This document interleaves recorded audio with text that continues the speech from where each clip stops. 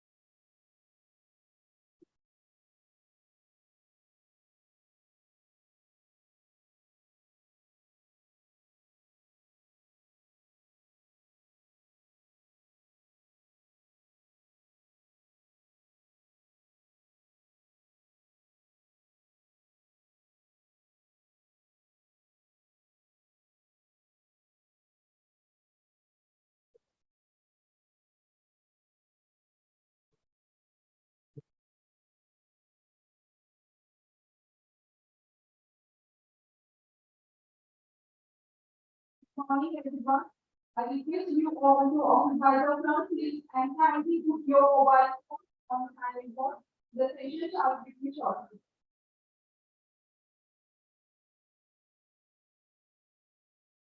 We are beginning with the first for the day.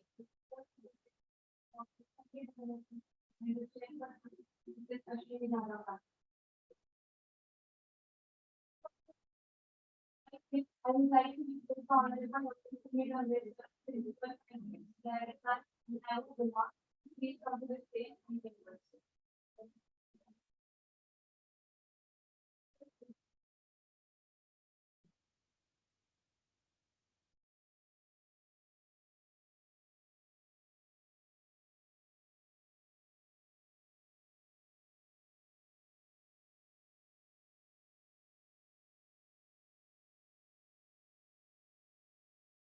I request to put you on the line of the community.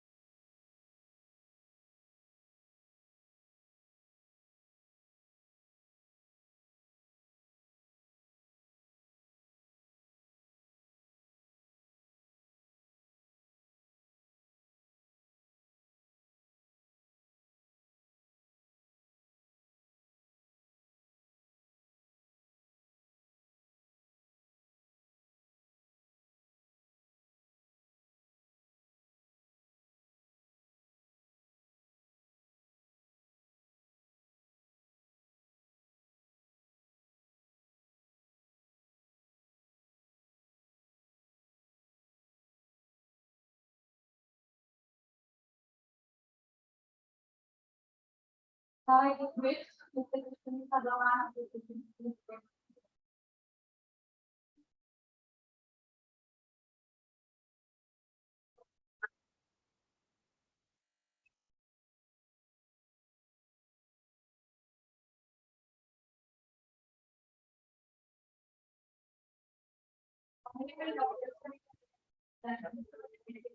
Yes, I have mentioned something.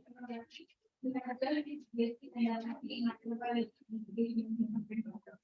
he awarded Indian microbiologist award 2019 by Microbiologist Society India. He also has a great scientist award in history.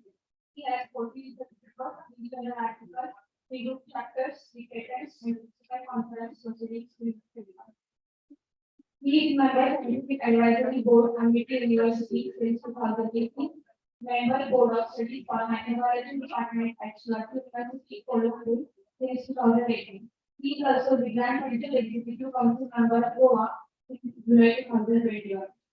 I request the speaker to kindly begin the session.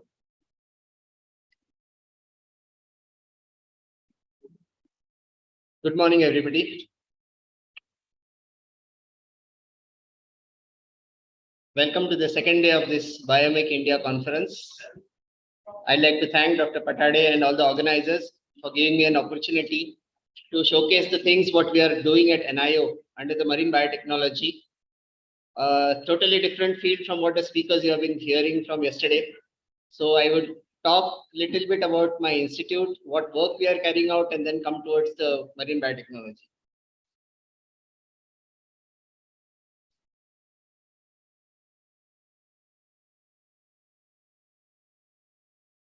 Yeah, NIO is at Goa, I mean the tourist destination of all the people. Everybody loves to go to Goa, and people find it difficult that actually people work in Goa. Yeah, we do work. This is the institute where I work in. It's at Donapaula. If you come to Goa, do visit us at NIO. It's right next to Donapaula, so you don't have to go far away.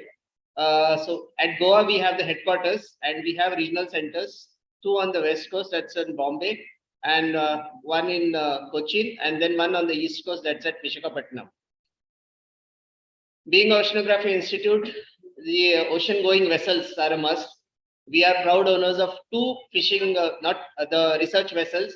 One is the coastal vessel, that's Sindhu Sankalp, and this is the other one where I have done all my work, Sindhu Sadhana, that's the ocean-going vessel where we sail for 40-45 days. So when you talk about the marine ecosystems, you have first in mind is the oceans and the seas, and then you have mangroves, which is a peculiarity of the coastal areas like Goa, or if you go to Tamil Nadu, West Bengal, Orissa, even in Maharashtra and Karnataka. So you have a lot of mangroves there. This we have been studying from the school days. Oceans cover more than 70% of the Earth systems. These are the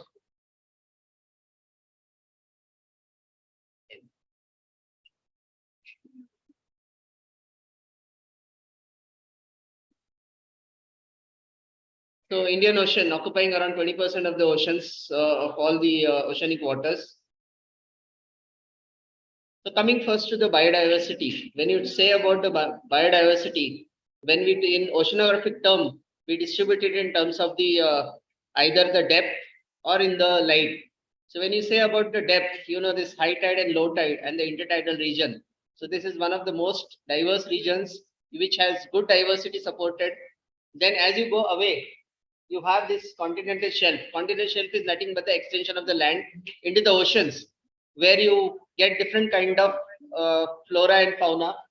Then you have this continental slope, and then you have the deeper parts, that's the abyssal depth. When you talk in terms of the lights, you have two zones. One is the euphotic zone. Euphotic zone is the light zone where you have all the productivity, photosynthesis activity going on. We say that the trees produce oxygen, but oceanography, if you say 70% of the world's ocean is produced in this euphotic zone, and this is produced by something called as a marine plankton or phytoplankton. So these are the plants of the oceans which are giving us the oxygen and maintaining the oxygen cycle in the, and then you have the bathyal zone where you don't have any light penetration, and this is the area which is less explored even as compared to the solar system. You have many of the even moon and Mars man has successfully landed, but this is the area abyssal zone. And yeah, in the quiz we always get that question, which is the deepest point, Mariana Trench. So far no person has gone to that, unmanned vessels have gone, so we really don't know what is there in them.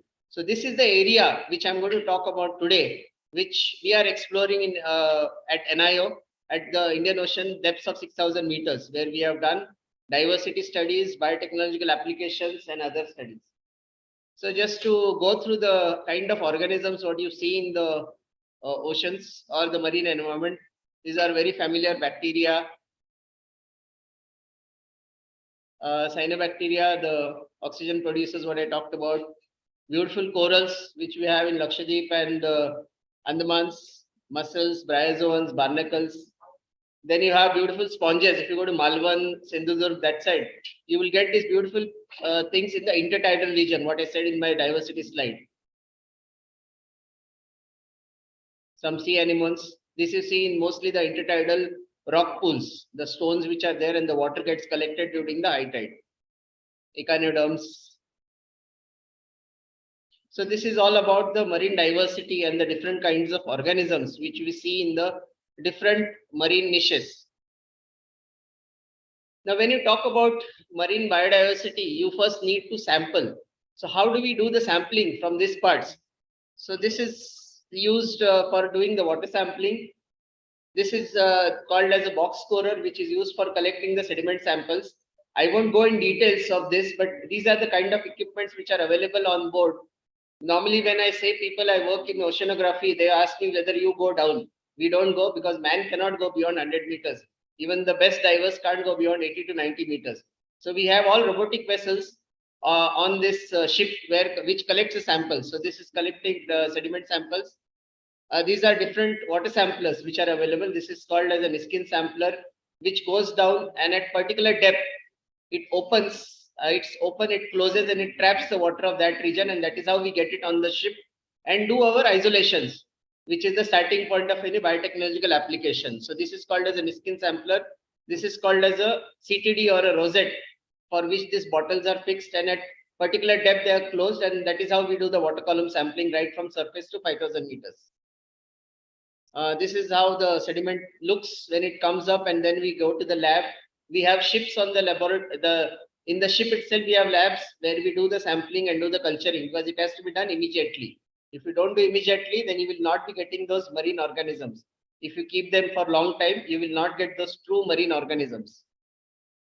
These are some of the special features. These are called as hydrothermal vents.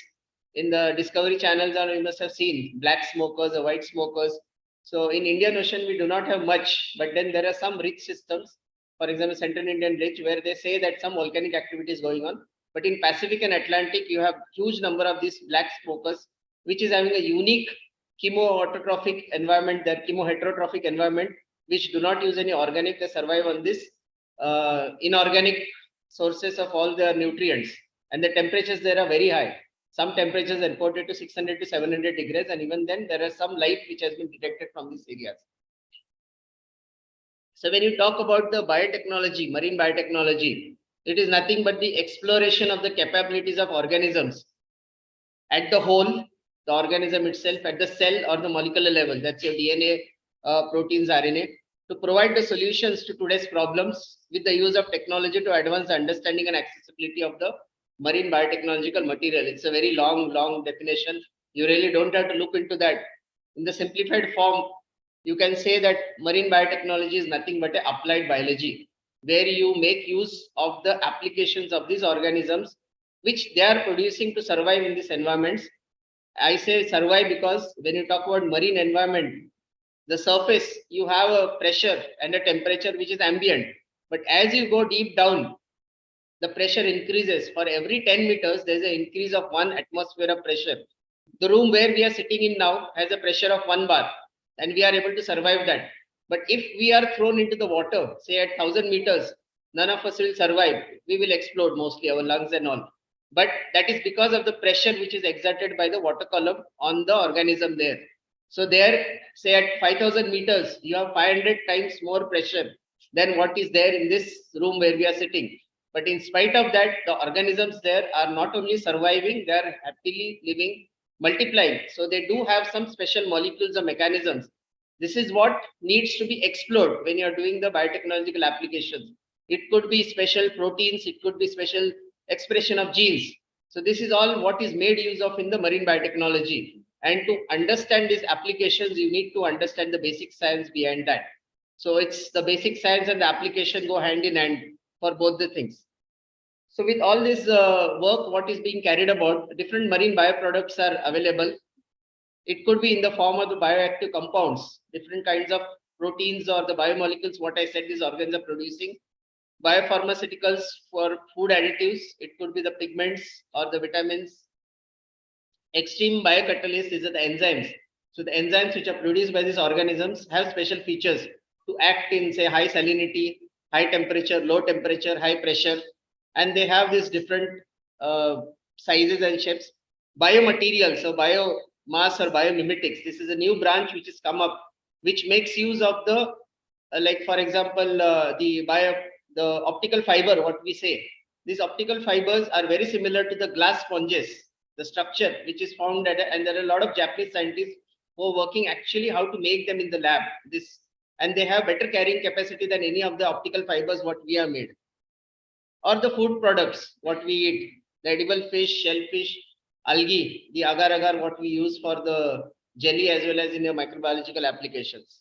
So this is what I was telling about the biomimetics, the intentional imitation of the nature.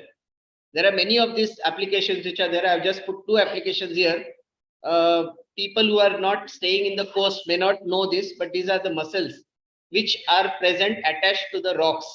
And this threads here, what you see, these are called as bisel threads. These are nothing but the proteins which are produced by these organisms, and they are so strong that you cannot break them off with just pulling.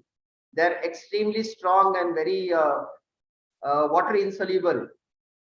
Many of these are now, you have seen these ads of Fevicol and others where they have been saying that water insoluble Fevicol. Normally Fevicol, if you put in the water, it comes out.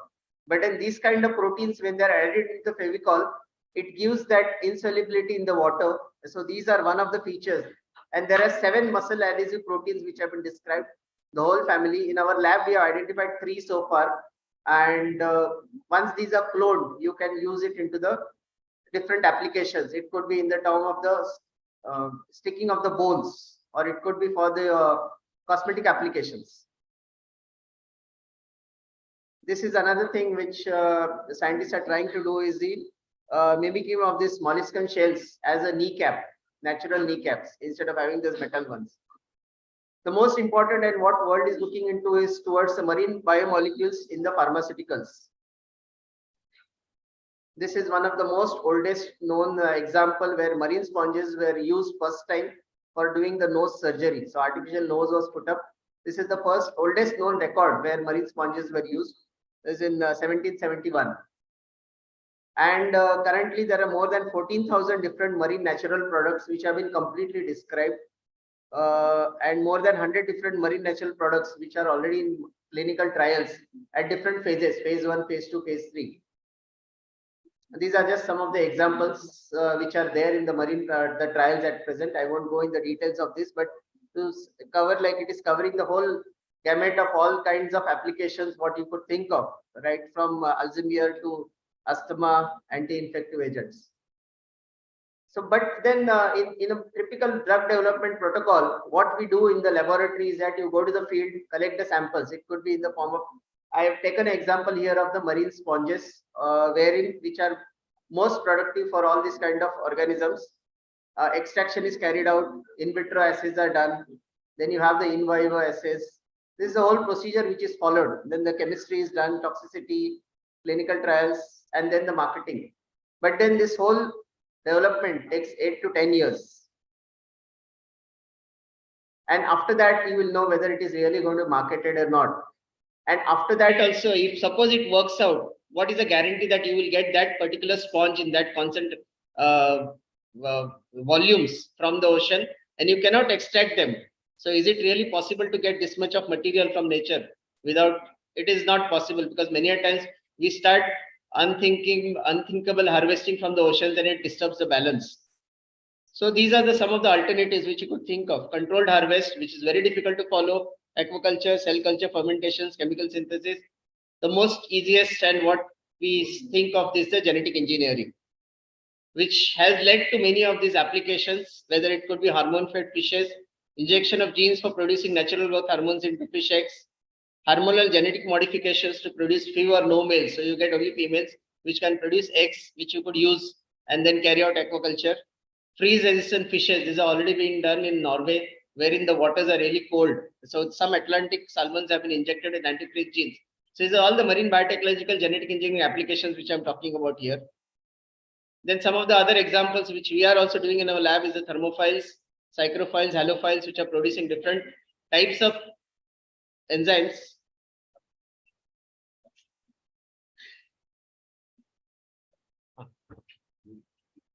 Okay. Get started. I think get started. Right. So we will continue his lecture. We will continue his lecture again after the inaugural valedictory session. Please be seated. And if you are in the last benchers, please come little forward. Last benchers, please come forward. Don't keep a gap. And within 5 minutes, we are going to start our valedictory session. Honorable Chandrakanji Patil is arriving within 5 minutes. Please, awardee list. Give me awardee list. I am announcing awardee list. And if someone is not there, we'll delete his name. Pritman Kaur, whether she is there, okay. Kusum, Nidhi, then Udipta. Then Akhilesh Kumar, Patna. Akhilesh Kumar. Okay. Then Karthik Chauhan. Prashant Thakre. Okay. Then Mahesh Chowdar. Yes. Mahesh Chowdar is there? Okay. Yashwant Arun Patil. Okay. Then Nandakumar Kadam. He is on the way. Within 2 minutes, he is coming. Dhaireshri Yadav is coming. Ashish Polkade. Then Rishikesh Shinde. Rishikesh Shinde, yes, coming. Raviraj Shinde. Raviraj Shinde. Okay, okay. Mr. Ranjekar. Ameya Ranjekar. Okay. Jai Bhatt. Rahul Shelke. Nikunj. Nirja Ghanwate. Aitha. Mr. Aitha. Delhi. Okay. And Sharwari Rokde, Kolhapur. Sharwari was here. Sharwari is not there. You call Sharwari. Okay. So only these names will be taken, because on the stage, if we announce the name and do not come, it doesn't look good. So we have confirmed it. I welcome Honorable Advisor of this KI Institute, Krishna Institute, Vice Chancellor, Pro-Vice Chancellor. They have arrived here for this great event in biotechnology.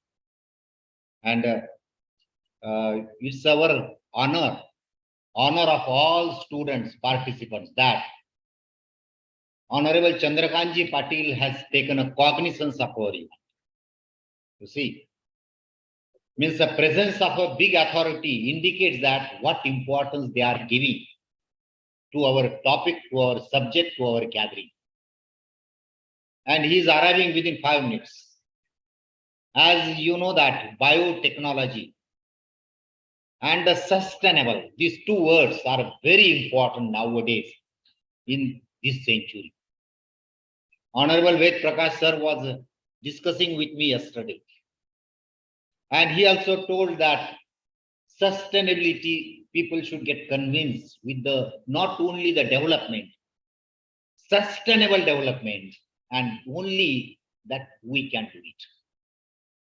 Means that power, that tool, you have with you, we have with us, and we can do miracle.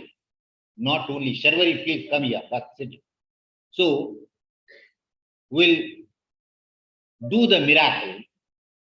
I'm very happy that I'll request Shingare sir also. Please visit our stalls and later on posters of all awards. So why I requested them to prepare a poster. Prepare a poster. The title should be "Why I Got This Award." Meaning is that transparency should be there. Whenever we are giving award, not because of relation, not because he is a friend of Dr. Deshmukh, because he is having some contribution. And for this transparency, we have requested them to prepare a poster. Yesterday, Ved Prakash sir and ma'am has visited all the posters. Honorable the Chancellor of this institute, Bosle, he has also visited all posters. Actually, I got a message that after the inaugural session, he will go back. He don't have time. But all we have witnessed, he has spent more than 1.5 hours to visit all posters. So you see, that is a success of our event. Success lies in these small stories. Success doesn't mean always the big event. Success meaning is that such type of success. Who is taking cognizance of our gathering? Who is appreciating us? And all awardees. We know that. Yesterday he has also seen. Awardees spread over throughout the India. Right from Guwahati. Students are there. Right from Kolkata, Sikkim, Karnataka, Andhra Pradesh, the Tamil Nadu, Goa, Kerala, and which state is not representing? All states are representing. Students have gathered here. What is the achievement of the student? Achievement of the student is that they got an opportunity to interact with the students from other states.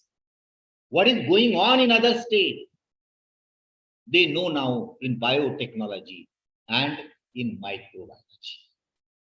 And again, I'm very happy. You see, yesterday, Dr. Parmeshwar was here, guest of honor. He insisted me, sir, next year, please organize a conference on bioeconomics.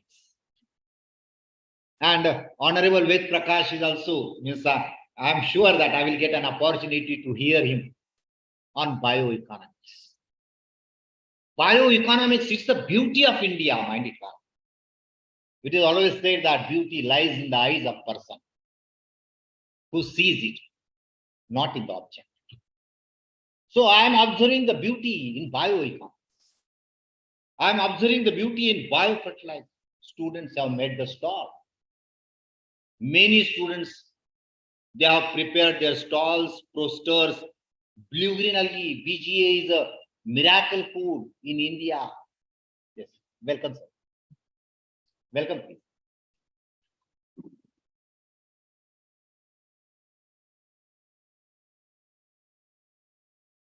So again, in presence of all you, in front of Honorable Suresh Baba Bhosle, again, I will tell you my memory. 20 years back, 20 to 25 years back, he was a chief guest in one of my functions in Yashwantrao Chauhan, Sabhagrah, Municipal Corporation Sabhagrah, auditorium. Right from that, he is supporting academics. And unfortunately, his institute were coming to us and supporting for him. And he is the board head by your support and by your presence and inspiring our students which have came from. If you learn the journey of students from Solan have traveled by train from Solan to Mumbai, Mumbai to Pune, Pune to Usmanabad, to Kara. Many students, one student from Bhopal, she has traveled by plane to Delhi, from Delhi to Pune and came here. So the students from throughout India are today in this beautiful campus. You might have seen the campus. Campus, which is called as a beautiful campus, the campus is clean. You see, not only the buildings, the research workers, the supporters, administrative staff, means all administrators here are so supportive, so positive minded. Actually, I have heard the name of Ved Prakash as a very respectable person. But yesterday he was talking with me as a good friend. That is the, you see, greatness of these people. So they are supporting. That is why Dr. Patari could do many things. Actually, I have talked with the Shingare sir also, and I have told Shingare sir, whenever Patari sir will come here, you see the change will be there in your institute, and you are witnessing the change. And many things we have to do in the future with the blessings of Honorable Dr. Suresh Baba. We'll continue. We'll make this center as an international center. Understand? Higher imagination is not a crime. Always I am telling what is the lacking in the student. Lacking in the student is that they underestimate themselves. That is the only. Have a big dream. Is it possible? Yes, it is possible. We have shown here that throughout the India, yesterday Vidyasagar sir also told in his lecture that I have seen many conferences where two people from Karnataka, two people from Goa is recorded as an. But here he told yesterday that I am witnessing the true national conference in India. And big hand for this success, please. Thank you very much. Now you see, I'm filling the gap. Otherwise, we are waiting for the honorable. But thank you very much. So I'm filling the gap only. You see, honorable Chandrika and Dada Patil is coming within 2 minutes. But in between that, actually there will be actual vote of thanks program. That will be from Krishna Institute of Allied Sciences. But I am the representative of microbiology society. I want to express thanks to all staff members of company. You see, they are my students, all are my students, including Dr. Padhari, everyone is my student. But they have worked, even I will tell you, sir, Gandhi, Jyotsna Gandhi, she is daughter of my good friend. So all are like my sons and daughters, and they are my students. And they have done a miracle during these 2 days. I was observing them up to 11 p.m. All ladies were also here. Teamwork, because individuals cannot do it. The teamwork is there, and they have proved the teamwork under the able leadership of us. And that's why we are enjoying 2 days. I will not say enjoying food. I will say enjoying that. Food is a natural requirement. Enjoying academics in 2 days. Many lectures from India. Many lectures from out of India. See, yesterday we have seen Aglavi, who is from Usmanabad, now settled in USA, and very big industrialist community. I was at his home for 1 week. Aglavi yesterday delivered a lecture. Trapti Gokhale, she is from Goa, actually, and Goa, Dilekta man is there from Goa. Now she is settled in Dubai and doing well. She is a professor and dean in Dubai. She has delivered yesterday. Isn't it? Means from foreign countries, people have delivered it. And from India, Vice Chancellor Khopri, who is originally from Kara, now he is a Vice Chancellor at Satna, Madhya Pradesh. He has delivered a lecture yesterday. Today also, Damri is here. Damri is a really excellent scientist in NIO. For half year, he is in India. For half year, he is either in Antarctica or at other polar regions of the Earth. And he is working hard. Such a scientist we have invited. You interact with them. I will request the students. You interact with the Damri. You get many things. You get a chance to work in NIO. You see, it's a very good part in your life. Now, GSBT is there. What is the GSBT? Gujarat State Biotechnology. Dr. Honorable Narendra Ji Modi have established GSBT in Gujarat. And I'm very sad to say that, I'm happy to say that none of other states is having the biotechnology in its like this.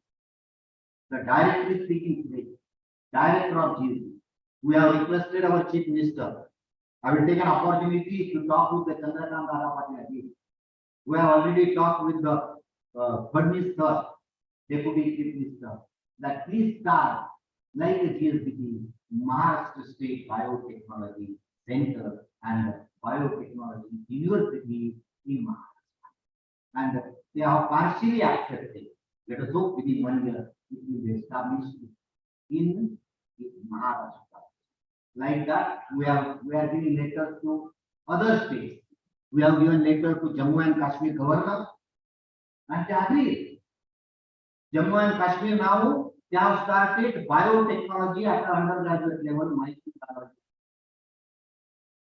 Meaning is that for microbiology and biotechnology, we are giving letters to all chief ministers of India, all governors of India, and requesting them to support biotechnology and microbiology because it is the only sustainable tool required in this century. And that's why you see you are lucky, all students they are lucky. They got admission in microbiology or in biology. Like that, our next conference is in Tashkent. We are organizing conference in Tashkent. So every year we are organizing international conference. And we are organizing conference in Tashkent. This year it is in Tashkent. Last year it was in Bali. Bali is in Indonesia. Before that it was in Mauritius. Before that it was in USA.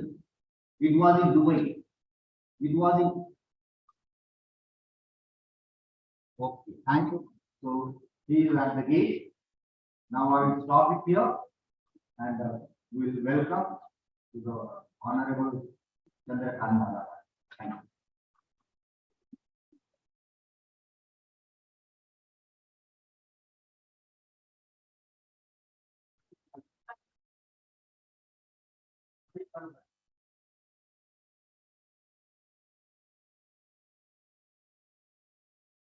Good morning, everyone. I will request one more since Mr. Chandrakant will be coming shortly. So I would want to put your mobile phone. You don't get to witness such eminent figures regularly. So kindly maintain the program.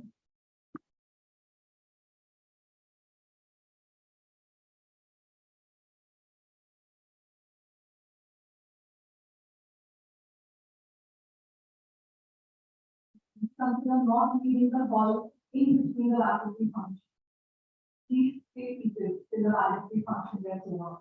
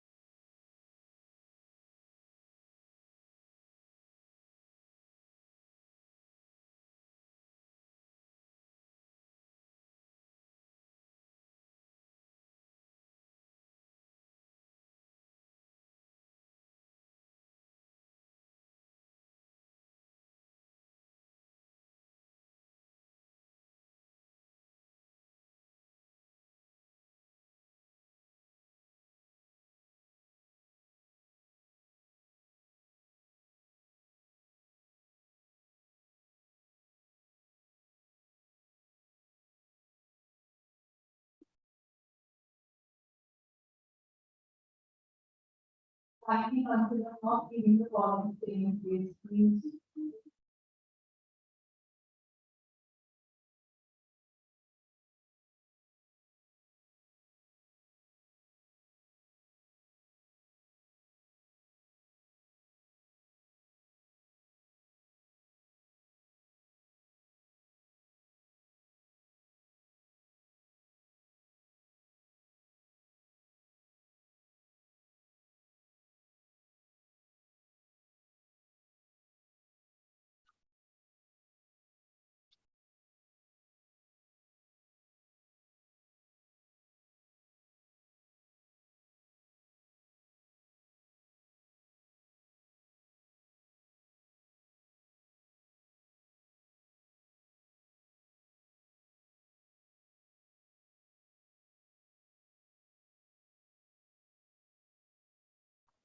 Get the right, also right wherever they are.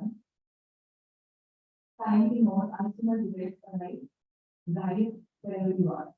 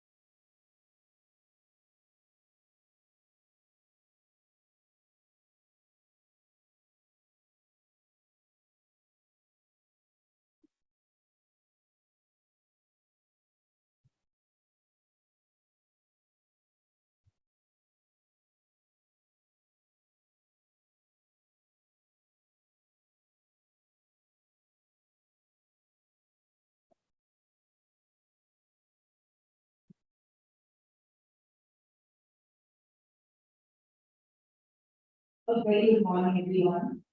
Today's day is because we have such an immense person on with us. Today, the last year is extra event. I hope you have enjoyed being here. Time and time waits on us, and the time takes and the time is fast. As happy as we were to receive him yesterday, as sad as we are to know that his departure is near. Someone has rightly said, don't be dismayed at this time. A farewell is necessary before you can meet again, and meeting again after moments the lifetimes of persons that goes through our friends. Ladies and gentlemen, with a very tough but happy memories, I welcome you all to the valedictory function of the National Conference on Biomake India, organized by Krishna Vishwavidyalaya, Krishna Institute for Life Sciences. We are delighted to witness the gracious presence of this series on the life. It is a privilege to have with us our chief guest for the evening, the esteemed Minister of Higher Education, Technical Education, Textiles, Parliamentary Affairs, and State Border Business, the revered Honorable Chandrakant Radha. Let us have a standing ovation in the honor of our chief guest.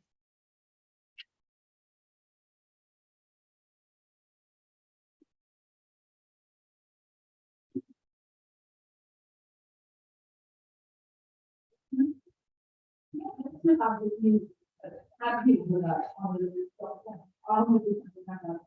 I'm here accepting our invitation as the chief guest for the evening. Along with this magnanimous performer, we have eminent dignitaries waiting for the evening. Let's welcome Honorable Dr. Suresh, Chancellor Krishna Vishwavidyalaya, Dean of University, Sarah. Honorable Atul Bhosle, Chairman, Krishna Vishwavidyalaya. Honorable Dr. Prakash Mishra, Honorable Advisor, Honorable Chancellor, Krishna Vishwavidyalaya, Dean of University, Sarah. Honorable Dr. Karan Srinivas, Pro Chancellor, Krishna Vishwavidyalaya, Dean of University. Honorable Dr. Neelam Mishra, Vice Chancellor, Technology Program, Honorable Dr. Engagement, Sir, President, Microbiology Society of India, and respected Dr. G.R. Sir, Dean Krishna for Life and Krishna Dean University and convenient.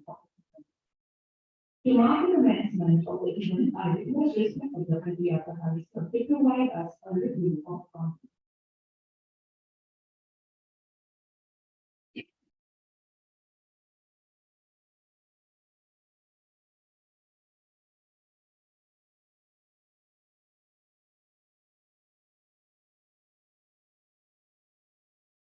Good morning, madam. Respected dignitaries on the dais and off the dais. Honorable Dr. Suresh Professor, Chancellor, Krishna Devi, today's chief guest, Honorable Sri Chandrakanti Dada Patil, Higher and Technical Education Minister, Maharashtra State, Honorable Dr. Vesh Mishra Sir, Chief Advisor to the Chancellor and Krishna Devi, and today's guest of honor, Honorable Pro Chancellor Sir, Dr. Singare Sir, Honorable Dr. Mrs. Nilamji Krishna Madam, Vice Chancellor Krishna Devi, our today's distinguished invitee, Sri Atul Bose, Chairman, Krishna Sarkari Bank, Frederick Karat. Today, Honorable Nitin Karmakar Sir, former Vice Chancellor Pradhan was to their function, but he has said that he has not attended meeting of any week 2022. He has said best wishes for our conference. Dr. A.M. President, Medical Society, all the authorities of Technology family, deans, constituent deans of the different colleges, academic deans, distinguished speakers, distinguished participants, industry persons, all the participants, students, my teaching and non-teaching research students and other support staff, all the delegates, gathering here from different states of India, all their persons, divisions, administrative orders, and all the academic ambassadors, dear students, you all. I welcome you all to the gathering of the Validity Council, the second day of the 2 days national conference, jointly organized by the Technology KIS and Microbiology Society. The Industry Academy meet. This conference is for students from rural and urban India on the theme Biomake in India. So, this theme of conference has origin or base of the program launched by Honorable Prime Minister of India, Sri Narendra Modi, on Make in India. And we as a biologist, we have taken that theme as a Biomake in India, hinting at the bioeconomic potential of our country. So, this Biomake in India investigated ideation, innovation, startups, incubations, prototyping, the area of biological sciences to promote careers in biotechnology and microbiology specifically. So, this conference gives the capacity to retain the competitive edge in attracting the most talented, innovative, and diverse biology aspirants from around the nation.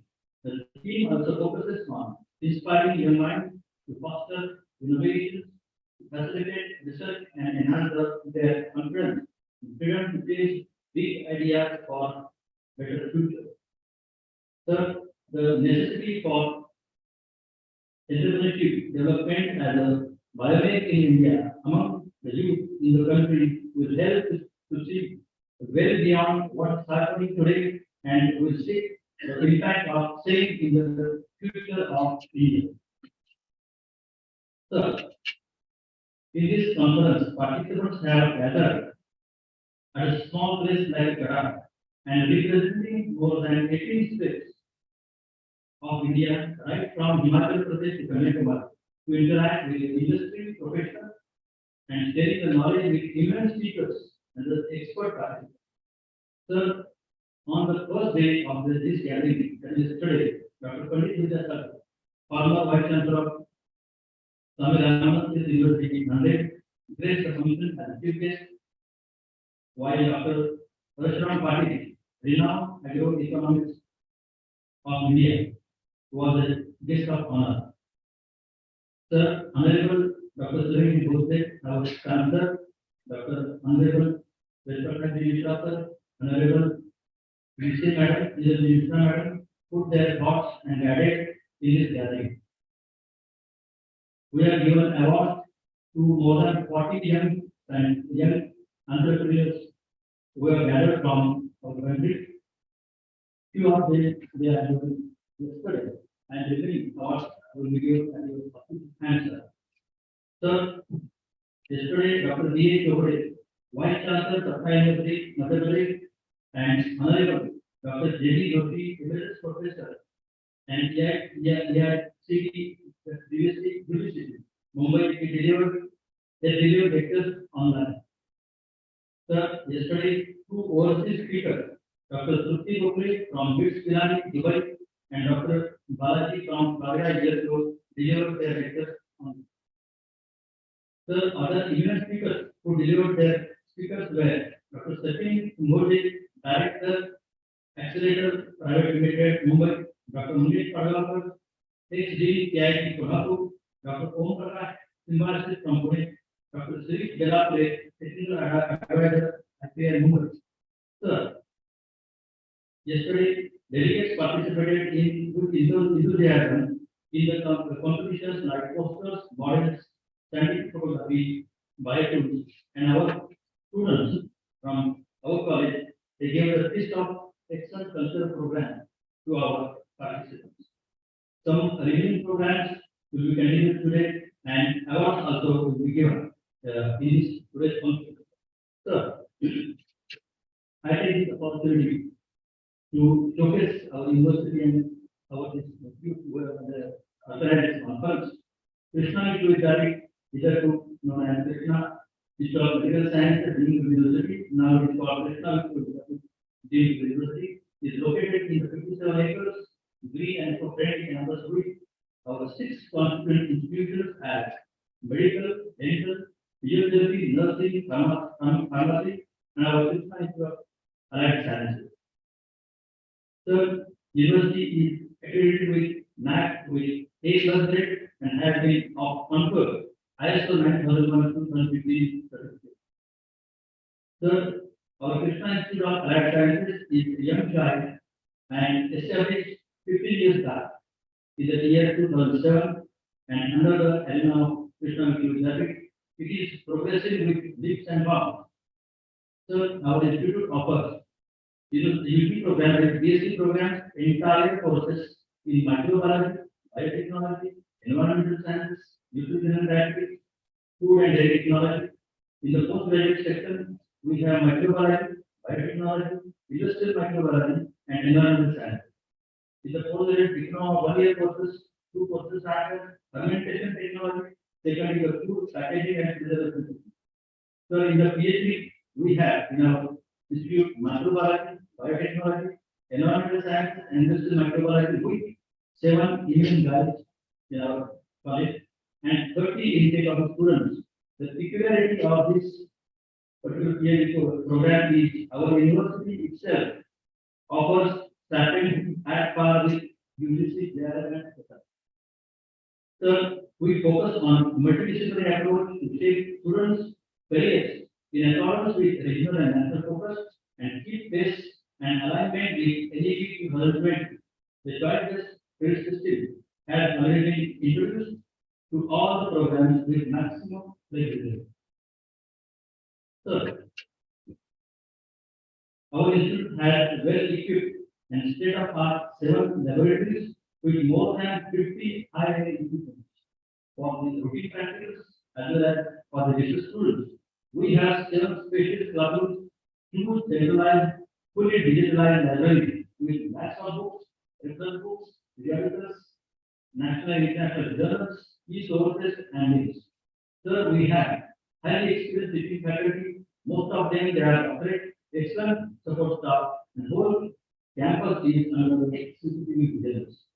Sir, we have made MOU with Indian and overseas institutes, universities, colleges of repute.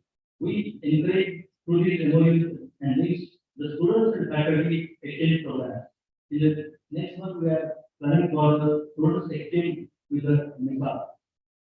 Sir, we have extra placement resort, regularly we conduct placement drives and placement fairs. Sir, we have collaboration with National Society on conference. It is nationwide and established in 1996 to promote and spread life sciences, especially biology and microbiology in human science.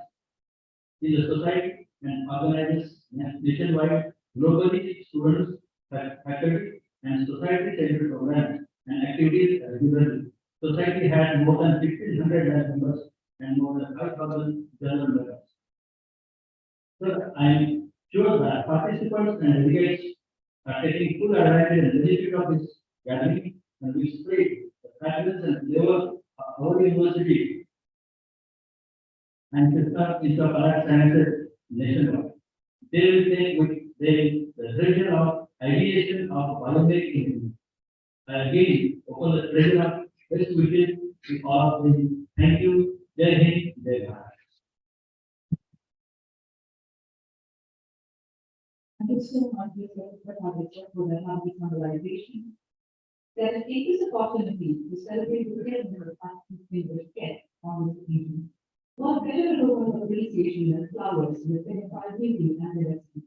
We shall now proceed a total welcome of the dignitaries on the dais. May I request Honorable Chancellor Dr. Suresh Moslikar, is honored and distinguished chief guest, Honorable Chandrakanta Ramapu.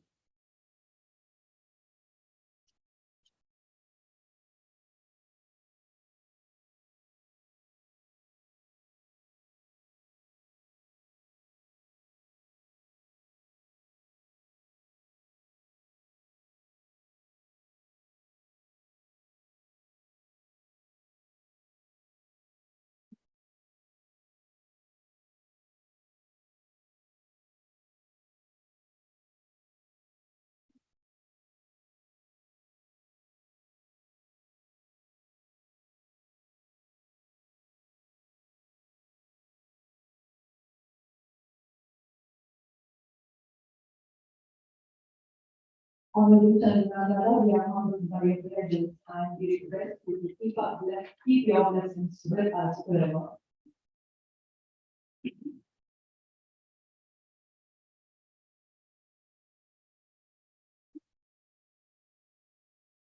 May I now request the Secretary Dr. Patari sir, present the president for the event, Honorable Dr. Suresh Moslikar, Chancellor Krishna Vidyavadi, please to bring.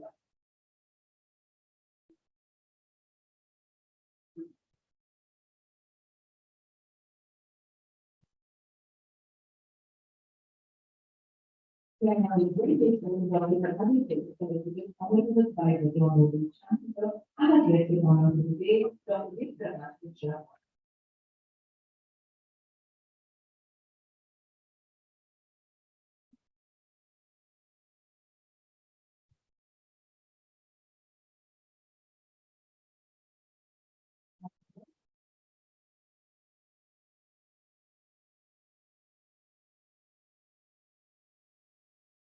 Thank you, Dr. Harrison, and Honorable Shri Abhinav, Chairman of Krishna Vidyavadi.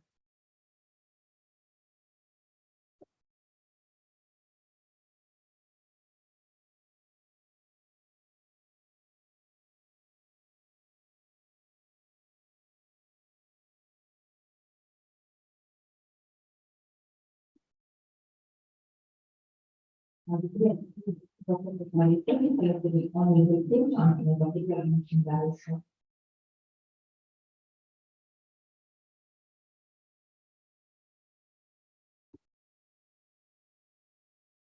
And then he will take the announcement, the Honorable Chancellor, Dr. Vidyavadi.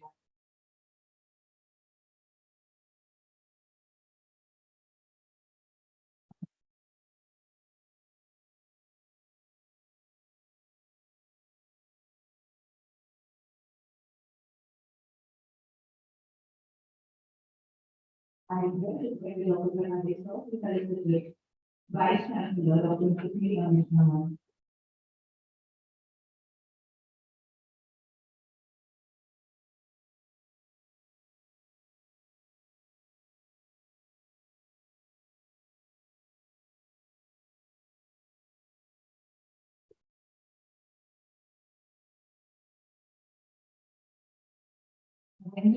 A warm welcome to Honorable Dr. Immigration Sir, President, Nationalist Republic of India, as well as the convener of the University of India, Khaisa.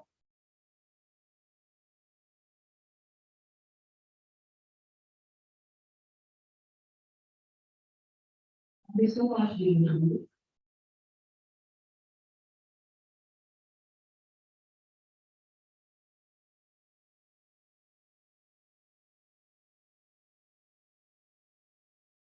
As we rightly said, a single way of life is enough to dispel darkness. Thereby, it signifies a victory of knowledge over ignorance. The dignity on the diet to light the ceremony of man. Dr. Abhinav Kariman, she realized the Saraswati Mandir.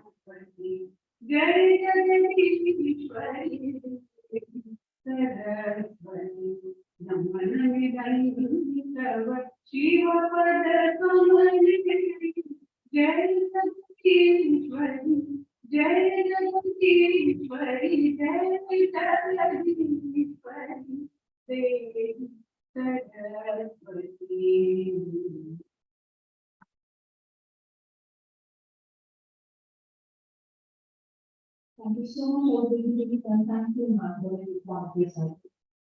Ladies and gentlemen, may I take this opportunity to speak about an individual whose leadership and vision not only equal, but they announced right and clear, but the integrity and respect and purpose so much reverence.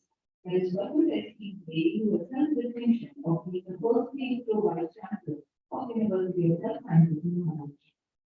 I request Honorable Dr. Neelam Mishra, Vice Chancellor, Krishna Vishwavidyapith, to the University to address the audience. Thank you.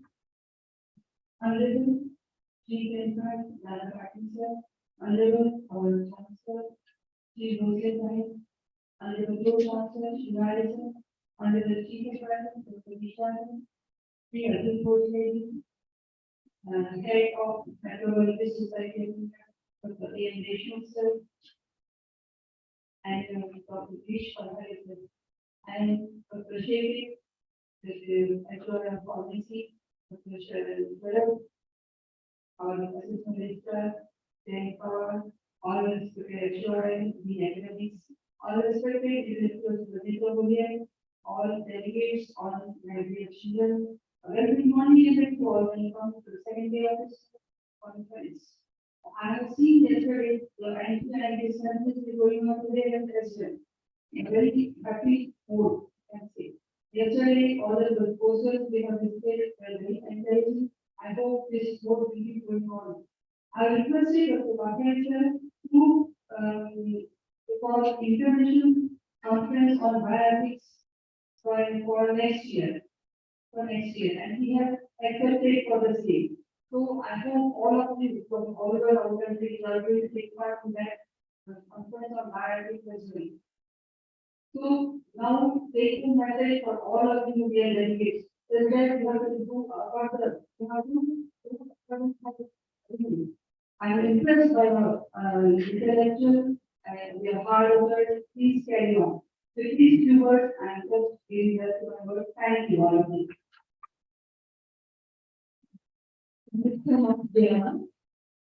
There is now an occasion enthusiastic and strong individual who puts his heart and soul behind that desire for his future. The son of elegant and leader hero, they are invited to guide him through Chancellor Krishna University University. Honorable Dr. Shilari sir, to address the gathering.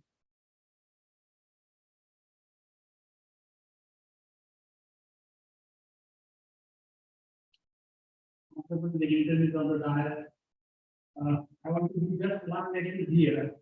That since last 40 to 50 years, in the academic field, we usually hear the sentences that there is a scarcity of good people, there is a scarcity of intelligent people, scarcity of eligible people, scarcity of qualified people, like that. This transparent people, hardworking people, but friends, this all era have gone, and now newer era is today there is a scarcity of the skilled people. So if you are skilled, then only it can sustain in the society or in the university. For example, whenever a vehicle is taken into a garage, the mechanic in the garage, he knows how to connect the vehicle to the laptop, and laptop tells where is the fault in the vehicle.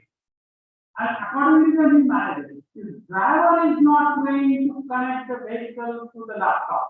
So tomorrow the hero will be the driver must learn this, the skill how to connect. Otherwise, driver's job is going to they will lose the job because on that field tomorrow robo will be sitting. So this is what the tomorrow I think the field is of skill India, and for you all students of biotechnology. See, biotechnology is a very vast field. You have to choose, and to choose what to choose is beneficial to you. Such type of conferences, attending such type of conferences, we decide the small field. See, try to understand the microbiology. When I was a student, microbiology was not a program in the university. Program was different. Technology. Microbiology was a course. Course is not part of program. So from this course, microbiology has evolved and become a program. And today, microbiology is not a program in France. There are 10 programs under microbiology, and microbiology is a grandfather of the country of this country. You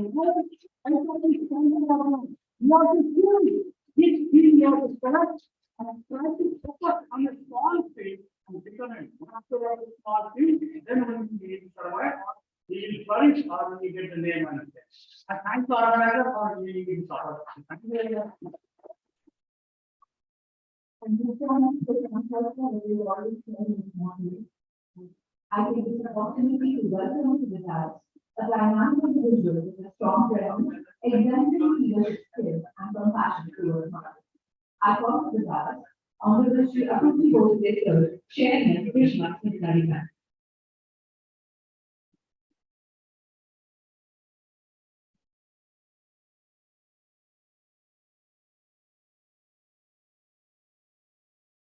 Honorable Chairman Dada Patil, Honorable Dr. Suresh Professor, Honorable Dr. Krishna Patil, Honorable Chief Director, Honorable Madam Mishra Madam, Honorable PM Vishnu Sir, Honorable Pathade Sir, and all biotechnologists from India, from various fields who have participated in this program.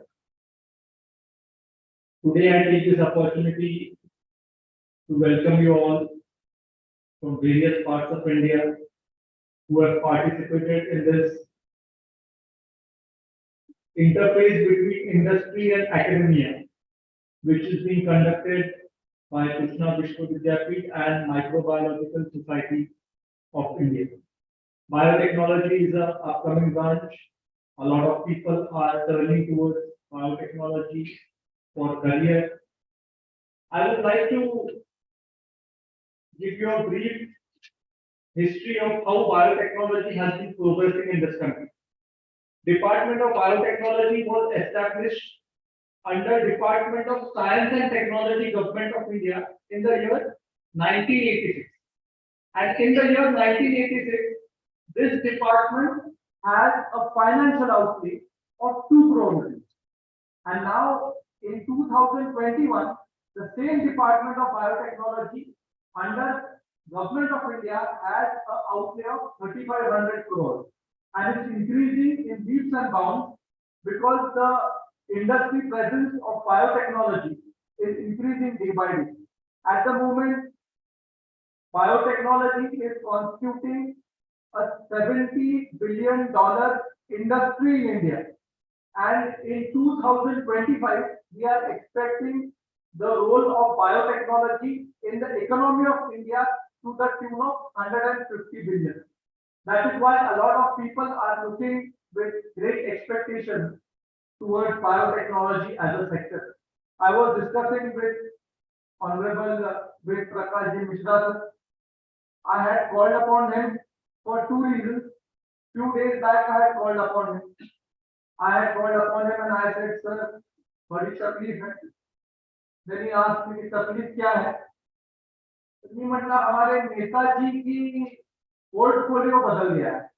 तो पहले portfolio PWD था, तो बहुत सारा काम PWD में पड़ता था, इसलिए दादा को हम हमेशा बुलाते। अभी तकलीफ ऐसी कि पोर्टफोलियो चेंज हो गया, हायर एंड टेक्निकल एजुकेशन दादा के पास आ गए। So we have to make a program where we could invite him for felicitation or so actually, even though Pathade sir thinks the whole program is constituted by you, actually me and Mishra sir have constituted this program. So we have decided that if Chandrakan Dada is to be featured, what program has to be taken? And because Chandrakan Dada is Minister for Higher and Technical Education, this program was being organized. Jokes apart, but I really want to congratulate Pathade sir for taking such a nice program. It is beyond my expectation that such a great gathering of biotechnology, especially research scientists, has been organized.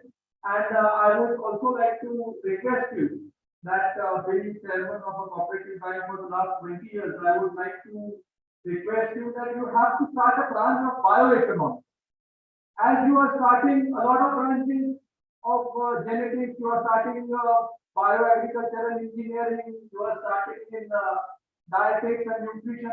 Bioeconomics is a branch which will be looked onto in time to come, because now you have to focus on recruitment of students.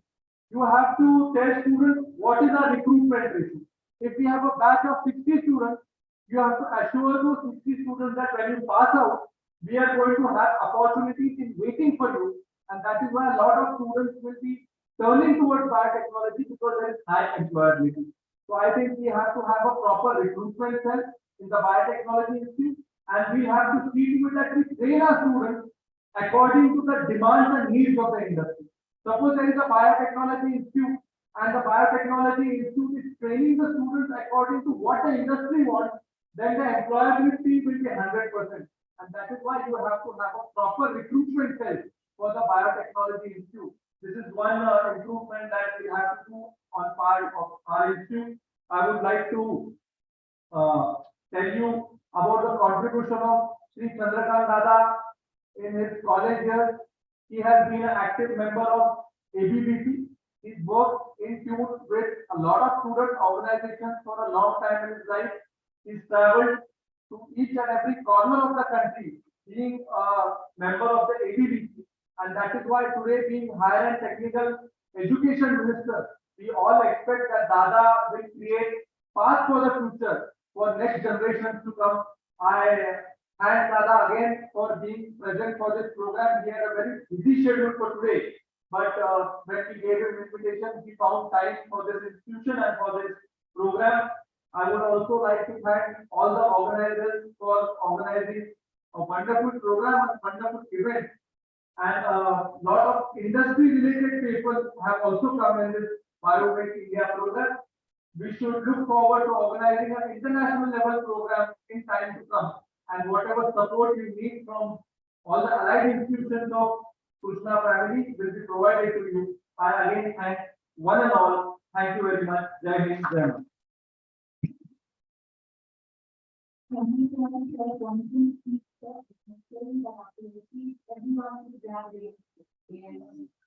In all of your ways and the world troubles. We are happy to have something in every walk of his life. And in fact, an individual who has had many positions of eminence. Because of the eminence, because of excellence, the scientific abilities, well, are responsibility. Honorable Dr. Victor Rajendra Shastri, Chief Advisor to Honorable Chancellor Krishna University, I request you, sir, to give a verbal address.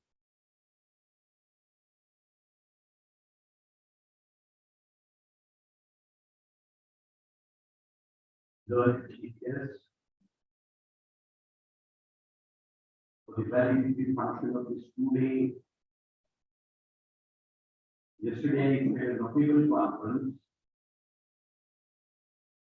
but today I have no hesitation in putting this across as a historical one.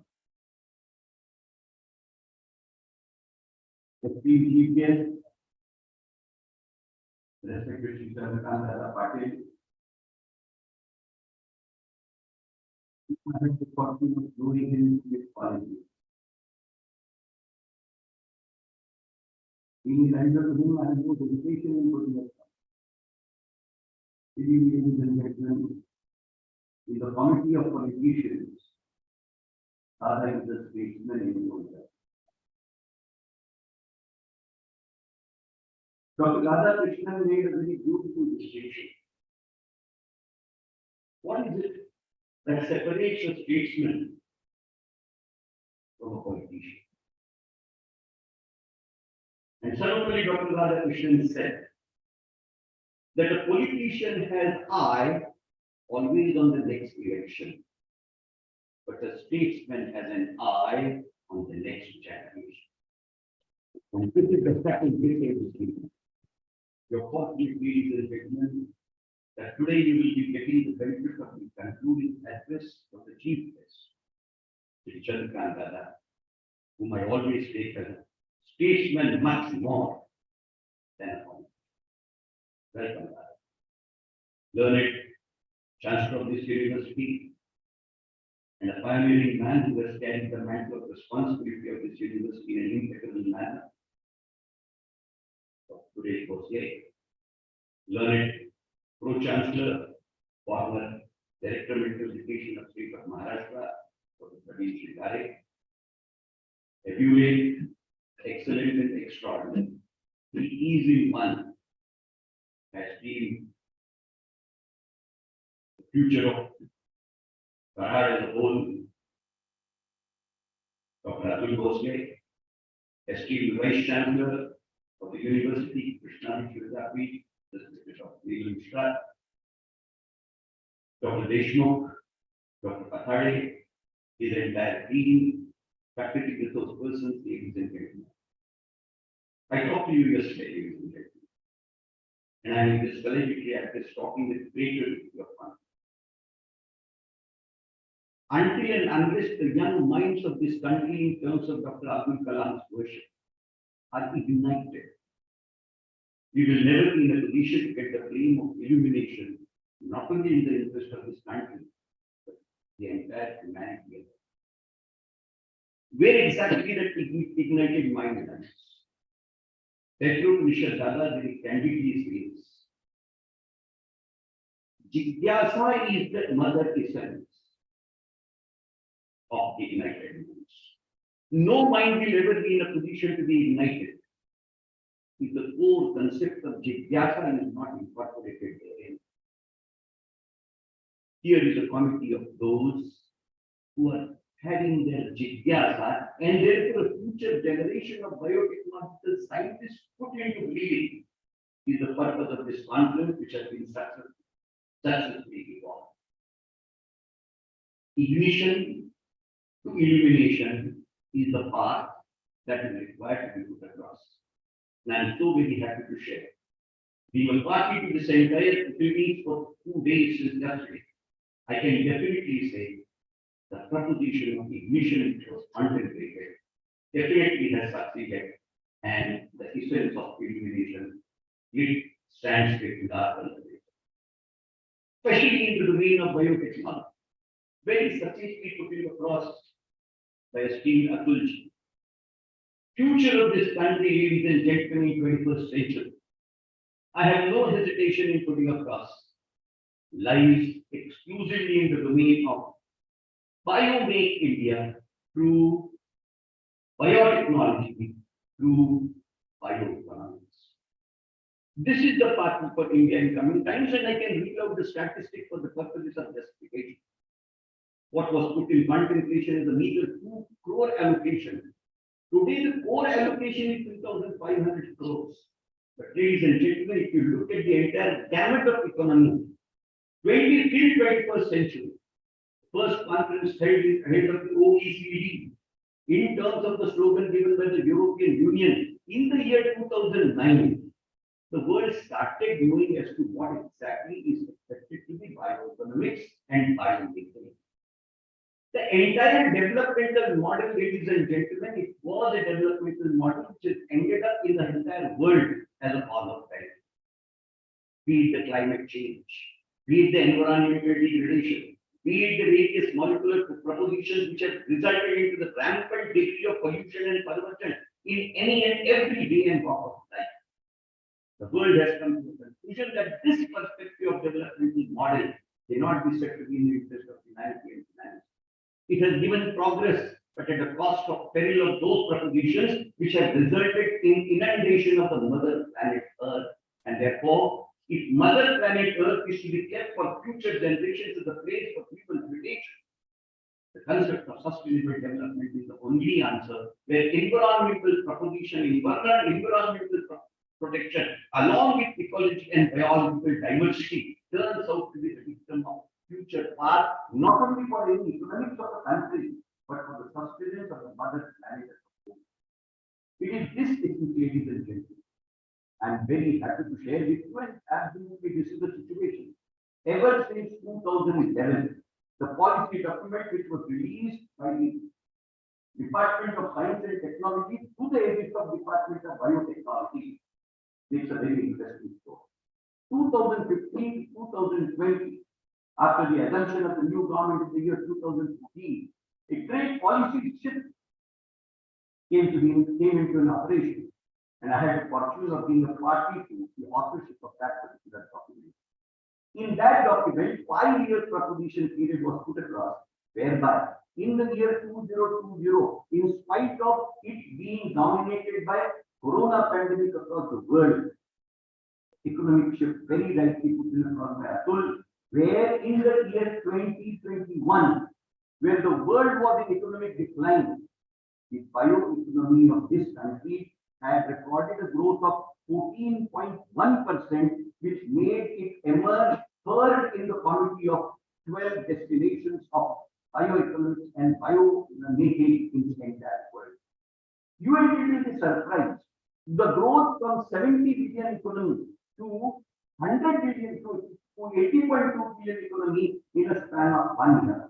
And by the year 2022, direct committee report is now out, which has said we have recorded a growth rate of 14.1. Now it is 14.6 for the year 2020. Biomake by itself has been created in India. A company has been created, not for profit, under Section 8 of the Indian Companies Act, read with Schedule B. What for? Biotechnology Industry Research Assistance Company under the aegis of Department of Biotechnology by the Government of India, and especially for Northeast region, the assistance which has been put across for the purposes of this particular proposition is 25 to 50 lakh for the learners in the collegiate group in the domain of biotechnology. The proposition which has been realized by the Government of India and the initiatives which have been undertaken are absolutely gigantic, unimaginable, and the reason is simple. If economic considerations are to be believed, by the year 2025, rightly put in by Atul, we will be an economy of 150 billion, but by 2030, we will be ranking second in the world because we will be an economy exclusively on this domain to the extent of 300 billion if the present growth rate trend is expected to be maintained, and the situational interventions are such that the analysis which is contemplated through direct and the Department of Biotechnology contemplates that we should be trying to be fine shoulder to shoulder with United States of America to be scaling up the first position in the world itself. Is this not a way for actualization and realization of what is contemplated as Vishwaguru Sankalpana for the entire educational system and the cost to emerge in the entire world? Therefore, if you really ask me, ladies and gentlemen, what is the path for Vishwaguruship for this great country of yours and mine? What is the path for the global supremacy to India? Let me put it across. I am telling this path goes through biotechnology, via biotechnology, to biomaking, to bioeconomics is real. It is in that context and that dimension we need to see. The entire sustainable development proposition which has been put across, the world has realized very rightly. I very keenly listened to Dr. Suresh Bhosle yesterday. And believe me, I will rate yesterday's speech as one of the most marvelous speeches that I have ever heard from Dr. Suresh Bhosle, because until and unless the world realizes the importance of circular economy, progress of the world is not possible. The circular economy revolves around three important R's: recycle, reuse, and repair. These are the three R's which is going to be the rule of the world. The world cannot survive, the world cannot sustain, the world cannot progress, the world cannot prosper. Humanity cannot have a phase without realization of this circular dimension of recycling.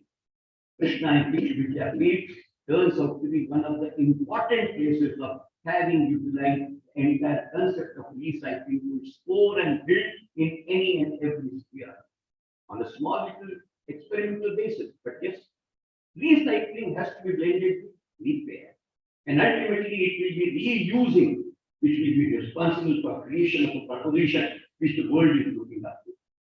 Luckily, Government of India, the Department of Biotechnology, under the aegis of 16 institutions, they have worked out the documentation very well. Two important features which I want to be putting across with small little humility is this basically contemplates, ladies and gentlemen, that ultimately educational profile through structured programs will have to create young scientists. Where exactly the manpower will come from? Manpower is not going to descend from heaven. It will have to be created in this country. Therefore, the five important arms of biotechnology which have been conceived, segregating the domain of biopharmaceuticals as one proposition, bioagriculture as the second proposition, bioindustry as the third proposition, bioservices as the fourth proposition, and bioinformatics as the fifth proposition. 5 arms have been constructed. Frankly speaking, these are the 5 Pandavas under the domain of Kunti, called as biotechnology, that these stand emerged in terms of the 5 streams, which is expected to be propagating for the development and emancipation of this country as a whole, whereby the new combination which has been put across by the Honorable Prime Minister, startup in India, skill in India, make in India through Biomake in India. Therefore, the mother repository is Biomaking of India. And Biomaking of India is ultimately the real face of bioeconomy of India. And that bioeconomy of India is the ray of hope which all we are wanting to ignite in afresh. Ladies and gentlemen, a journey of 1,000 miles begins with a humble step. Let us take this humble step to be decisively taken for a larger cause in times to come. If that is the real essence of this conference, take it for granted, which has turned out to be not only a making, but a milestone one which has laid its imprints on the sands of time in an unerasable manner. Which on these counts, there are several things which can be taken for consideration, but we are in the validity function, and therefore, at the cost of repetition, I will once again thank from the core of my heart Dr. Shri Chandrakant Patil for finding his time out of his busy schedule to be present for this program and really guide the students on that particular path. Admittedly speaking, this is the future of India, where if 21st century is expected to belong to India in terms of dreams of Dr. Abdul Kalam and prophecy made by him, then part of that 21st century supremacy lies through biotechnology, through biomaking, ending up in bioeconomics. Thank you very much, ladies and gentlemen, for being here.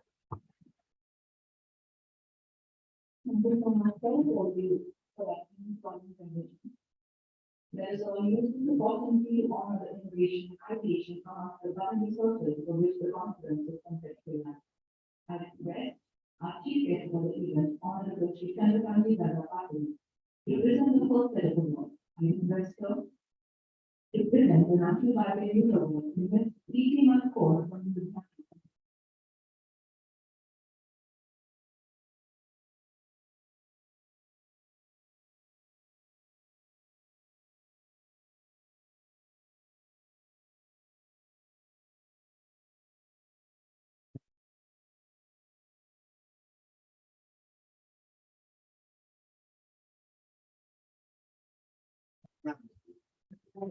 one of the chief guests to present the National Biotechnology Award in the first on the student participants.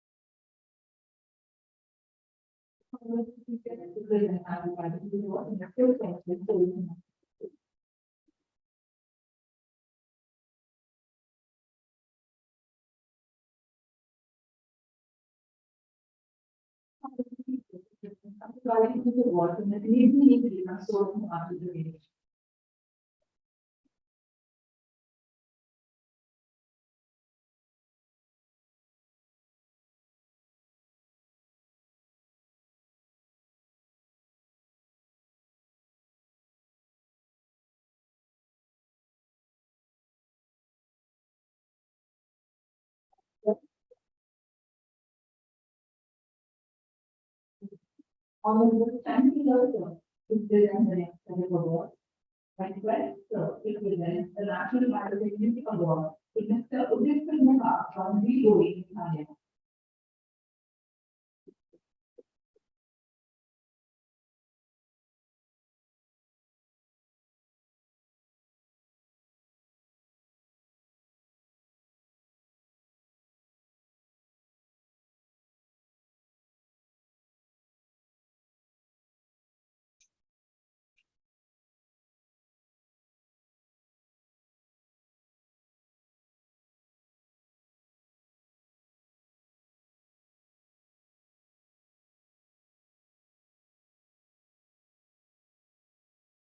On the education is taking off in the International Ballet Award, PhD mark of Patna, Bihar.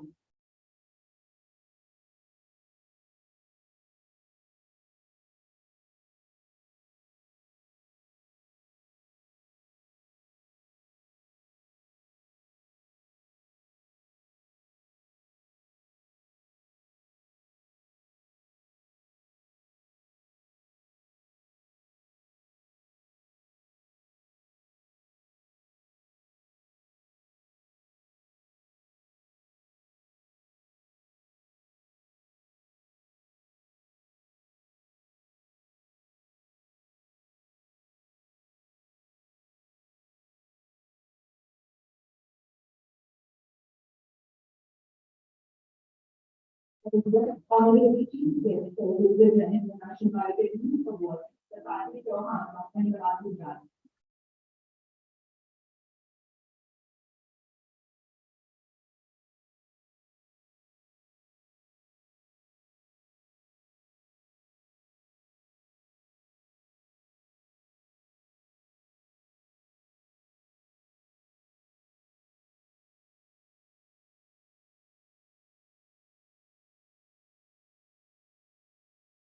I will get only the team to take on the he also did on the personality.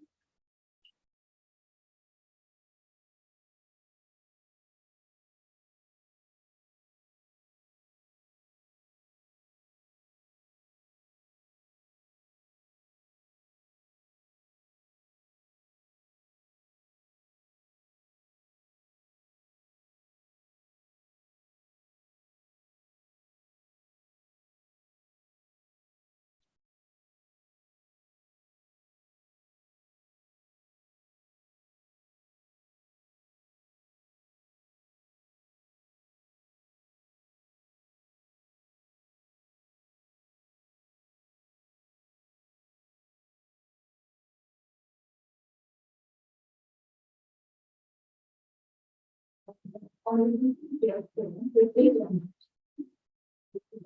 only like award, we also need to and I'm doing that.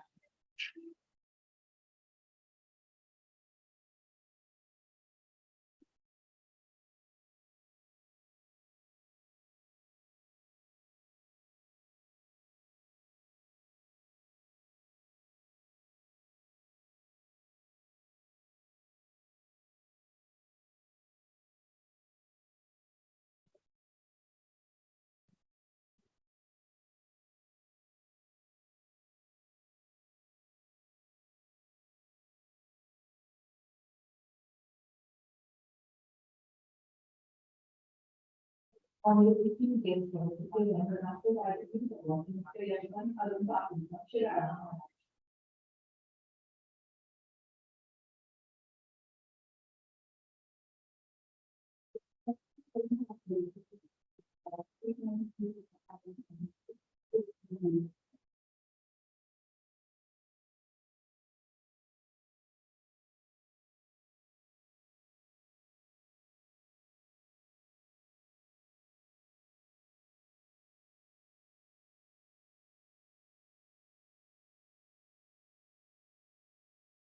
So, I will for the team.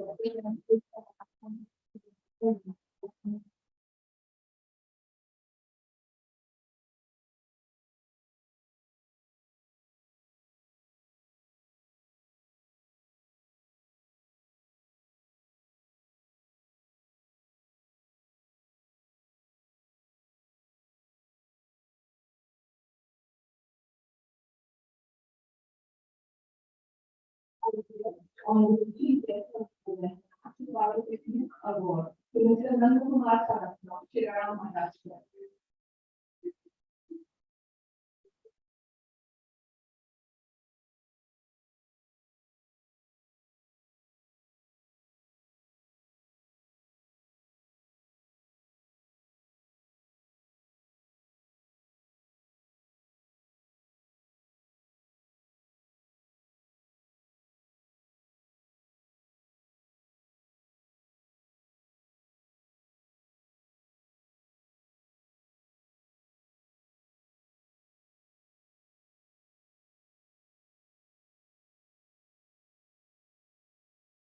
All the teaching places, the National Biotech Award, the Heritage Garden, Maharashtra.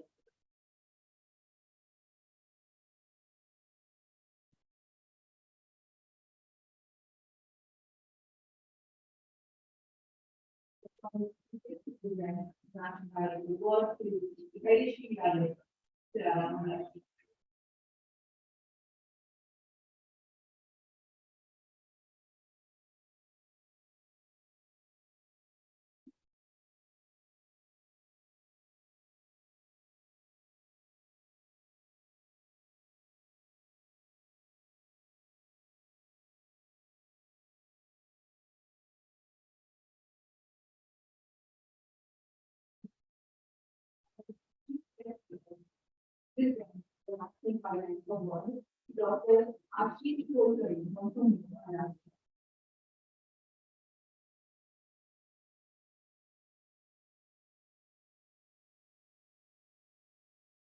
Ashish Kulkarni, Dr. Ashish Kulkarni from Maharashtra.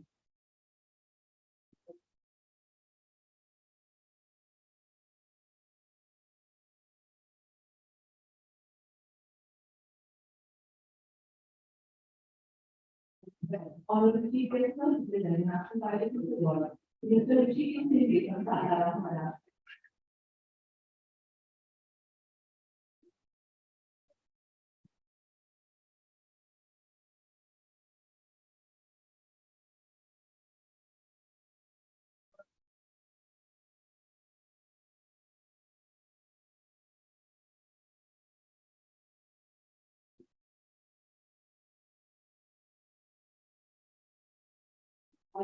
Honorable Chief Guest, Speaker General, Youth Award, Dr. Ravindra Chandra from Maharashtra.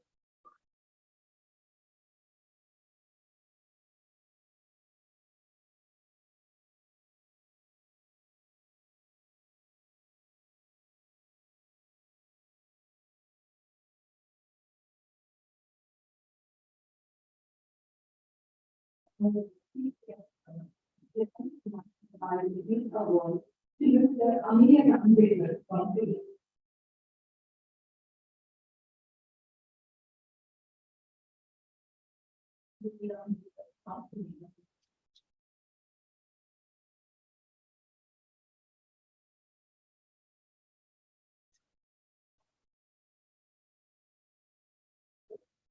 Honorable Chief Guest, with the National Biotech Award, to Mr. Jay from Ahmedabad.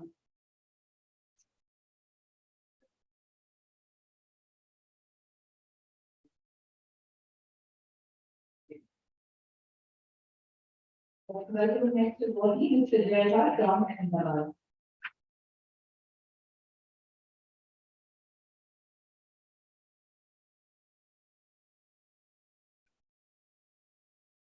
I request Honorable Chief Guest, with the National Biotech Award, to Mr. Ram Shetty from Kashi, Maharashtra.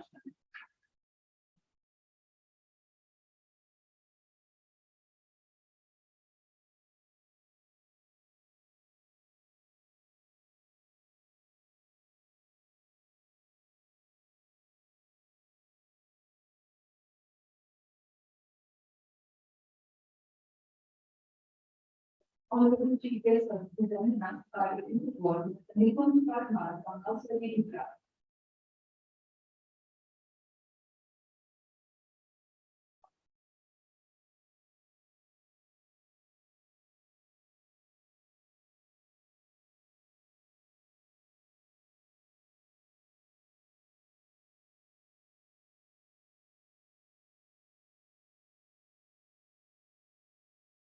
Honorable Chief Guest, with the National Biotech Award, to Dr. Meera from Amravati, Maharashtra.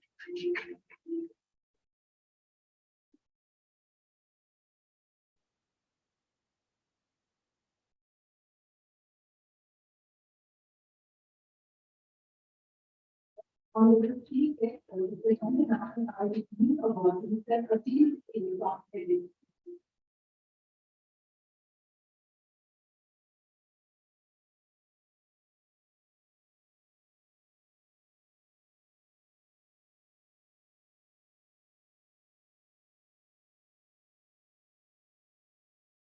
Following replacement, there is national biotechnology department of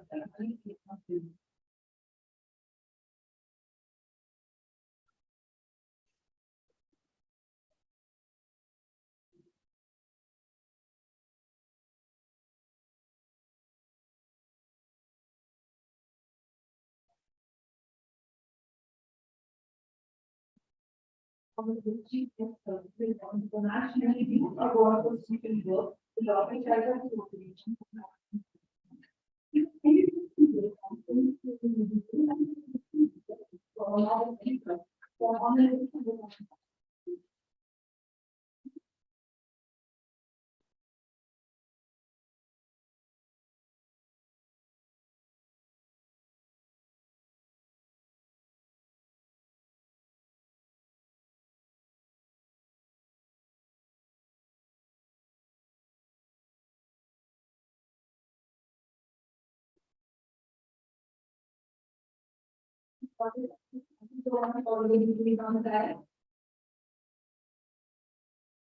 Ladies and gentlemen, certain persona of our other achievements are indescribably numerous, but the person that we look up to is the Honorable Chancellor of the National Capital University, Honorable Professor Joseph.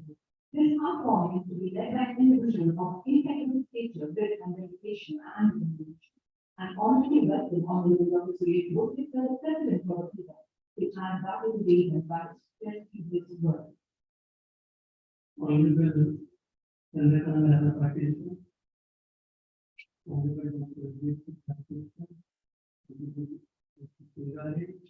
Dr. Rasul, Honorable Dr. Minister, Dr. staff organizers and friends. I have been with you yesterday and after we finished our inauguration session, Dr. Deshmukh took me to have a look at the poster presentations and some of the books that had been. And I will tell you that I was really impressed. Impressed because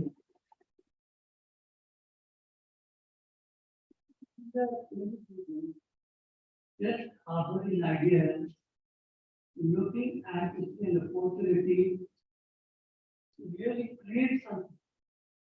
You see, these ideas, this imagination, which needs to be really promoted, needs to be supported, and that's why Make in India is such an important program. One of the most important programs taken up by the government of India. And then, on reflection, you realize that why this is such a great country. Among all the important resources, the most important resource is the human resource. And there is an abundance of this. You can see it in this small gathering also. You can see the future of India. Just looking at what you are doing. So as I visited this poster presentation, one of the first things that was brought to my interest was biofertilizer that we used to put awards for that. Now we also have a biofertilizer manufacturing facility with our sugar factory. But it's a big factory. We have a lot of resources. You can get technicians. But an individual starting you see a small concern and then creating a big factory, big manufacturing facility, that is there without any support. So we can see that happening here. And one of the individuals who is producing this biofertilizer has not one step ahead of us. We are also producing biopesticides. There is an individual doing biopesticides also. But he is producing these biofertilizers in a pellet form. So that was very impressive. I said, that's great. Maybe we need to advertise with it. And then there is this individual who is producing vermicompost. Now, we manufacture vermicompost also. But then you see doing it on a commercial scale, not having the research component, makes a lot of it. You can do traditional things which are already available. Now, if you start looking at the species of earthworms and then creating new species, creating a hybrid species we can usually do this composting much faster and at a much better in quality. This is the thing that is going to take place, and that is how the industry is going to be. The industry, that's why it's so interested in the biotechnologists and the microbiologists. It's a whole new world. Third, individual who really I have to see was impressed with it. There are a few individuals who are doing preservation, food preservation. So we know in our country how difficult it is. If we can really preserve our food, maybe in 1 year we'll have enough food for coming to 3 years. We know in our country that half of our grain, half of our food is lost because we do not have storage facilities. So there is a big program government of India just for warehousing. But warehousing is good enough for grain, for food that have got good shelf life. What about food that do not have shelf life? What about vegetables? What about fruit? What recipes do we have? Do we have a people system which should be there with every farmer? We don't have it. And this is where you see these new technologies, new solutions, they are going to come from your biotechnology. That's why we look up to them. We are creating a new country. So that is the great. Some of the schools have done that. The school was working on aflatoxins, which are usually spoiling our food. Our food is not good enough to be exported. It does not have the shelf life. So they are working on creativity. And what really this is this individual who is also working on IT. We all know is food. He says enough to sustain for a day, just to capture. That's very interesting. You don't have to just don't go आता घेतलं दिवसभर आपण हे करू शकतो म्हणजे आपल्या नेहमीच्या activities करू शकतो असं नवीन सुद्धा एका मुलाने तयार केलेलं आहे की तिथून मॅन्युफॅक्चरिंग इट इज ग्रेट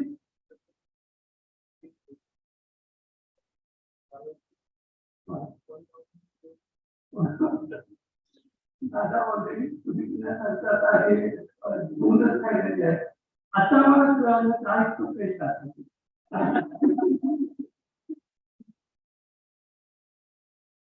एका मुलांनी डॉग बिस्किट मध्ये हे घेतले ते मेडिसिन खाते पण डॉग बिस्किट मध्ये अँटीबायोटिक घातलेले सो अँटीबायोटिक इन्फेक्टेड डॉग बिस्किट तयार केलेले but what really I was really interested in telling you is there was an individual who said that he is attracting bacteria by magnetic fields. Now we know about magnetic fields. We know if you get using it, nuclear magnetic resonance and how the tissue reacts to that we are using. We know that magnetic fields are used by birds to navigate. Thousands of miles their migratory their destination. But using magnets to attract bacteria and bring them together, it opens the eyes to see a really new place.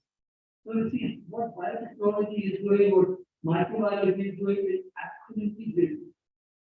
You can just imagine or you see what the future looks like if we have individual methods working in such different areas.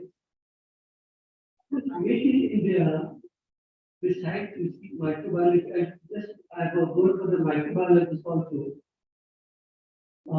You see the whole body is microbes. Bacteria are a whole new word for ourselves. We can just see that anything that is there that is living is bacteria. And if you look at the human body, thousands of bacteria, most of them, 99.9% of them are commensal, they help us to live, they help us to breathe, they help us to function. And hardly less than 1% are pathogenic, and all our concentration is on pathogenic. And we are just forgetting that the commensal are a much bigger area which we need to look at. And now we are doing that very slowly, and now we find the market flooded with probiotics. they just started realizing that this would be an area we need to concentrate and it would really change the way we live. And just tell you about 1 or 2 major areas which I found very impressive. This does not concern biotechnology or microbiology, but other areas of science. Recently, I inaugurated a refinery, a gold refinery. I said, what are you doing? He said, this is a startup. It's made in India. I said, where is the gold you're going to get from here? Then you gold mines in India. He said, I'm going to import the gold from Bihar. And the factory is going to be established here because I have the backing of the government. This is a startup. This is going to be a gold certified in India. Very impressive. And then I have another individual who is a member of our sugar factory also, and he produces transport. The other is the जुना टप्पा नावाची कार्यकर्ते आहे आणि ते transformers करतात त्याची transformer factory पुण्यामध्ये आहे. आपण म्हणलं आता नवीन काय करताय हेलिकॉप्टर करायला नाही एकदम हेलिकॉप्टर करतात नाही म्हणजे माझं काम चालू आहे ते काही 1-2 वर्षापूर्वी झालेली गोष्ट. मी ते आता भेटल्यानंतर आपण कुठं तरी झालं नाही म्हणजे आता जमिनीपासून वर जाते आम्हाला तेच बोलवलं तुम्ही ट्रायलसाठी बोलवतो म्हणजे ट्रायल नको एका ऍक्टिव्ह येतो ती वर गेल्यानंतर खाली उतरायची गॅरंटी खाण्याचं वरनं विनोद बघा पण झाडच बघा काय म्हणतात आणि तो सक्सेसफुल बघा 150 एकर जमीन तिथली तरी पट आहे. आता ड्रोन तयार करतो already drone manufacture there commercially being produced. But he has that, you see, risk-taking abilities because the government. Making India program किती आपल्याला महत्त्वाचं बघा आणि आता मगाशी अवॉर्ड देताना त्याची शिराची कंपनी आहे जे हॅपी इन्स्टिट्यूट करतं त्या सगळ्या गोष्टी हे करतात. हॅपी इन्स्टिट्यूट एवढी मोठी संस्था आपल्या शहराच्या आपल्या बॅकयार्ड मध्ये आहे.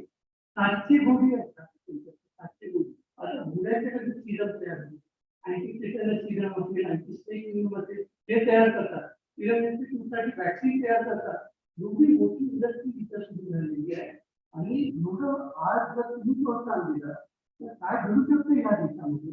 म्हणून सगळ्यात जास्त पोटेन्शियल आपल्या देशामध्ये असं म्हणून आपण येणं आपण त्यांना प्रोत्साहन देणं त्यांना वेळोवेळी मदत करणं हे सगळं होणार आहे की त्यातून होईल. आता आपल्या नागपूर येथे आमची शेवटची मुलगी आलेली होती जी त्या वाईट आर्मीची सदस्य आहे. डिझास्टर मॅनेजमेंट काय करते तर तिथं चेन्नईला तिथं पूर आलेला होता तिथं ती गेली होती. तिथं हिमाचल प्रदेशमध्ये गेलेली होती. तिथं आपल्याला इथं कोल्हापूरला पूर आलेला होता तिथं तिनं काम केलंय. सगळीकडे केदारनाथला गेलेली होती आणि एक रोल मॉडेल आहे. तसं आपल्याला लोकांना दाखवण्याची सुद्धा रोल मॉडेल आहे. म्हणून या कॉन्फरन्समध्ये इतक्या या लोकांची भेट झाली इतक्या नवीन गोष्टी आम्ही शिकायला आणि तुम्हाला प्रोत्साहन देणार आहे. अनेक लोकांची तर असं ठरलं की टायप करायचं आहे. किती लोक तयार असतात मला माहित नाही. आमचं असं आहे की आम्ही सांगण्यासाठी टायप करण्यामध्ये आपल्याला आम्ही कमावले लागतात बघत पहिला आणि फक्त ती युजफुल आहे का हे होणार आहे का आणि प्रोत्साहन देतो. प्रमोशन हा असते फायदाच पाहिजे. Unless you go into promotion sustain केल्याशिवाय कुठलीही रिसर्च कुठलीही ऍक्टिव्हिटी सस्टेन होणार आहे त्याच्याबद्दल प्रश्न. पण आपल्याला असे सगळे गोष्टी सपोर्ट करायचे. आता तुमच्या पद्धतीनं आपण काही ह्या लोकांच्याबरोबर रेव्ह्यू करू त्यांना सपोर्ट करू त्यांचा रिसर्च आणि प्रॉडक्ट हे सपोर्ट करू. तेव्हा आता आपला very happy to have all of you here and all the really put your effort into new technology, creating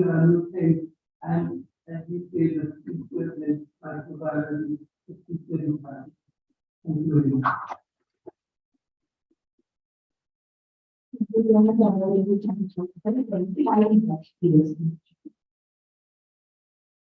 coming to our chief guest, Honorable Chandrakant Dada is a new element in political scenario of our country. Currently, we provide technical of Maharashtra State. He is a member of legislators and legislators and represents total students. Communicating with the minister, both for the revenue and public works department. He was the Maharashtra State President of Bharatiya Janata Party in 2023. He has worked as a government minister for Nagpur District. His journey through politics has been hard to drive, but has really managed to overcome all the obstacles and has proved his mettle as one of the finest politicians. Your achievements cannot be summed up into words on the chief minister. Let us, with a big round of applause, welcome to the gathering.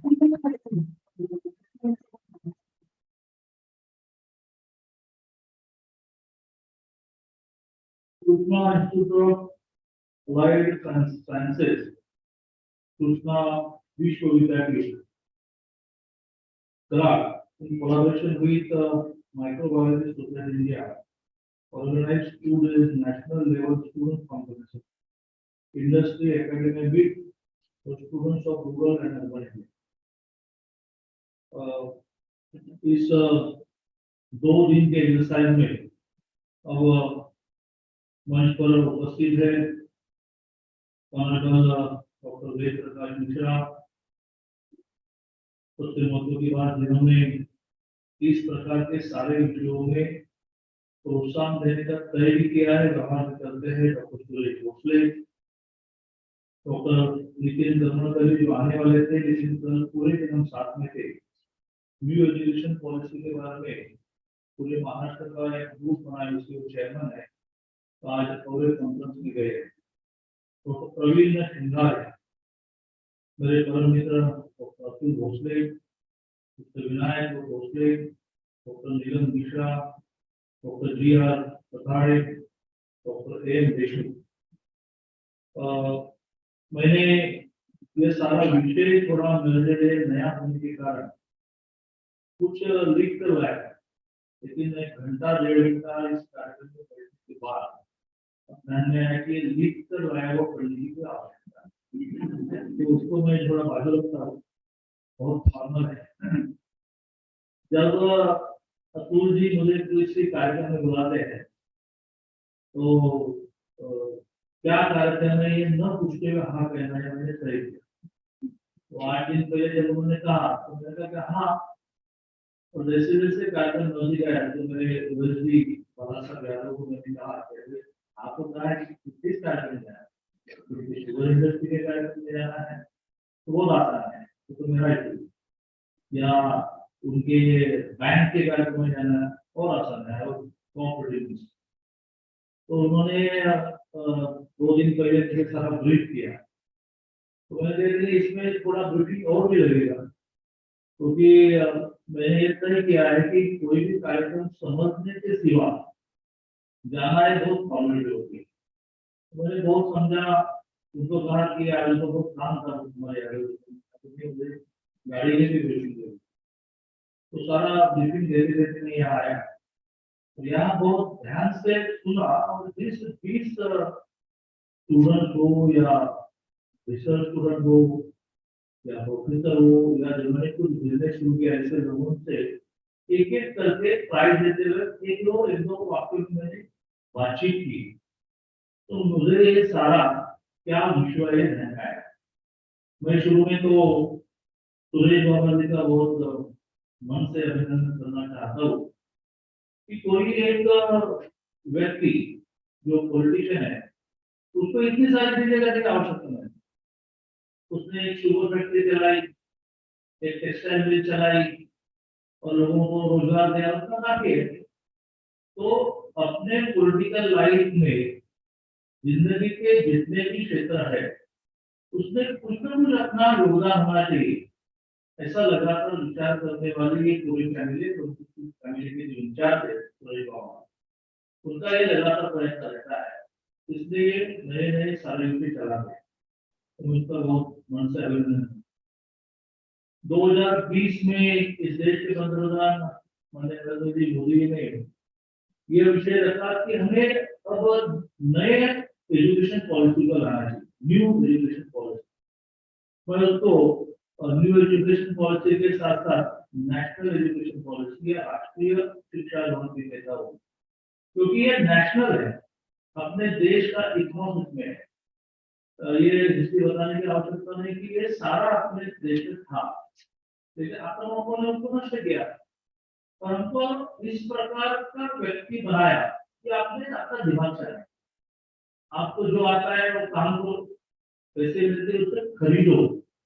आप ये मत सोचो कि भाई मैं भी इस level पर जाऊं कि लोग मुझसे खरीदें, क्या तो आपको देखिए 10,000 तो इस प्रकार से विशेष रूप से 150 साल तो अपने को दिखते हैं इंग्रजों के, लेकिन उस पर पहले भी 500 साल मुगलों ने यह प्रयत्न किया कि लोग अपना दिमाग चलाएं। 47 के बाद भी दिमाग चलाने के लिए प्रोत्साहन दिया नहीं गया, ऐसा नहीं होगा, लेकिन प्रोत्साहन देने में जो दम चाहिए, प्रोत्साहन देने में जो स्पिरिट है, प्रोत्साहन देने में जो अगाव मैं हूँ कहना देता ये थोड़ा कम था।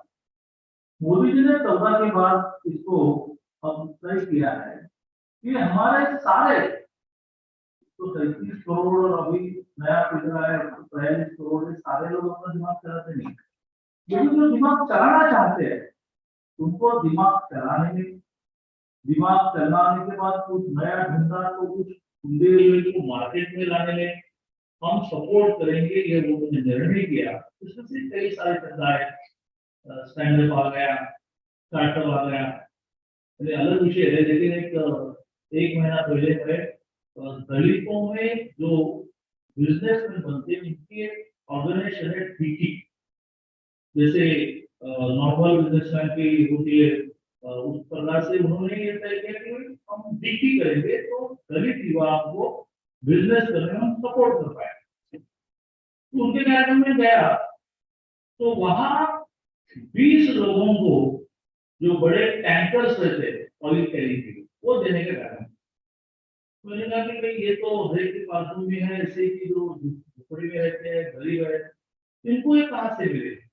बोले मोदी जी ने योजना बनाई कि दलित युवा इंडस्ट्रीज बने, बिजनेसमैन बने, इससे ये टैंकर विद 7 years वर्क काम ढूंढना ही नहीं, 7 साल किसी न किसी गवर्नमेंट की ऑयल कंपनी का ऑयल कैरिंग का ऊपर काम पहले मिलता है, उसके आधार पर बैंक उनको 60 लाख कर्जा देती है, उस कर्जे से वो टैंकर खरीदता है, हर महीने में 4 लाख का चेक मिलता है, उसमें से 80,000 रुपया उसका बैंक इंस्टॉलमेंट रहता है, बाकी पैसे बचते हैं। 60 लाख में से 30 लाख सब्सिडी होती है, तीसरा के बना तो उससे 20 लोगों को टैंकर में करते 20 है ना, अब तक ये 3,800 हो गया। 3,800 लोगों को सिर्फ भाषण नहीं करना, बिजनेसमैन बनो, तो उनको 30 लाख की सब्सिडी देना, 7 साल का काम देना, 7 साल का काम देने के कारण 2-3 साल में पैसा बैंक का चुकता करना और पूरी जिंदगी महीने में 4 लाख तक के एक सामान्य भूमि पट्टी में स्लम में रहने वाले दलित को देना, ये 14 के बाद मोदी ने शुरू किया। उसी में से उन्होंने कहा कि अब नया शैक्षिक भवन लाना चाहिए, जिसमें लोगों को यह कहना पड़ेगा कि पढ़ाई लिखाई की जाए, लेकिन इनोवेशन के बाद पैटर्न और पैटर्न के बाद उस प्रोडक्शन के आधार पर, उस पैटर्न के आधार पर पूरी जिंदगी रॉयल्टी, पूरी दुनिया इससे आगे बढ़ गई। इनोवेशन किया, पैटर्न प्राप्त करके किसी में रखा, कैसे प्रोडक्शन करना है, रॉयल्टी दो। तो हम पूरा अपना देश का कारोबार इस प्रकार से लोगों ने जो शोध लगाए, संशोधन किए, उसकी रॉयल्टी देकर अपने देश को जो चाहिए वो प्राप्त करते गए। कल यदि आपने अखबार ठीक पढ़े हो गई तो आपको 2 फिगर पता चली होगी, जिससे आपको बहुत अभिमान हुआ होगा इस देश में रहने के नागरिक होने के कारण। एक तो इस देश में अपने देश की सुरक्षा के लिए जो भी लगता था स्क्रू वो भी हम इम्पोर्ट करते। इस साल सुरक्षा में लगने वाली चीजों का प्रोडक्शन हमारा हुआ 1 लाख करोड़, और उसमें से 16,000 करोड़ का हम एक्सपोर्ट किए। इन्हें सुरक्षा में लगने वाले अलग अलग प्रकार की बंदूकें हो और रंगाए हो, इसमें अब हम प्रोडक्शन करने लगे। 1 लाख करोड़ का किया तो उतना हमारा पैसा बचा, हम बाहर से ले जाएंगे और उसमें से 16,000 का हमने एक्सपोर्ट किया। दूसरी फिगर तो हैरान करने वाले, जो जिस ऑयल के कारण अरब कंट्री पूरे दुनिया पर कंट्रोल करके बैठी है, अब अरब कंट्री से भी ऑयल का प्रोडक्शन फैला हुआ है। अब अरब कंट्री भारत को दादागिरी नहीं करेंगे, हम ऑयल नहीं करेंगे। इस प्रकार की दिशा में देश जा रहा है। उस दिशा में आप जिस फील्ड में, यह लोगों की उत्पादकता बढ़ाने के लिए, किसानों की और लोगों के आरोग्य की रक्षा करने के लिए बहुत पैसा तो कमाया गया, किरण ने कमाया नहीं कमाया, लेकिन पूरी दुनिया को बचाया। तो पूरी दुनिया को बचाने वाला संशोधन कर रहे हैं, किसानों का उत्पादन बढ़ाने वाला संशोधन कर रहे हैं। किसानों का उत्पादन बढ़ने के कारण देश का उत्पादन बढ़ने में और पूरे दुनिया में 5वें नंबर पर गए हम आर्थिक दृष्टि से, वो चौथे, तीसरे, दूसरे, पहले में जाने के लिए सहयोग देने का काम आप लोग कर रहे हैं। इसलिए मैंने हर पुरस्कार को 1 मिनट के लिए पूछा, आपने क्या किया तो इसलिए आपको पुरस्कार दिया जा रहा है। तो उन्होंने बताया, सुरेश बाबा ने बताया कि हाँ, किराना में इतना बड़ा काम कर। मैं परसों एक हॉस्पिटल के इनॉग्रेशन में गया था, हॉस्पिटल होने वाला है, उसका जो फर्स्ट प्रोग्राम रहता है तो भूमि पूजन गया, तो उसमें अदर प्रोग्राम मेरे साथ में। कोविड में मैं 2-3 बार उनको मिलने का प्रयास किया, क्योंकि कोविड में खूब काम किया, लेकिन हम एक दूसरे के साथ फोन पर बात करते हैं, लेकिन प्रत्यक्ष मिले मुझे कल परसों। तो जब चाय पी रहे थे तो मैंने कहा कि दुनिया पर हमने बहुत उपकार किया, आप एक वैक्सीन नहीं ढूंढे तो पूरी दुनिया जिस संख्या में डेथ हुई है उससे कई गुना डेथ। लेकिन आप अभी कैंसर को भी कुछ निकालो, तो दोनों ने कहा निकाल, आने वाले महीने में महिलाओं के लिए 2 वैक्सीन में लॉन्च करने जा रहा हूँ। एक महिलाओं को जो 2 कैंसर नॉर्मली होते हैं, फर्स्ट वैक्सीन तैयार हुए, 90 साल में लड़की को देना, उसको ब्रेस्ट और कैंसर होगा तो ग्रेट थिंग। तो मैंने कहा कि नॉर्मल मैन के लिए हाँ उसके लिए भी दूंगा। तो पहले उन्होंने कोविड पर ढूंढा, उसके वजह से उनको खूब मिले, अब कैंसर के भी खूब मिलेंगे। लेकिन उनके बॉडी लैंग्वेज से जब मैंने पूछा ना कैंसर को ढूंढा नहीं, उनके हाँ ढूंढा था, जो एक आनंद व्यक्त हो रहा था पैसे का नहीं, वो था समाधान का, कि अब इस देश की महिलाओं को ब्रेस्ट कैंसर और कैंसर से बचाने वालों को, मुझे लगता है कि आप सारे उस लाइन में हो, उस दिशा में हो, इसलिए मैं आप सबका बहुत मन से अभिनंदन करता हूँ। फिर से एक बार सुरेश बाबा, अतुल बाबा, इनका भी अभिनंदन करता हूँ कि इस प्रकार से 18 राज्यों से पार्टिसिपेंट एकत्रित लाना, 2 दिन साथ में रखना, का प्रॉब्लम होता है, हम 3 अलग होते हैं, तो ऐसे सारे में कार्यक्रम करना एक बहुत बड़ी बात है। इसलिए बहुत मन से अभिनंदन करके मैं मेरा भाषण कहूँ।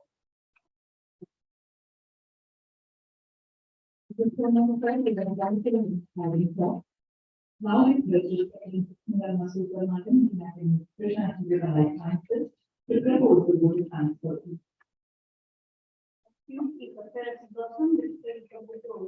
A very good news to the established.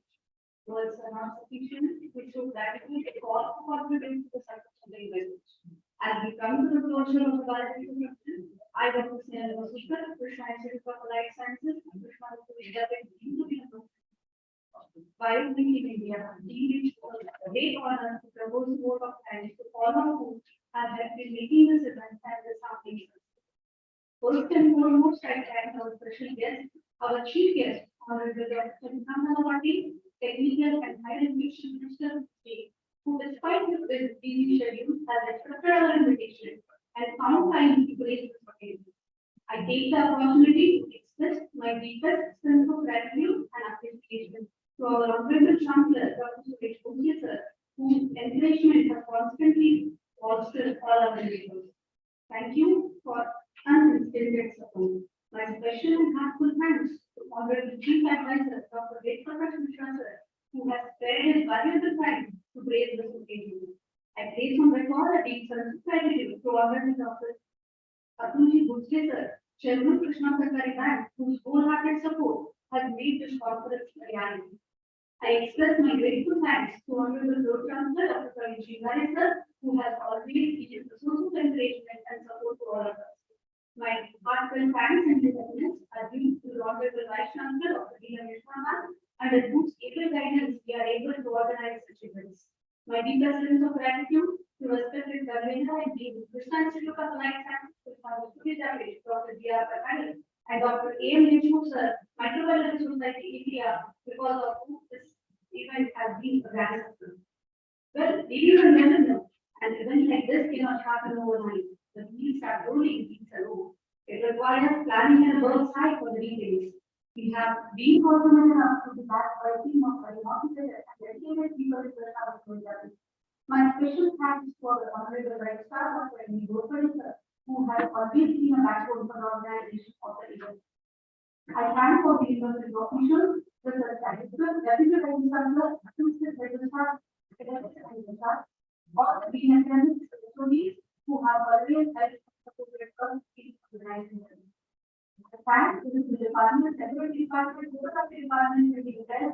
Our doubts and how to make the department, yes, how to transport community department, legal department, and all the Krishna family members for the gracious service and help for the event. My special thanks to Dr. Abhinava for his title important Saraswati Nandana. I owe special gratitude to all the community members, teaching and non-teaching staff of the Science Institute of Life Sciences, research scholars, volunteers, students of the Science Institute of Life Sciences, who have worked day and night to ensure that this occasion becomes a memorable. Last but not least, we are thankful to all the participants from various states for their overwhelming response for this conference. I am thankful to all our team and unseen factors that directly or indirectly who make this program happen. I humbly request your opportunity and this to mention someone's name and thank you all. Thank you very much, gentlemen. I greatly appreciate your program as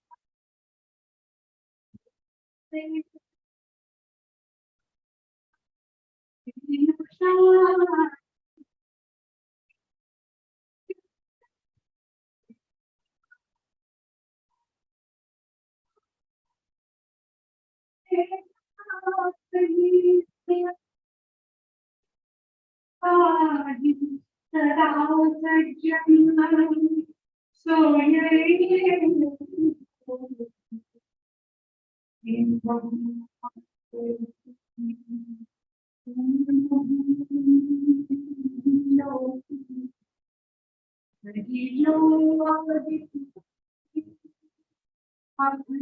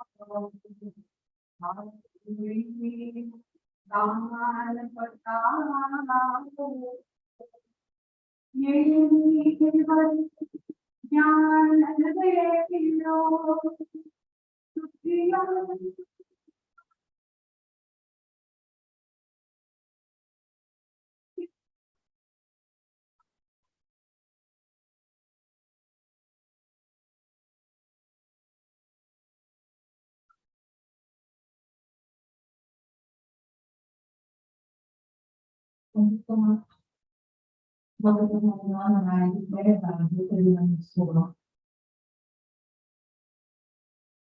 We are going to continue our program. Thank you. With Ramesh. Therefore, display that posters value prior to 1:30 p.m. The evaluation of waste is commenced at 1:30 p.m. A actual session of quiz shall be conducted at 1:30 p.m. and lecture hall on the ground on 1:30 p.m. Participants will come.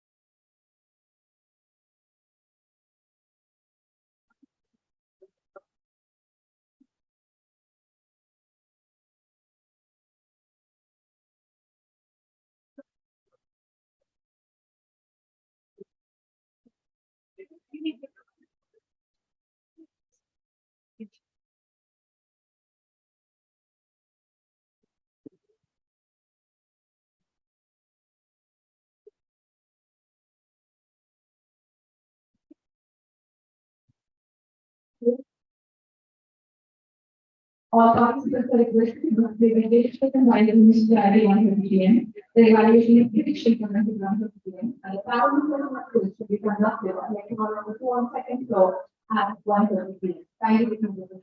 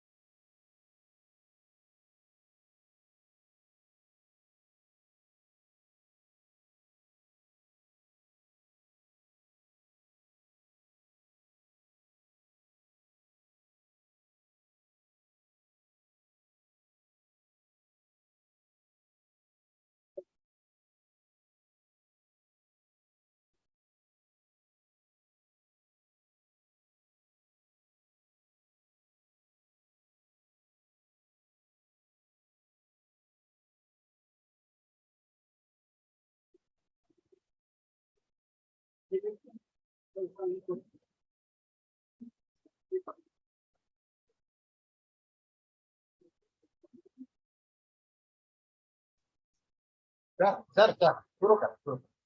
So listen here. Hello. Hello. Now, doctor, please either you sit in the hall or go outside the hall. Any choice is up to you. Either sit in the hall or go outside. Now we'll continue the previous lecture. Dr. Samir Damre, he was delivering the lecture and only 10 minutes of his presentation is left. So please, I request Dr. Samir Damre, please continue your remaining talk.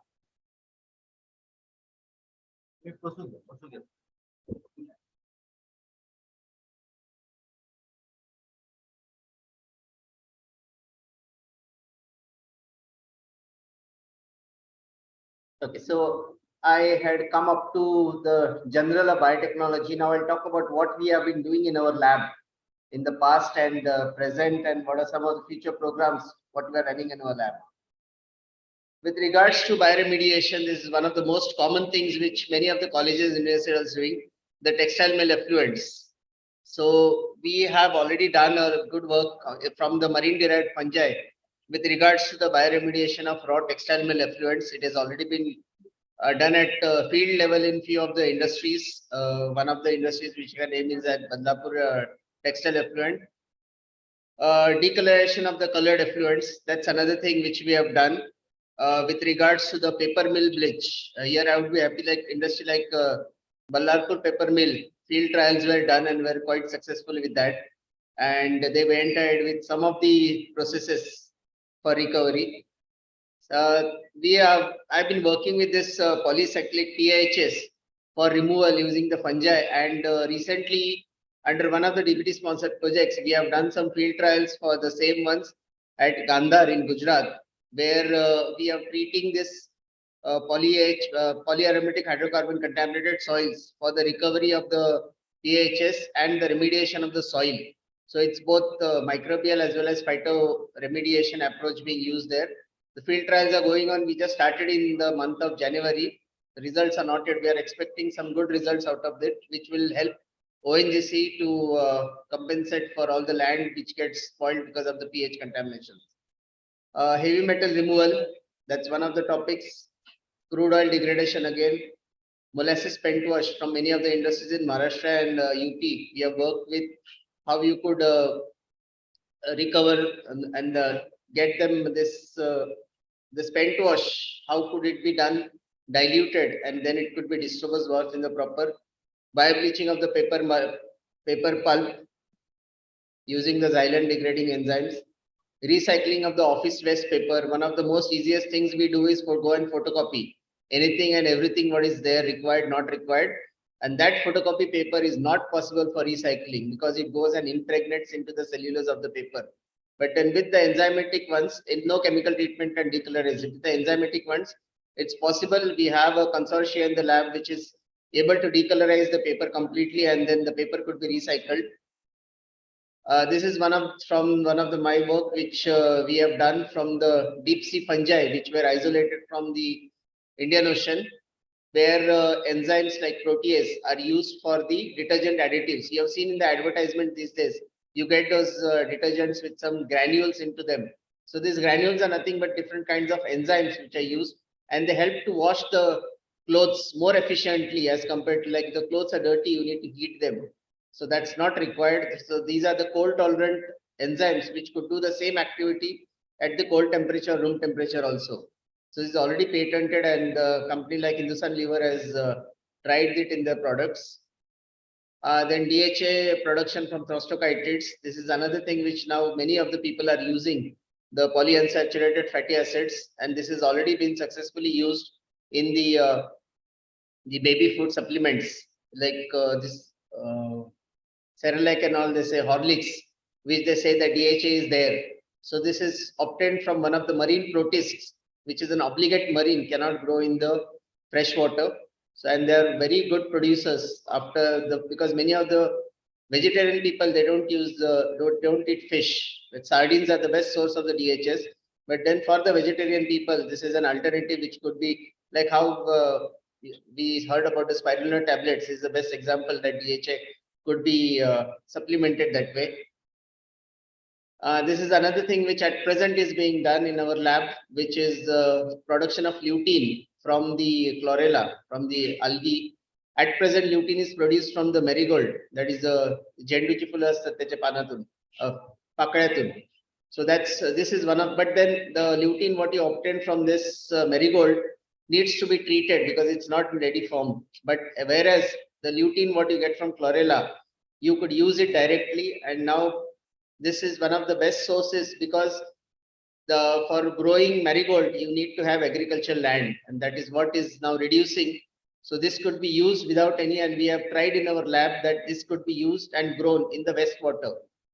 Being in Goa, we used some of the fish pond wastes where it could be grown, and also CO2 stripping could be done. So it's passed in the columns. We have made some 100-liter fermenter kind of things in the laboratories where we can grow them, and this scale up is going on at present. One of the industries which is interested in this is the poultry feed industry, because they say that these eggs, the yellowness of the egg increases with the lutein, which is fed to the poultry birds. So that's one of the things. Apart from that, lutein is used in many of the cosmetics and other feed supplements also. And this is one which our body cannot synthesize. So you have to have an intake of lutein. To summarize, I would say that, yeah, marine, it's a very exciting field with covering many of the aspects, right from the wastewater treatment to the pharmaceuticals to the food supplements and many other aspects which will come in the future. So it's really like oceans are last frontiers of the humankind which need to be treated with love and grace. Before I end, I would like to take you through some of the recent projects, what we have been, as Dr. Deshmukh sir was saying in the morning, sometime back, that most of the time I am in the land or on the sea. So this is 2 years back, we have carried out one expedition in Indian Ocean. That's one of the biggest and largest expeditions so far done in the Indian oceanography. So we sailed around 10,000 nautical miles on the ship, which I showed in the first of my talk. This is the vessel which we have. And if you are interested, you could just Google Trace Biome on the Google and you could see that the whole documentary, like what exactly is done, right from sampling to the processing of the samples on board directly. We cannot just collect the samples and come back. You have to be on the sea to do the work if you are to do successful biotechnology and biodiversity related to marine field. This some of the pictures I had shown, showing again, this is a water sampler. This is a plankton sampler, which is used for collecting the zooplankton, phytoplankton. These are the sediment samples, my students. Another thing which I would like to talk about here is at present, Government of India has reached a level of the deep sea mining. We are one of the forefront. You would be surprised to hear that not even the other developed countries have reached a level where they have got the permissions for doing the deep sea mining. I was just last month in, not last month, first week of May, I was in Chennai in the International Seabed Authority meeting, wherein Government of India has been given permission to do carry out a deep sea trial in the Indian Ocean at from 5,000 meters, and India is going to be the first country to do any kind of deep sea mining from that depths. Others have not done from Pacific and all, they have done maximum at 2 to 2,500 meters. So these are those polymetallic nodules. In case if you come to NIO, these are kept in display. These are rich in iron, manganese nodules, and Government of India has been given a land of 150,000 square kilometers in Indian Ocean, somewhere near Mauritius, where this mining is going to start. Next month, next year, around Jan 24, 2 to 3 teams, one from NIO, one from NIOT, who is doing the mining, would be going, and we'll be doing the deep sea mining for the first time in the history of oceanography. This is the for the expedition what I talked about. There are these, all the documentaries are available on YouTube. Please have a look at it if you are interested for a career in oceanography. This was my team which sailed with me for 89 days non-stop. In case if you are interested to join NIO, you could join on a project or a summer training. We do take students. Check our website where you will get all the details with regards to what you need to do for joining. We take 3 months or even the full project, 6 to 9 months. Students are welcome to join for this. If you clear your net, you can directly join as a PhD student, or if you cannot clear net, sometimes it's a bit difficult, you can join on any of the projects what we have in our institutes, work as 2 years as a project trainee, and then apply for a PhD. In case if you come to Goa, do visit us. These are the details, like how do you do as a college or individual level, you can come. Write to our PNR, Publication Relation Officer. They will give you a date and slot for the visit, and you will have an idea about what exactly we do in the laboratories. With that, I'd like to thank all of you and again the organizers for giving me an opportunity to showcase the work what we have been doing in our institute. Thank you. Thank you, sir, for your knowledgeable presentation. Now I request Mrs. Patara to present the token of law to the speaker from KIL.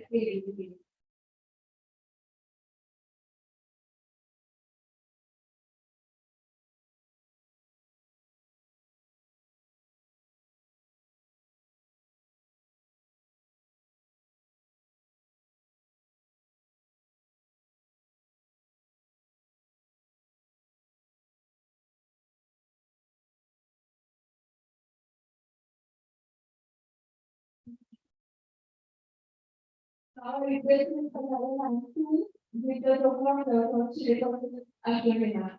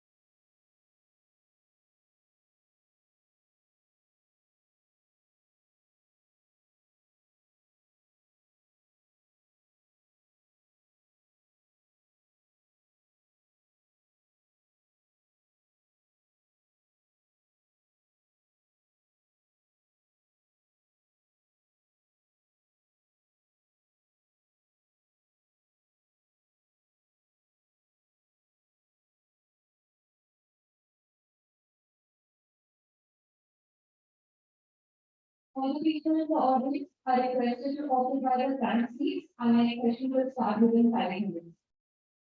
Please occupy the front seats.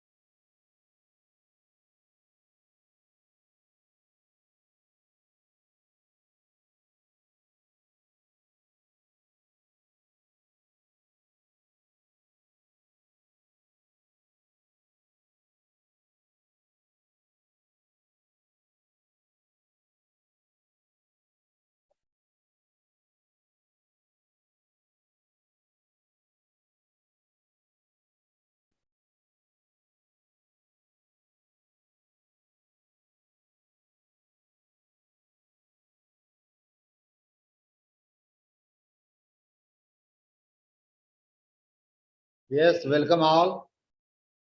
Again, before lunch, we have two lectures. One is Dr. Satpute. He is a student of YC College Karar, means our student. And he is doing very well job in Serum Institute of India. Serum Institute of India. He will be delivering first, and then Dr. Girish Mahajan, who is a vice president of High Media. Again, I will tell you, we have called such eminent personalities. They are eminent in their fields. So what is the advantage? Within 30 minutes, you will not understand everything. But at least you will get their email ID. You can interact in the future. Sometime may happen that you will meet them, interact with them, tell them, sir, in Karad, I listen your lecture. And interaction starts. So, really, because we have conducted validatory function, the reason was according to the timing of minister. And it's a very great achievement that higher education minister attended the validatory function. But still our lectures will be there. Our stalls are there, our posters are there, everything is there. And after these two lectures, there will be lunch break. And after the lunch break again, there will be few other lectures, visit to stalls also. Stalls are there. Lovely ka? Load केले का? PPT load झाली का? Okay. The introduction to सुरू करा. So I request, I will hand over the charge to the anchor, and she will introduce first to Satpute. His work she will tell you, and really you will understand big personalities are today presenting their work. Take inspiration from them and learn many things today. Thank you. Thank you. Anchor, please, you can start. We will start our next session. I would like to request the Honorable Dr. Siddhima Sapute, General Manager of the Serum Institute of India, to please come on stage and take a seat. Now I request Chairperson Dr. Apana Patharya to felicitate the speaker.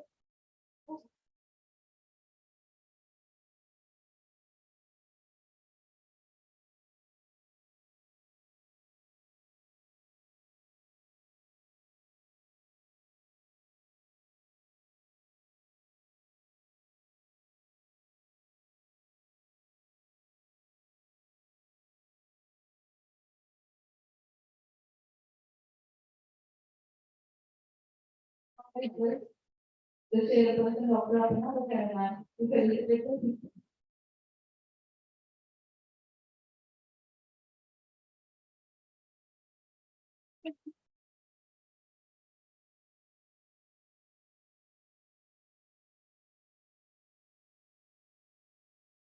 Dr. Siddhima Sapute has done BSc Microbiology from the Wellness College and MSc in Microbiology from the National College of Science, Karachi University. He has about 29 years of experience in Serum Institute of India Limited. He has attended various seminars like 6 seminars on alleged testing organized by Indosat and Himachal seminar on clean rooms organized by Easy Solutions at Mumbai. Now I request the speaker, please take the charge of my.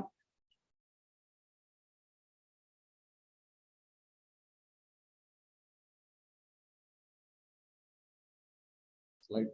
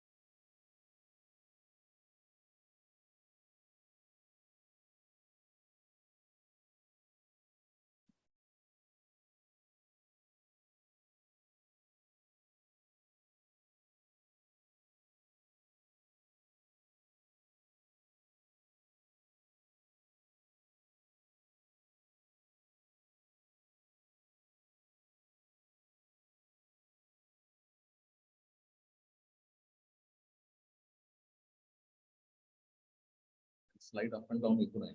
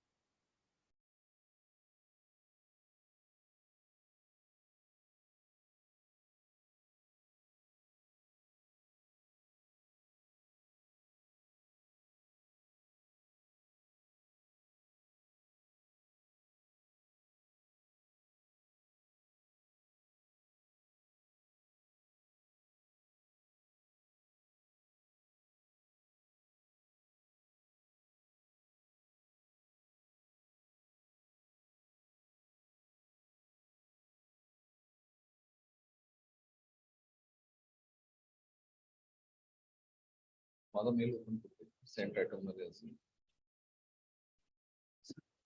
हा ready mail आहे. पहिले ready मध्ये जावं लागेल.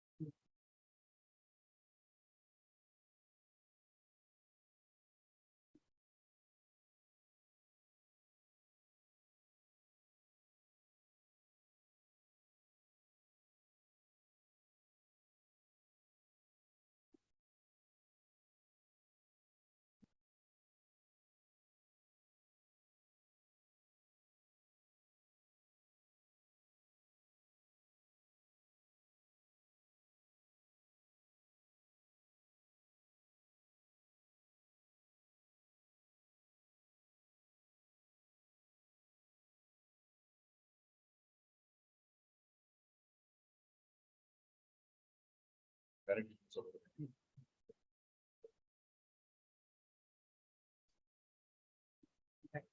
Screen वर पाहिजे होतं.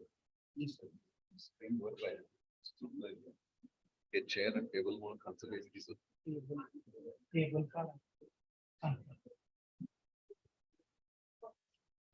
काम होतं का टेबल? स्क्रीनची पोझिशन चुकली ना, कारण खालचे काही दिसणारच नाही, खाली जे लिहिलेलं आहे. स्लाइड फॉरवर्ड टाकू.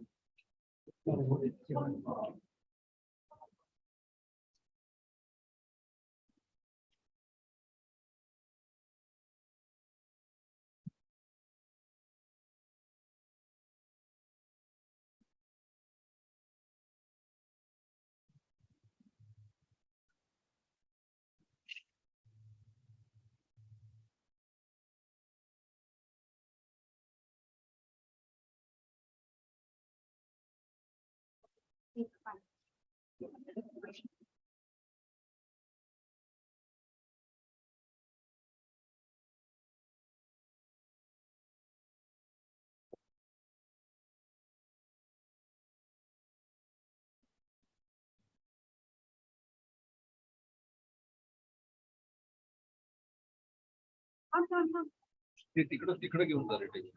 मला इथे उभं राहायचं जागा पाहिजे. ते टेबल चेअरच्या बाजूला तिकडे इथे मला उभं राहायचं जागा पाहिजे.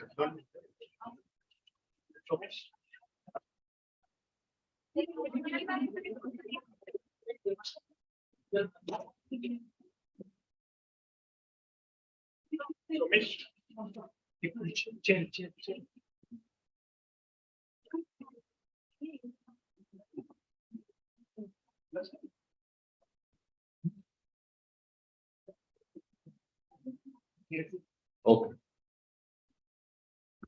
I think I have to start now. It's already too late, and everybody seems to be hungry, and that's why everybody will be awake now. That's why I have requested Patade sir that I want a lecture pre-lunch. First of all, I would like to thank you very much for the Krishna Vishwavidyapit and Dr. Patade sir for giving me an opportunity to interact with the student. I specifically interact with the student. So I feel there will be interactions. Okay. Now coming to the topic, key to the successful interview. Sir called me and asked me, can you take one lecture? I asked sir on which topic. He said, you tell me. Just within a second, a thought came in my mind that I should talk on the key to the successful interview. Because I haven't taken interviews years together, and I've taken hundreds and thousands of interviews. And I find that there are gaps. So why not to bring it to the surface so that the students will know what is the key to the interview. I will not go in detail what is the scope of biotechnology or microbiology. So many people have talked about it, and everybody knows that there is a much more scope to the biotechnology and microbiology. The thing is that the industry is not getting the correct person or suitable person. That's the major problem we are facing.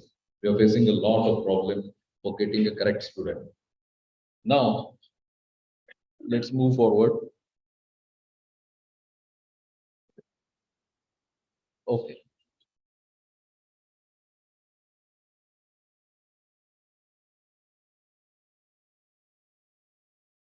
First slide of this. Okay. What you see now? Can anybody tell me on this picture what you are seeing? You are seeing a deer crossing the road, correct? Right? Okay. That is what you are showing to the interviewer. That is what you are showing yourself to the interviewer. And what interviewer sees into you, it's something different. What you are showing is, he is not interested in what you are showing to him. He is interested in what skills you are having. You want to see something different. And the fact is that the deer was there, jungle was there since so many years. Now the truth is, the road is crossing the jungle. That's the fact. Now, I'll just go to my first slide. Okay. You'll see here, I have specifically put one lock and key. What is this lock? What this lock indicates? Its lock means an industry, opportunity, a growth, the prosperity, what you want to get. That's the lock. And it is in lock condition. And who is going to open this lock? The key is with you. Key is with you. You know how we define the strong lock or strong key? With number of levers. When we say that it's a 7 lever, that's a strong lock, key, a strong lock. It's a 2 lever. It's of not use. It can be broken anytime. It can be replaced anytime. If you have a 7 lever key, that is the strongest key. What is this 5 lever, 7 lever means? Every lever of the key means that you are having something different which you can show to the industry person or the interviewer. You are having the capabilities, you are having the technical skill, you are having the communication skill, you are having the analytical mind, you are having the leadership. These are the skills, or these are the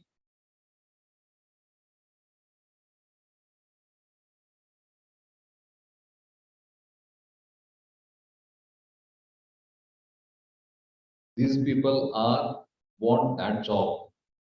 So you have to show that how you are the best key holder to crack that lock or to get into the lock. You have to showcase that. That so many outside the interview hall or interview room, there are 10 and 15 students are sitting. You have to prove that you are the best amongst that 10 or 15. And that's why you need some skill. decide your goal. That's the most important and most critical thing. In many cases, I have seen students are still confused when they pass out the postgraduate also. They don't know what to do and where to do and what to work out. That's the biggest challenge. You should know what is your aim, what is your goal, what is your short-term aim, what is your long-term aim, where you want to see yourself after 5 years, after 10 years, where what you want to achieve after 10 years or 5 years. What is your immediate goal? To pass the exam with good marks. But beyond that, you should have some decided goal. If you're not decided the goal, what will happen? The next picture, very familiar, very familiar. You can go to the Karad bus stand and the picture will be like this. And if you don't know where to go, what will happen? There are so many buses which are going in south, north, east, west, everywhere. But if you don't know where to go, which bus you are going to catch, then the scene will be like this. The person is asking to the conductor whether this bus will go to that place.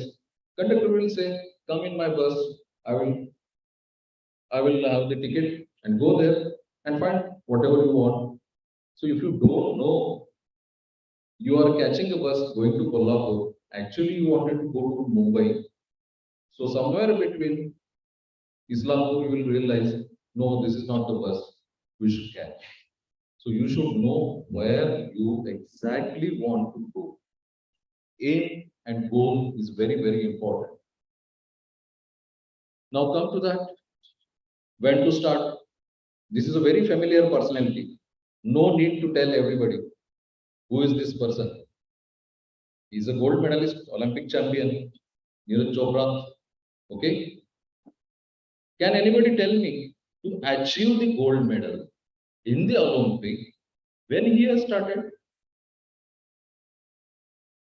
When he has started to achieve the gold medal, just before going to the Olympic, 1 month before, 2 months before, 1 year before, 3 years before? No. He has started working on his dream, his goal from the childhood time, from the school days. That's the starting point. If you want a good job, if you want to crack a good interview, if you want to work with your dream, then you have to start early. Now, early means what? From 8th standard. Now, people will be surprised. We are giving interview after 10 years, and you are asking us to start preparation at the 8th standard. Many of you know when a student want to become IAS officer or he or she want to go into IIT, when they start at the 8th standard because they know their goal, they know their achievements, they know where to go.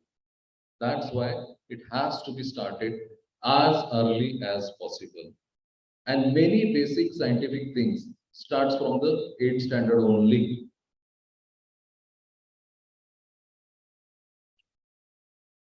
Where to start?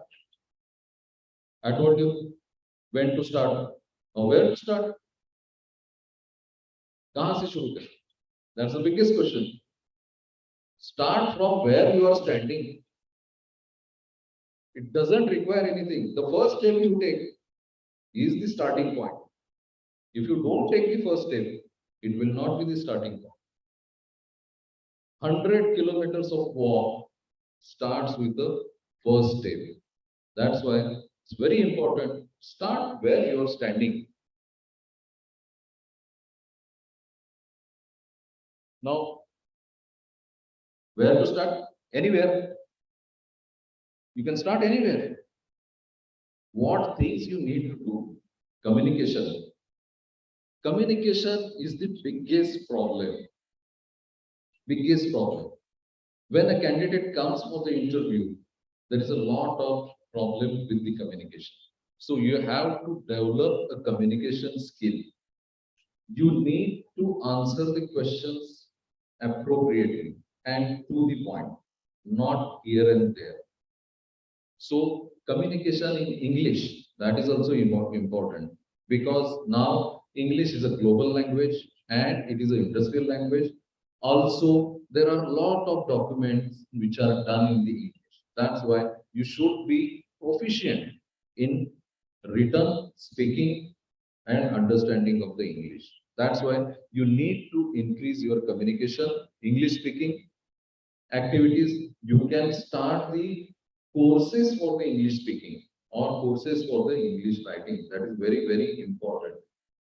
Sometimes you know the knowledge or technical things, but you are not able to express it, communicate it. That's the biggest challenge. In pharmaceutical industry or in the vaccine manufacturing, in biotechnology industry, many of the times the foreigner auditors comes to the inspection or audit and they don't want to talk with us like a senior person. They say that we want to talk with the operator or the analyst who is doing the activity. And they start asking the question. And there is a biggest problem of the accent from the English or American, British English. We don't understand. They ask something else and we answer something else. That's the biggest problem. And then they write the observation. Stage daring. Stage daring also has to be there. Person should be able to stand in front of any person and start talking. So for that purpose, what you will do? You'll start communicating at stage daring in your college itself. You can start talking to others and you can play a role in the college itself. You can ask your teacher to take your dummy interviews so that there will be a development of the stage daring and the fear factor will go away. You will be able to answer the questions, you will be able to communicate with the persons, you will be able to listen properly. That's why start stage daring and the group discussions. In group discussions is also very important. Group discussion is not that the one person who is talking is the right. No, that's not the thing. For the group discussion, good listener is very important. And the good listening, after good listening, he has to raise the point very politely and firmly that this is the thing. Arguments is not a good thing in the group discussions. Presentation skills, you start with your presentation skill, you increase the presentation skill, you have to present yourself in front of the interviewer, marketing skill. Now, here I will say that when you are going for the interview, what you are doing, you are selling yourself. It looks funny or weird, selling yourself in those days. Okay, take one example. When you go to the mobile shop, what is the scene? The mobile shop owner shows you 3, 4, 5 different mobiles having different specifications, and he will try to convince you which mobile is better and which mobile is suitable for your application. Okay, that's why he's doing that marketing skill. Now, when you are going to the interview, you have to tell the interviewer that how I am suitable to this post, how I am having different features like a RAM, ROM, then speed, then storage capacity, then megapixel, the front camera, the beautification, all these features I am having. So how I am best suitable to this post. That's why you should be able to tell positively your skills. That's why you should develop your marketing skills also. Personality development, again, that is very important. Otherwise, there are many things that there are many shy people comes to the interview and it is very difficult to even me to talk with them because they are not able to understand and they are feared. I need to calm them first. How to start? This is again a famous personality. Everybody knows Mr. Bean. This is the starting point. CV, curriculum vitae, biodata, resume, all are the same. People are using different names for that. Okay. So let's come to that. Resume. Resume is actually your face, right? When my HR department sends me 10 resume to me, do I know that 10 persons? No. So how do I select or shortlist from that resume? It is your face.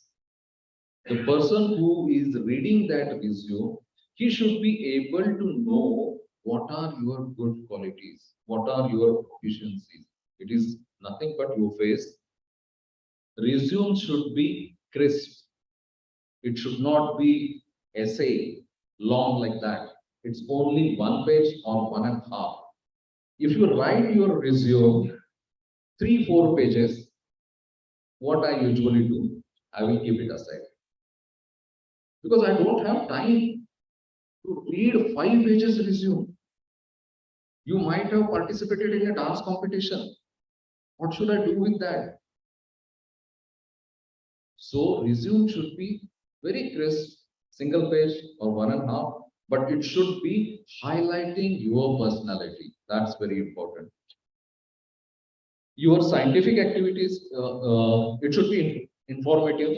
When a person reads the resume, he should be able to gather the qualities of the person. Information should be passed on. There should be scientific activities. It should be more of the scientific activities. Your leadership skill, if you have done any participation in the leadership skill, if you have taken any leadership role in your colleges, in practicals, in any other activity, that should be there. Innovative ideas during your projects in the MSc dissertation projects. What are the innovative ideas? Or the innovative idea you have not worked on it, but still some innovative idea is there in your mind. You can put it there. This can be worked on. Okay, that indicates the person is having open-minded and it is innovative and he can think in a different way. That gives an idea. Now, hobbies, very interesting part. Almost in all the resumes, I find the hobbies. Playing cricket, listening to music, going to trekking. Tell me one thing, does companies going to pay you for the listening to music, going for cricket, going for trekking, playing cricket? No. Company not at all interested in all your these hobbies.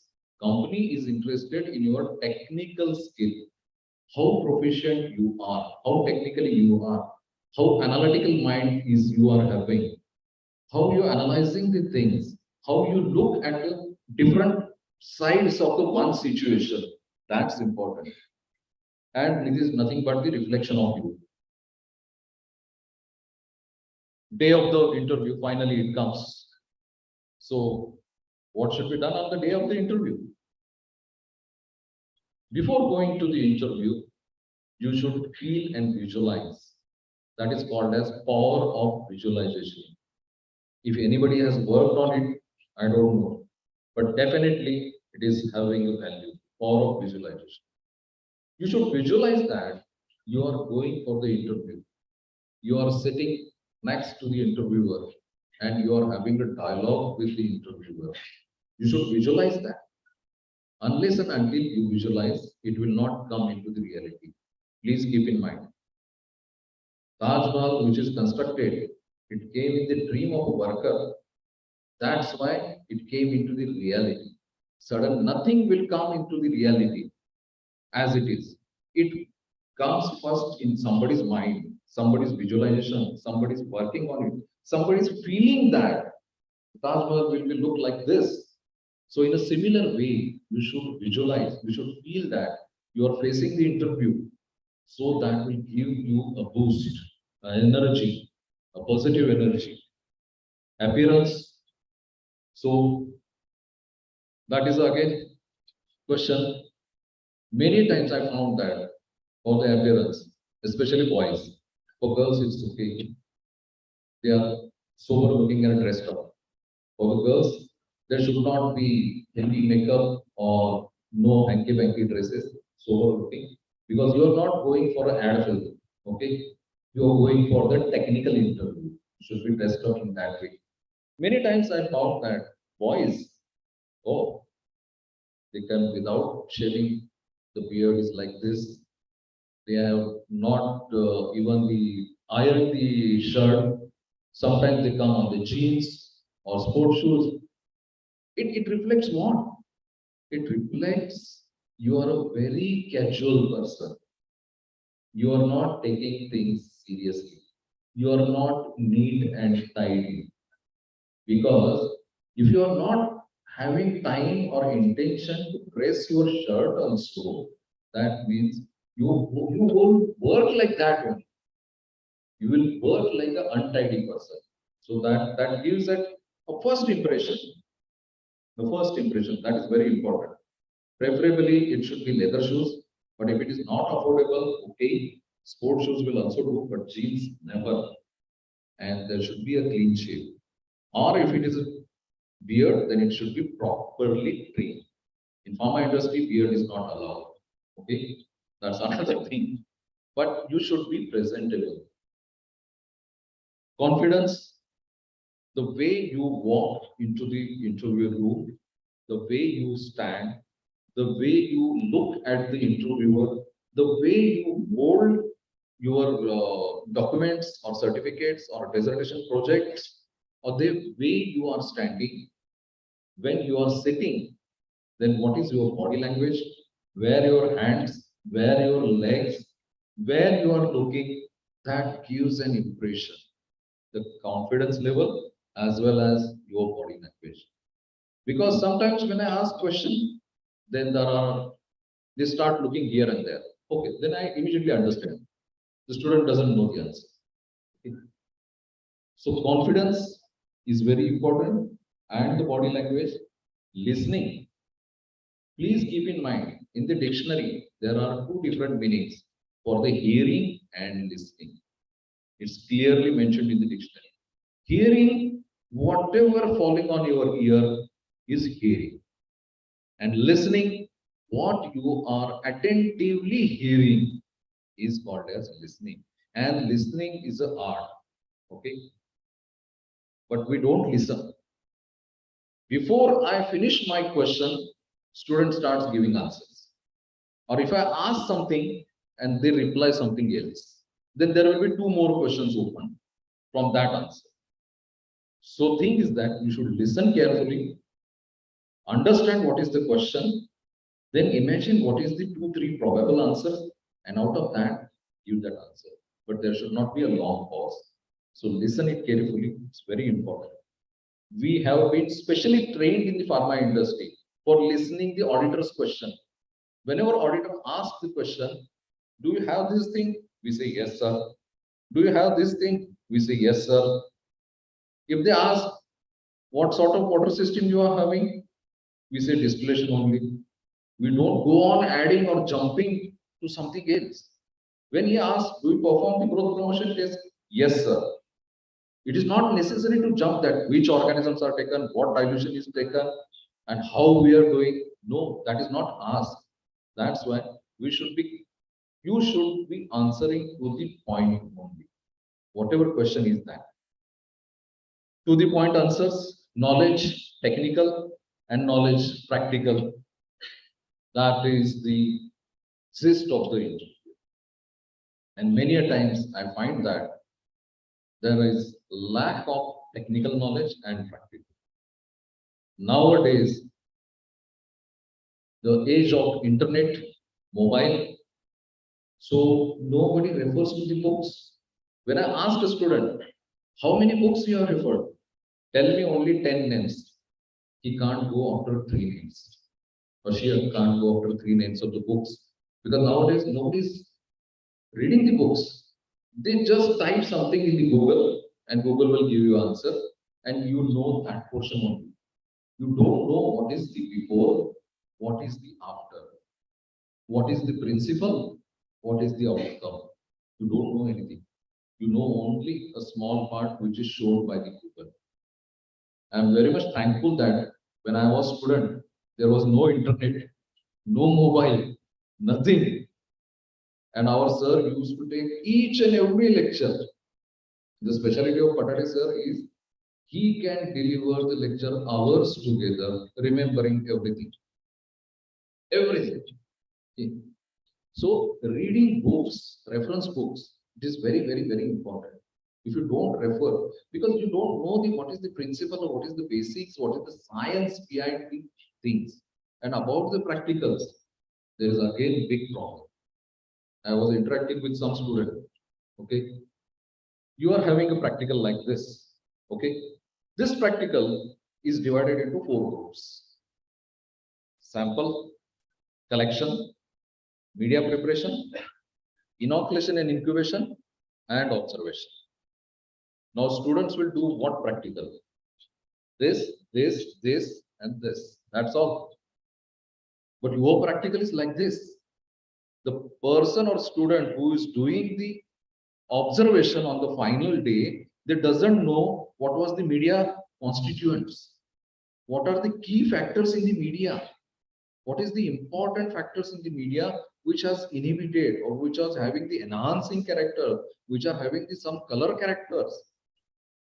And the media preparation person doesn't know from where the sample is taken. And the sample collection person doesn't know what is the incubation temperature, how it has to be set. That's the biggest problem. And many a times I ask one simple question. Okay, now it's an open question to all. Whenever you come, you will be prepared with that question. I ask gram staining, my favorite question.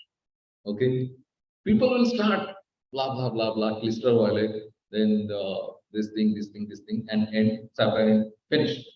Okay, my question starts after. If I give you the crystal violet powder, will you able to do the gram staining? No, because you are spoon fed. Your lab assistant has given the solution, and you don't know the concentration of the crystal violet. So how will you do? Now tell me one thing. You have learned microbiology for 5 years. I am supposed to take you to my role, and I have to teach you the gram staining from the start. So why should I take you?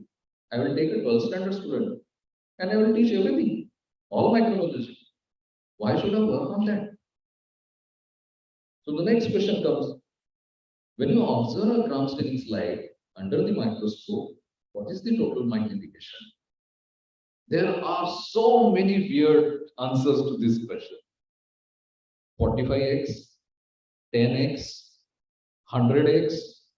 Then I ask, is there anything, something from where we are seeing? Yes, sir, there is something. I say, what? It's an eyepiece. What is the power? 10x. So what will be the total? 110. This is the answer. And this is the real answers. This is the real answers. After taking so many, they don't know where is the condenser of the microscope and what is the role of the condenser. What is the function of the diaphragm? They don't know. Even they don't know which oil is used for the gram staining slide observation for the IOL immersion lens. They say sometimes somebody will say that cedarwood oil. Okay, I ask them why. They don't know what is the refractive index. If I ask them, can you take the groundnut oil? They will say yes. Sometimes a funny question like this. I ask them, I will give you a sterile distilled water. Can you make a suspension in it? Many of people say yes. This is sterile distilled water. We'll make a suspension. Then I ask in your practicals why you are taking the normal saline. What is the purpose of it? Nobody answers. Osmosis. Nobody knows. Osmosis is taught in the 8th standard. But they don't know what is the osmosis, what goes in and what goes out, and how it is balanced. What is the movement, whether it is ions moving or water moving. They don't know. If these basic things are not moving, then why should I hire that person? These technical skills are, and one very after filling all these questions, okay, then ask, what should I ask now? You're not able to answer anything. Why? What happened? Are you feared? He said no.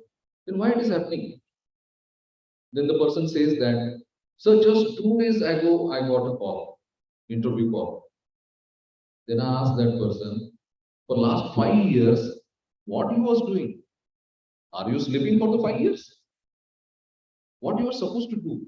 You got a interview call in 2 days, and you want to prepare in 2 days. If I give you 1 week also, you cannot revise the 5 years of microbiology. That is not possible. Okay. So basics, each and everything, that is very, very important. You have to be very careful. You should know what is the principle behind each and every practical. That is very important. And you should ask your teachers the question.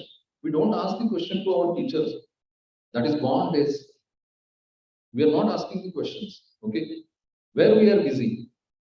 We are busy in celebrating the different days. Jeans Day, Chocolate Day, and so many days. And we spend lot of time on preparation of the retro day, because how the retro heroines was looking at 1960, 70, and the dress code will be like that. But we don't do any research or any study or background thing about the practical which is going to be taught 2 days after. That's the problem. So you should be technically sound as well as practically sound. That is very, very important. Be aware of that. You should be confident about all the basics techniques. Basics.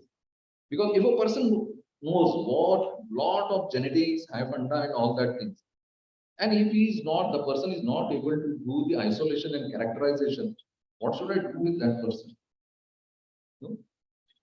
Because industry require the skilled hands. The skilled hand comes from the practical knowledge and the basics. Now, due to the short of time, I will not take much more examples. I have hundreds of examples. Okay. And just for your information, what is the ratio of selection when I take the interview? I selected 3 candidates. And for that, I have rejected 27. So after 30, only 3 were selected. And that too, I was needing the person very badly. So I have selected it. Okay. References. What you will write in the references? Dada, Mama, Kaka, political person, Atya, Maushi. No. You should write the references of various journals you have read, you have gone through. You have interacted with the scientific persons, their reference. It should be like that.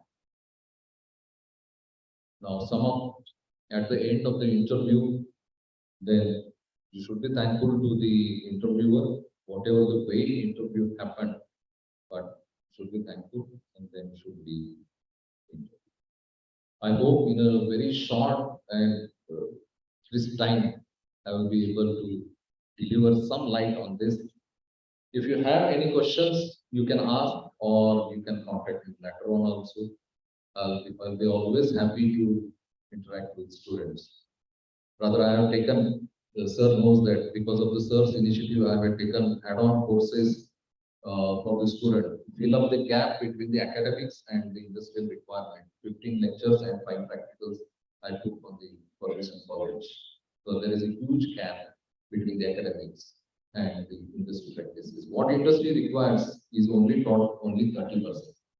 This is because academics is having various launch pads. Somebody is going to the R&D, somebody is going to the biotechnology, somebody is going to the microbiology, somebody is going to vaccine, somebody is going to teaching. So they cannot accommodate all. That's why there should be some specific activities for the specific. If you have your goal, if you know where you want to go, then it will be beneficial. Okay. So I will end my lecture. Any questions?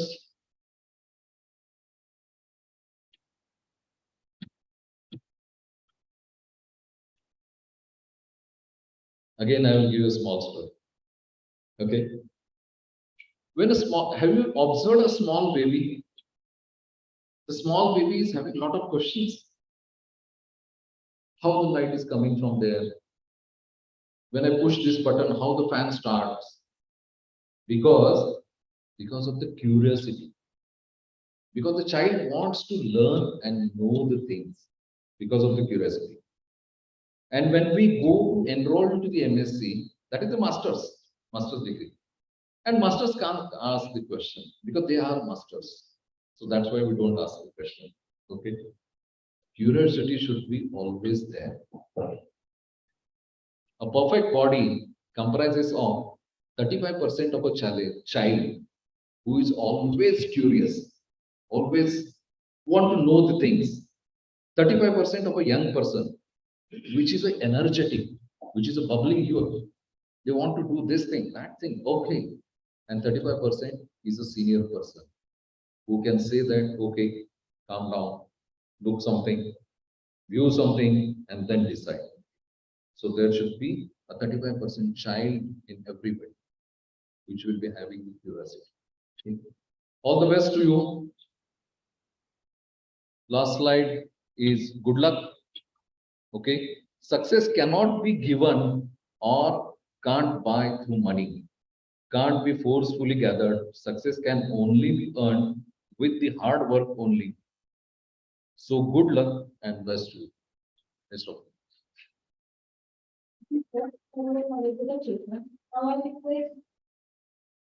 Now I request Mr. Peter Khan to present the token of love to the speaker for carrot delivery.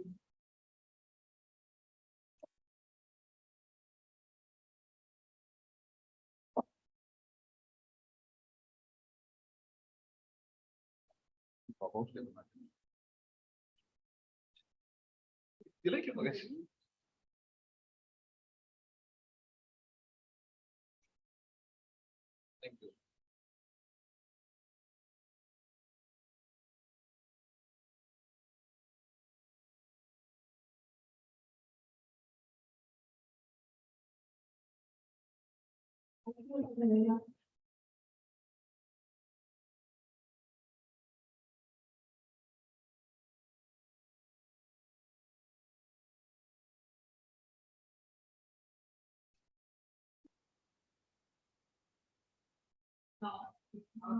We had delivered very informative and useful talk on or regarding how to give successful interview, particularly noted all the key points to be noted while going for interview. Also, we explained aim and goal, and to achieve that, when to start, where to start, and how to start.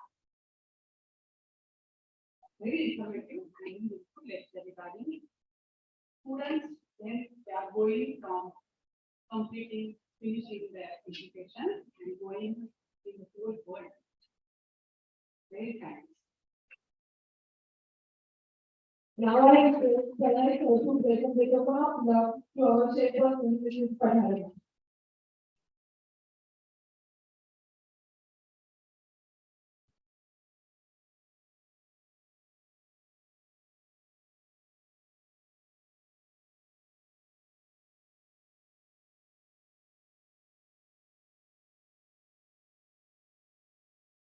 There will be lunch break for half an hour, but each year till 2:30.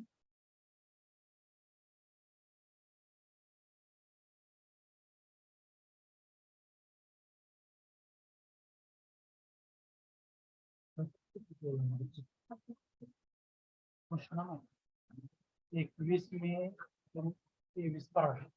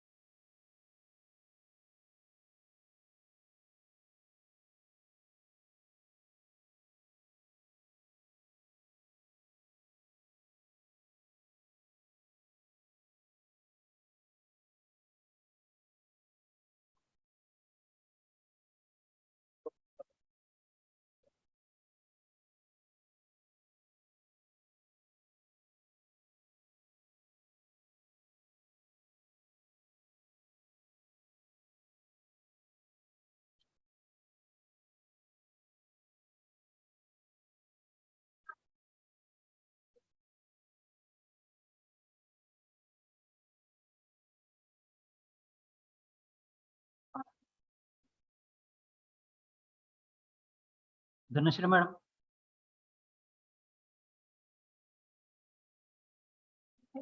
हा sir.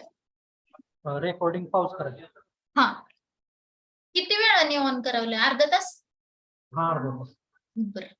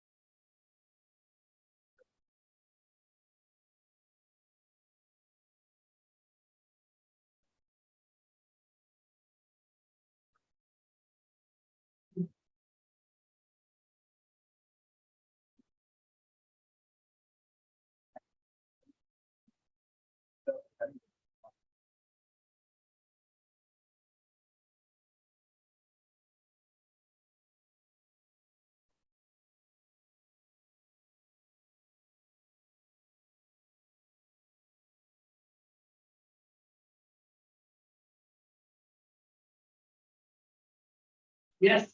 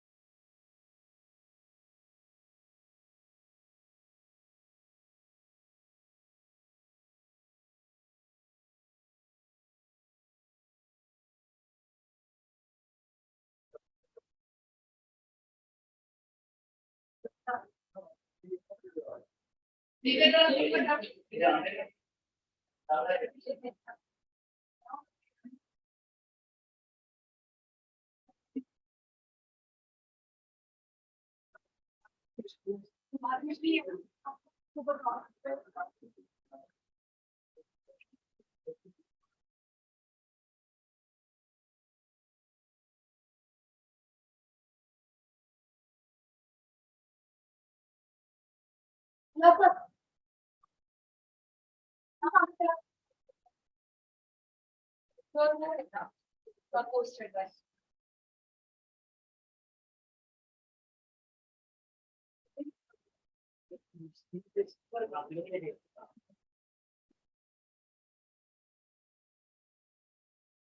Dhanashree madam.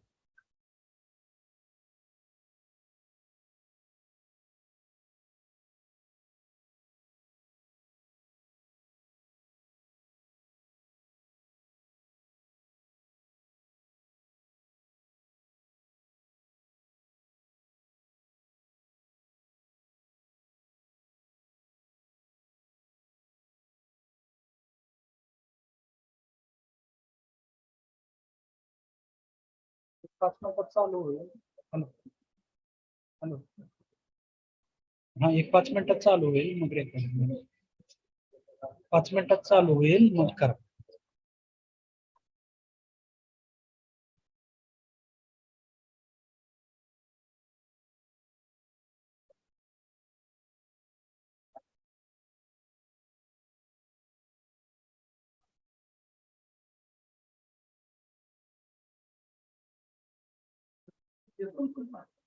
मला genetics नाही आलं काय करायला मला table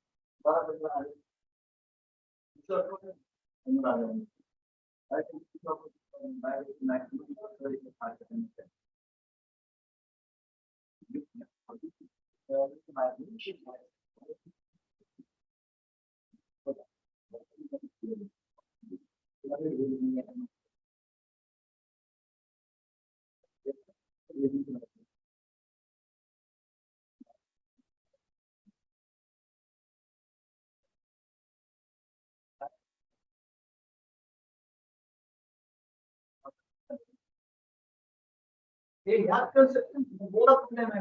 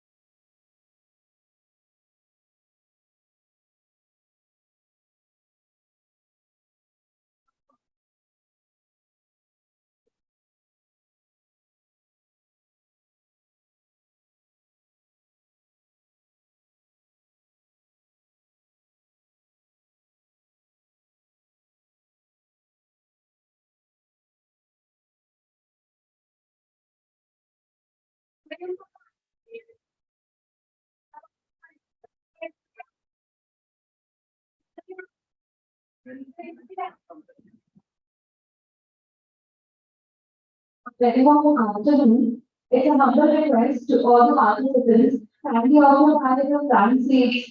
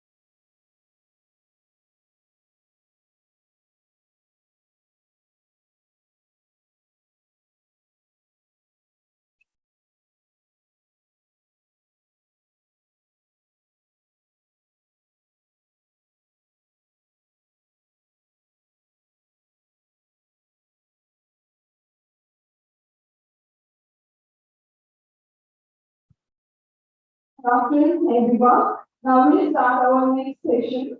I would like to request the Honorable Dr. Girish Mahajan, Senior Vice President, High Media Lab, Private Limited, Mumbai, to please come on the stage. I would like to request Dr. Samadhan Nikol, sir, to come on the stage.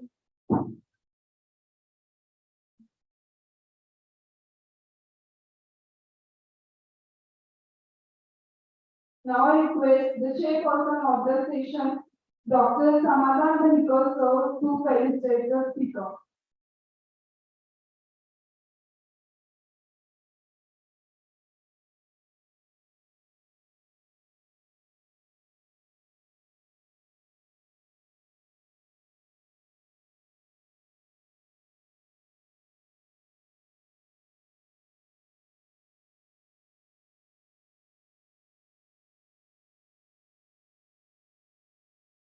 Dr. Mahajan has vast professional and scientific experience. Currently, he is working with High Media Laboratories as Senior Vice President of Microbiology Division. He has 20 patents, 167 international and national scientific publications. He has guided 21 postgraduate discussion projects. He has contributed to many technical brainstorming meetings organized by CSIR, DBT, CST, IGST, etc. He acquired his doctorate in microbiology from the Institute of Chemical Technology, Mumbai. He has been honored with several prestigious national awards, to name a UAAICC Distinguished Alumnus Award, Research 2021 on 17 January 2022.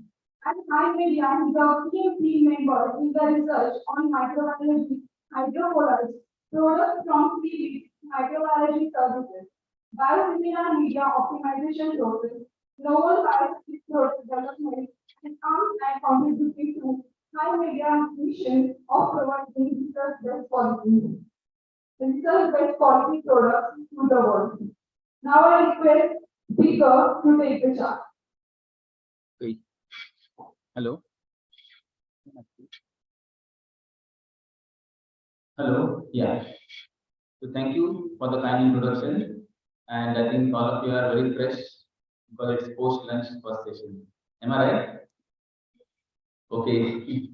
Now, when Dr. Patade sir talked with me to interact with people, so he told me that give some current glimpses from career perspective about microbiology and biotechnology, and also something about entrepreneurship, and what could be some career path in these areas. So I'll be taking literally in an assorted manner in this area. So if you have any questions, you can ask anytime.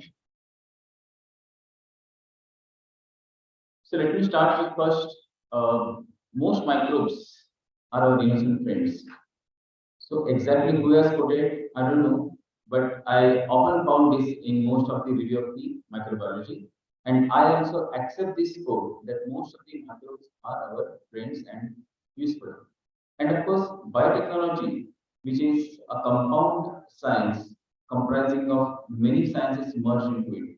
But basically, microbiology is the mother of biotechnology because of the initial principles of its use. So, when we say talk about the career, we should know the economics. So, obviously, if you look at this slide, the global biotechnology market was estimated to be USD 1.37 trillion, not billion, trillion by 2022. And it is increasing at a rate of 13.96, and it's such a high rate of increase in the demand. Perhaps you may wonder why this such a high increase rate and such a big market. It is because of the personalized protein therapeutics, various kinds of vaccines, which are of course costly, and there is a huge diversity. When you say personalized and protein therapeutics, the drug molecules are not small molecules in the region of 500 to 1000 daltons, but they are much above, they are in kilodaltons. To produce them, it's a high-end industry, it's an advanced technology.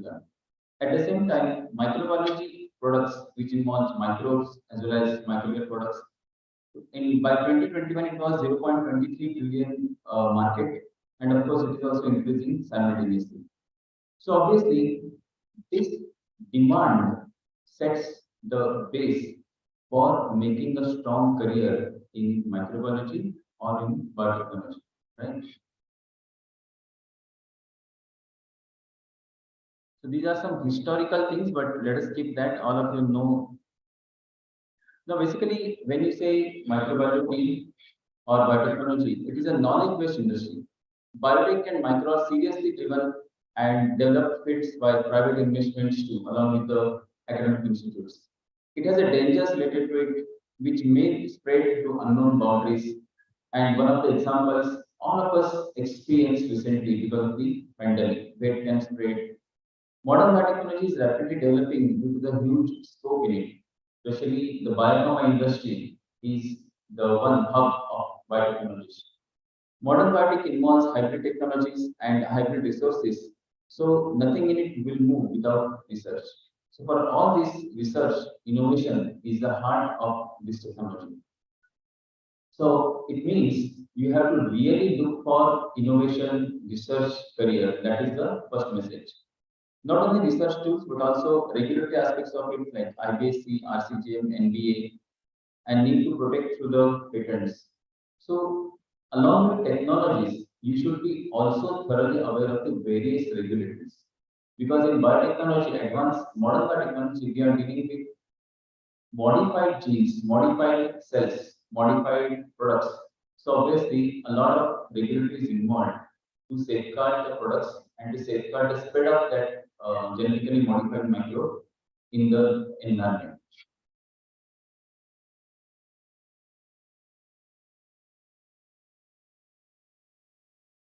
So there are thrust areas of biotechnology and microbiology, which involves medical therapies, diagnostic and immunization procedures, agriculture and food production, biofuel production, environmental solutions to address the water, soil, air-related problems, probiotics and prebiotics. In fact, perhaps every item today, there are some high news or advanced news about the probiotics. You must be aware of this. So probiotics, especially in microbiology, has become like a mantra. Like even if it is a cancer, if it is an autism, if it is a behavior pattern, ye probiotic le. So still, I can say that probiotics field is not extremely advanced. But currently, many animal experiments, especially mice, has a trend that has a tremendous scope in the future. Natural pigments, amino acid manufacture, media feed optimization of biosimilars, cultured meat. This is again a hot topic. If you want to make a bigger career in this area. So when I say cultured meat, I'll just explain quickly. So instead of using animal, you cultivate those cell lines. And from these cell lines, using the 3D bioprinting, one can make the meat. And that meat can be consumed. And there are a couple of already companies in the Singapore and Europe who are working on this. And in the high media is supplying the media for this type of research and the manufacture. We will know more in a couple of slides further.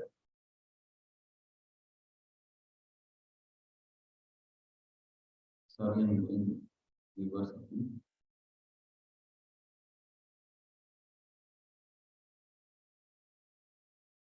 So these microbes can be used for production of amino acids, vitamins, variety of biopolymers, biosynthesis of xanthan, alginate, organic acids, for bioremediation of domestic agricultural. No, I have put carefully all the things in the slides because when microbiologists or biotechnologists look for a job or a career, quickly only two things come into mind: pharmaceutical industry or biotech industry and vaccine industry. But that's not the aim. There's a huge, arena where a biotechnologist and microbiologist can get a job. So the bioremediation of domestic, agricultural, and industrial-based products by subsurface pollutants in environment, claims concerning human and animal health by consuming probiotics and prebiotics. Recent research also suggests use of microbes in the treatment of cancer. Besides this, they are also used in production of drugs and vaccines, which are their basic things. And of course, there are many more.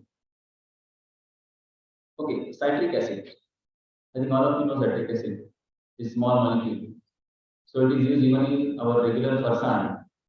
But if I ask you, name an industry from India who is manufacturing citric acid.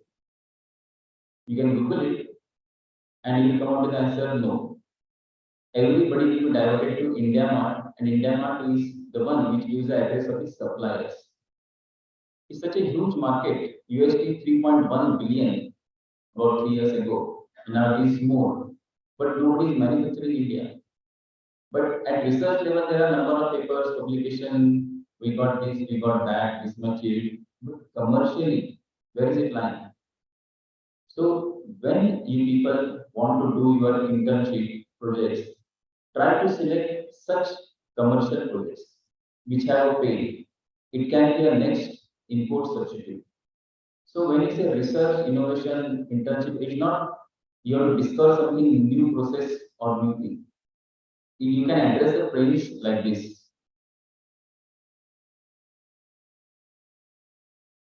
There is one more field, especially those who want to themselves look as entrepreneurs, start their own bio startup, perfumes from microbes.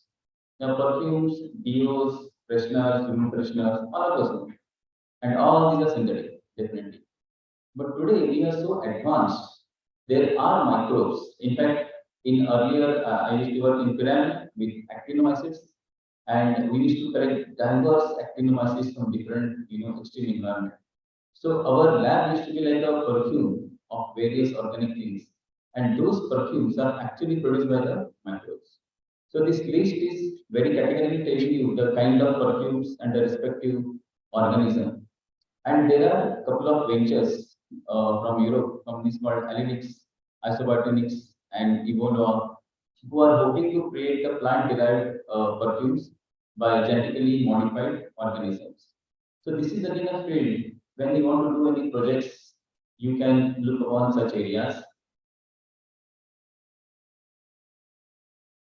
Now, one more area where huge scope is there in microbiology, and of course, when it is converted into technology, it comes under biotechnology. Many of the microbes produces very dark, intense pigments. And you must have seen colonies. Since I have worked on soil microbiology extensively, and even Antarctica samples are handled, there are many microbes which produce much vibrant and better pigment than what is mentioned in this particular chart. Yellow, orange, red, pink, red, complete visual spectrum and beyond the shades of it are actually produced, and the names are also known. That is the encapsulin, beta carotene, and lycopene, astaxanthin, and these have applications in the food. Astaxanthin, if you ask me, in fact, one of the industry approached us for astaxanthin, whether we can supply. But unfortunately, in India, nobody is manufacturing astaxanthin. Only one person from South replied they are manufacturing in grams, but a person are requiring in tons. So nobody is manufacturing. It means there is a wide scope. So if you know the technology of cultivation of this particular Botryococcus or the typical algae, you can produce a lot of astaxanthin. Secondly, this virusing. This also has an antimicrobial activity plus a pigment. Now, outside astaxanthin, apart from astaxanthin, phycocyanin, which is a blue-green algae pigment, there is a typical, it's called as tender bluster or something, is called as makeup pigment. So they are producing lima blue. This lima blue is a pigment used for making the eyelids color bluish shade. So this is sold abroad at a very high price, but it is a simple pigment obtained by chloroform extraction from the microalgae. Then we have recently Korean researchers working in fighting against the superbugs have developed antibacterial mask using the virus. So actually we had this mask in our lab because we had specially procured. So that supplier, they have pigmented with virus, which is giving a nice, typical violet color pigment, but at the same time it is antibacterial. So these are something new innovative applications you can always think of if you start something. There are sticky bacteria which produces a lot of kinds of biopolymers, including alginate, cutlain, dextran, gelangum, liban, and xanthan. And these are used starting from confectionaries to pharmaceutical capsules. Even yogurt contains gelangum. And the market for this polysaccharide is, of course, very huge, 9.88 billion in 2022. And recently, especially you can say after COVID, the consumption of yogurts has been enhanced. So the consumption of gelangum the market is increased.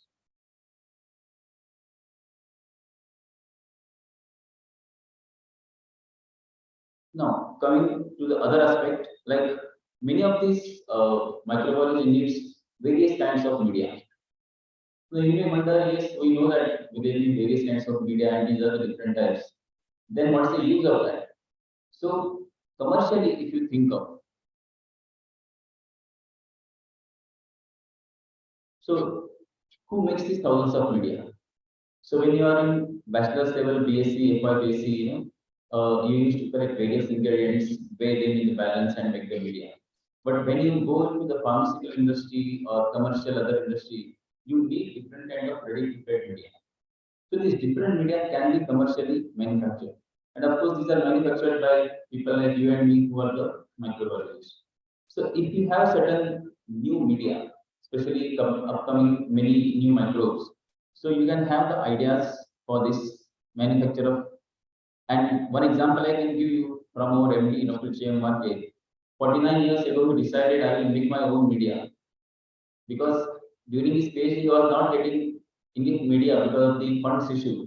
So he decided after PhD he put high media and he started with the 5 media. Now we have more than 30,000 SKUs in the media field.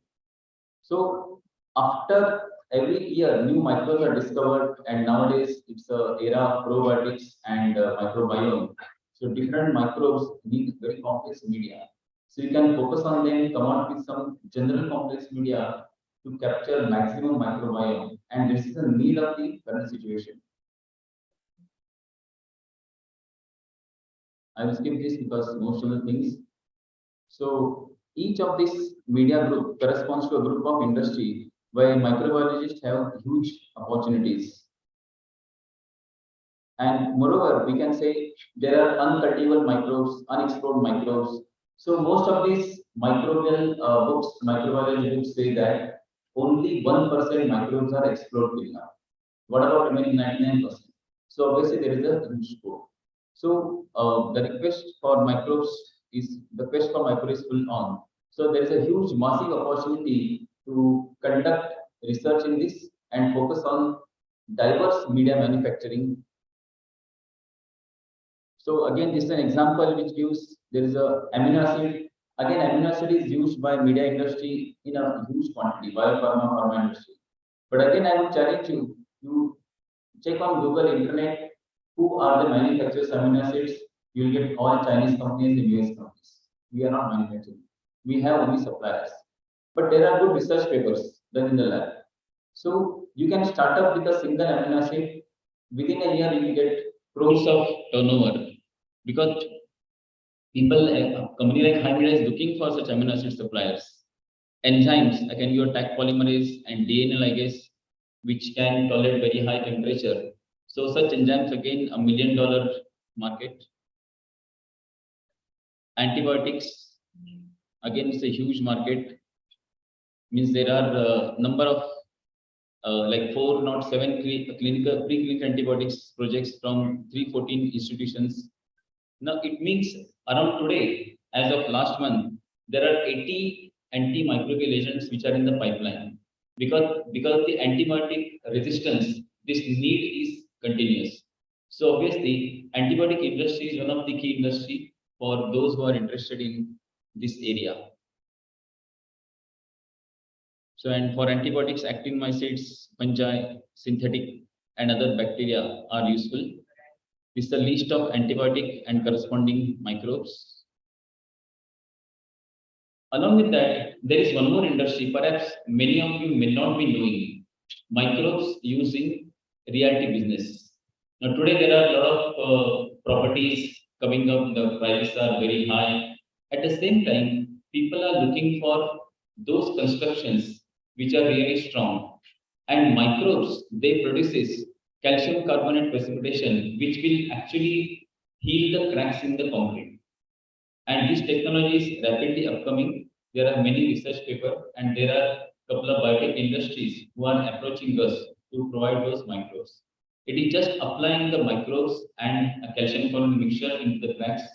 Rest microbes will take care. So again, it's a hot business. If you really come out with such list, I'll show a list. If you maintain couple of the first one, especially the Bacillus pasteurii plus calcium carbonate mixture, and you start selling this, that's it. So immediately within a month, I'm sure at least you'll get 2 or 3 clients to whom you can supply this mixture and provide the project, and you can become a turnkey project providers. Microbial boosters of plants. So again, this is a consortium of particular bacteria which produces biostimulants. When I say microbial boosters of plants, I does not mean nitrogen fixers, azotobacter, rhizobium. This is an old story. So there are certain microbes which actually stimulate the growth of the microbes, giving the IAD. So this consortium, information is actually available in many of the current review papers. So if you happen to make a nice consortium and try to sell, it has a huge market. That's why I use the microbial booster. But as I told, along with all this knowledge in the need of microbiology and biotechnology, you should be also aware of the safety norms. So the US Center for Disease Control, that is CDC, classifies biohazards into 4: BSL-1, BSL-2, BSL-3.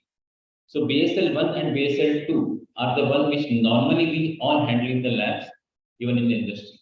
When you say BSL-3, like Mycobacterium tuberculosis, it comes under BSL-3. So there are certain different type of setup required for BSL-3. So when you handle consortium of microbes, you should be sure about what I'm handling. Suppose if you get a good results in amino acid production, but the culture happened to be totally different, very hazardous. So obviously it may go under BSL-3, so you have to reject such case. And BSL-4, potentially fatal viruses like Ebola viruses, Marburg viruses, and coronavirus. So obviously all these BSL information, biosafety, you should be aware when you are working in biotechnology.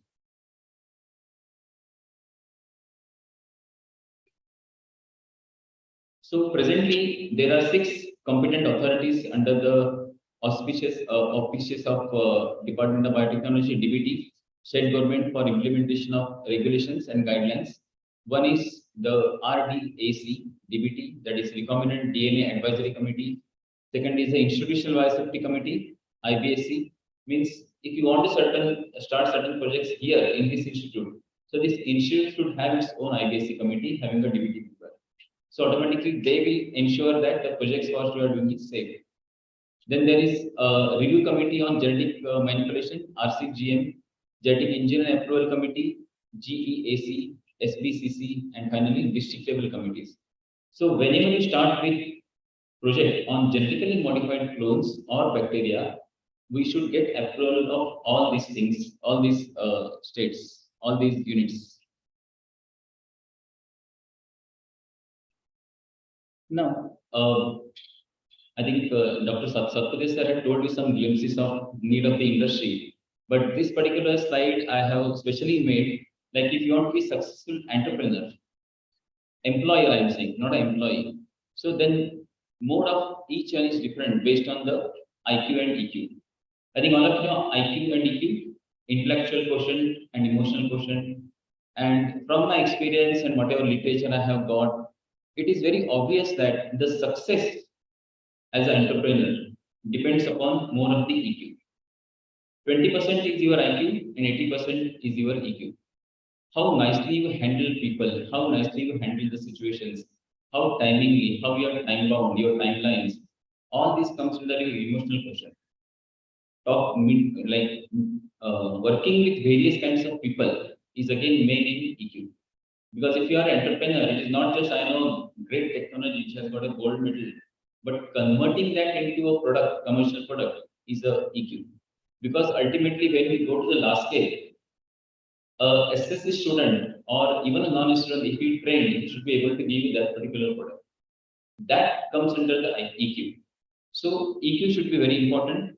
Now, generally it is said that when you say technical, the person should be good in statistical analysis, graphics, data management, perfect ways of doing things, and concluding properly. Writing skills are very important, like email writing, project writing, how you are projecting.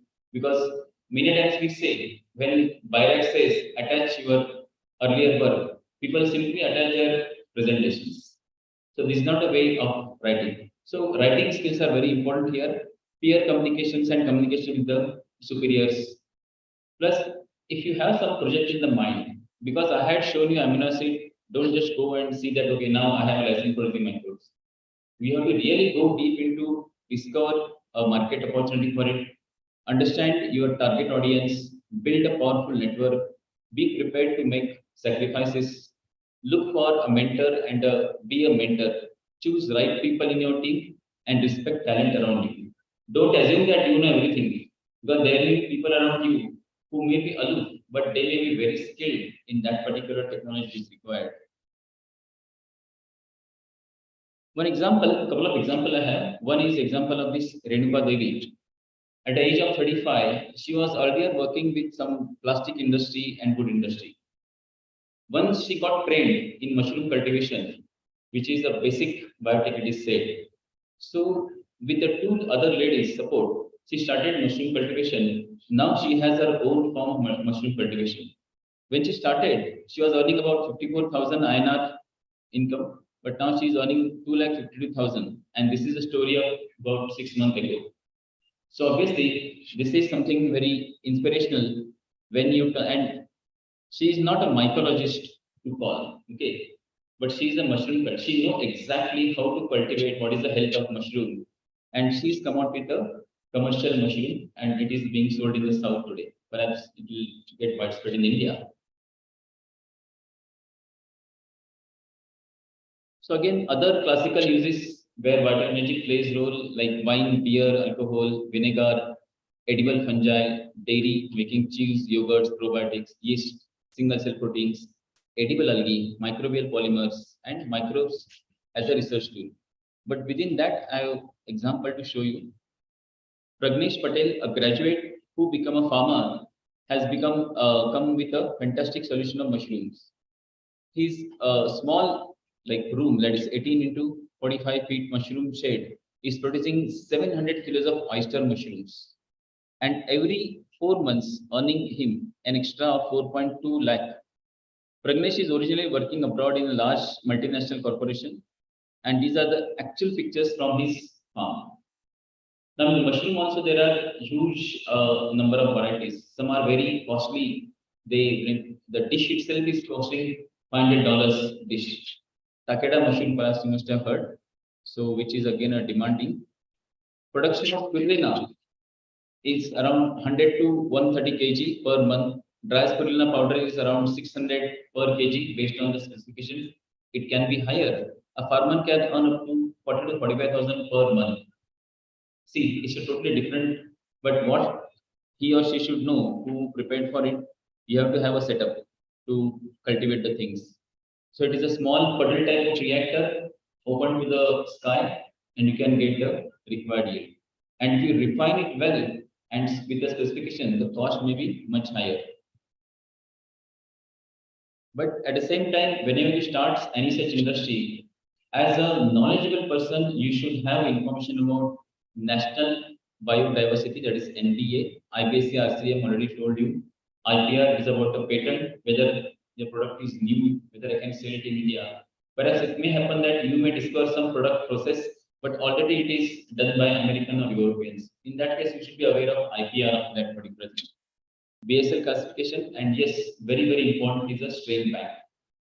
Any recombinant microbe what you manufacture in the lab, prepare in the lab, you should deposit in a strain bank. Many times I have seen as a Viva taking whenever I go or referring giving some thesis. Student do a lot of work, good results are there, but strain kahan rakha? No sir, work fridge mein hoga. Means after PhD, the strain is over the life because fridge is never opened by any other person for that particular strain.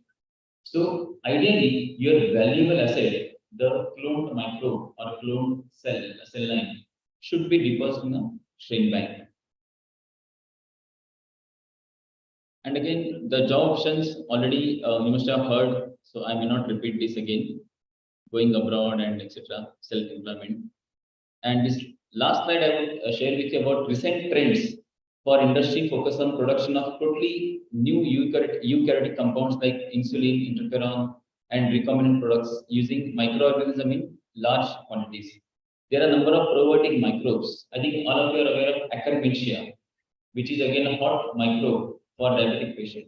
So if you really develop a cultivation for Akkermansia, then you are the king today, because nobody is able to get that formulation yet. Biofuels like bioethanol, biodiesel are being manufactured using new raw materials like lignocellulose, algae, and other biomass material to replace the fossil fuel. Many new recombinant vaccines are produced to replace the crude vaccines and make them polyvalent to reduce the dosage. Recombinant proteins, how many? There are more than 28,000 therapeutic recombinant proteins, massive.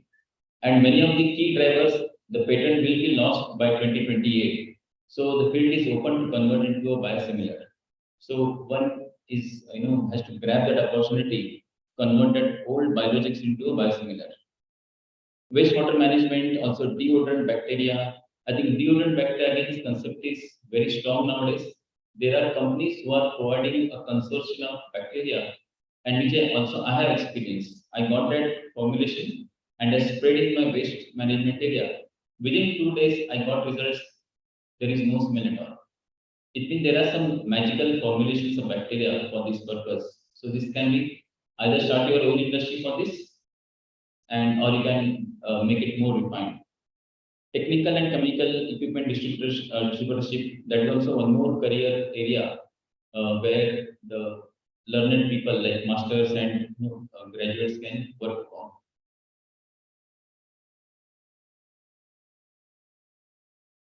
And this explore careers by looking on internet, which is the favorite tool for everybody. Checking out library books, magazines, journals, periodicals, daily such as Times of India and in Maharashtra, Lok Satta, Namakad. Talk with friends and family. Ask your teacher and senior about it. Talk with professionals. That's why perhaps here the professors arrange talks like people like us from industry and from other institutes. Be well connected and interactive on professional networks such as LinkedIn, ResearchGate, etc. Because many times people ask questions, and those questions are typically available on ResearchGates and LinkedIn. So be when you are using your mobile, use it for this constructive work to make your career better. So these are some sites. So thanks to all of you for the careful listening. If you have any questions, please. Thank you.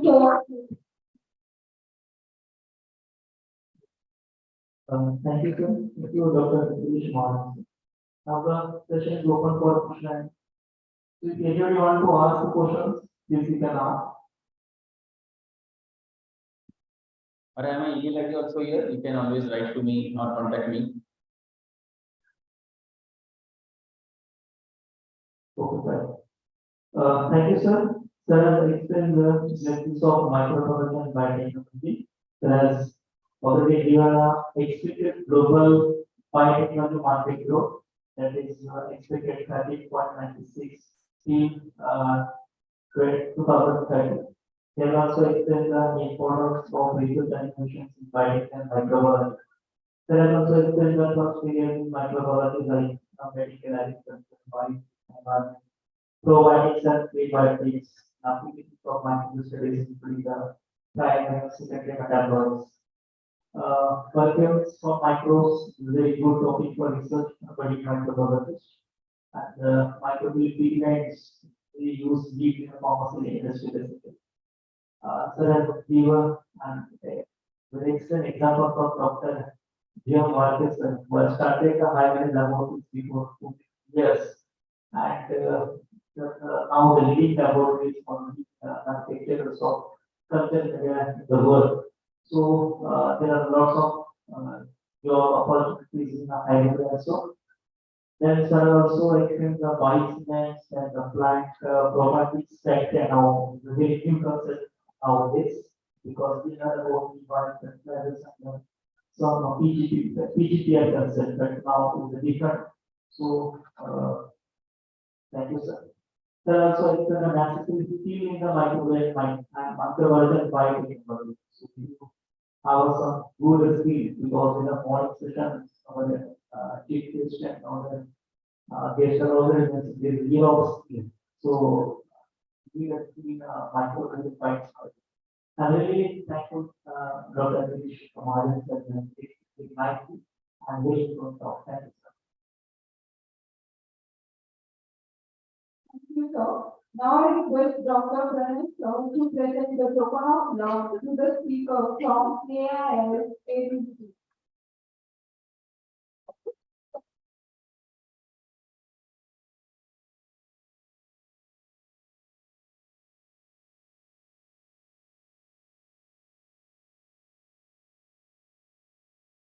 Now, Dr. Pranay sir to present the token of love to all the persons, Dr. Pranay.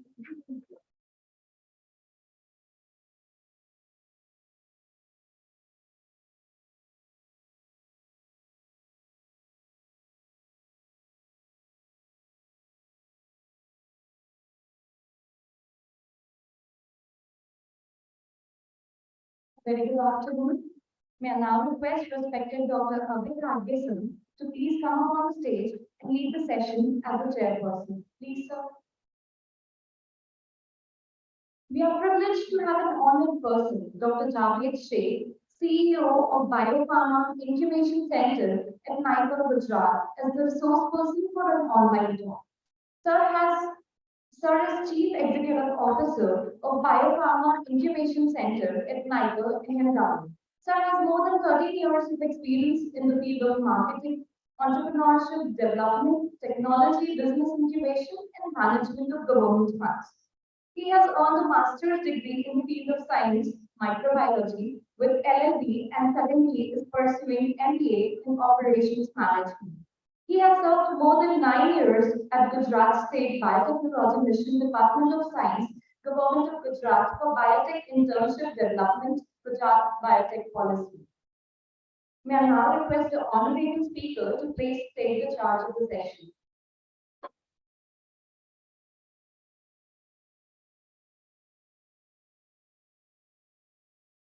Hello?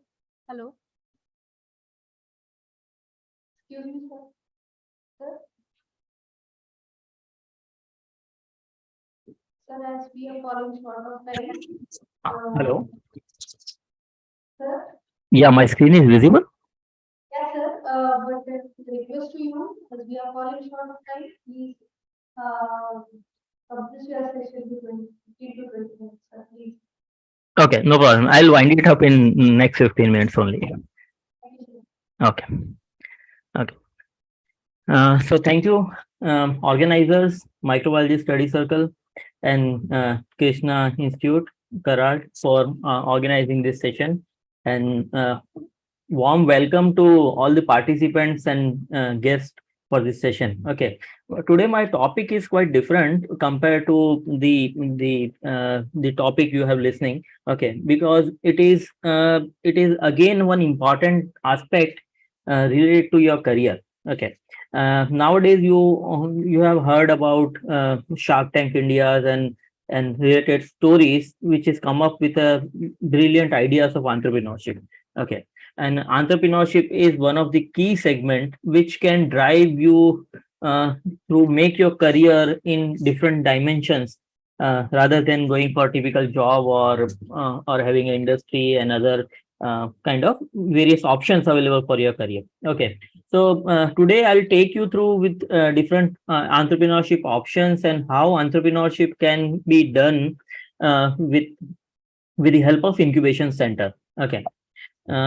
So basically, when you are working on a startup or let's say entrepreneurship domain, there are 4 key components which are required to have in your hand. Okay. First one is the idea. Okay. And let's say idea per se, we can say what idea should be the innovative one, or how idea can generate a good business out of your curiosity or your solution. Okay.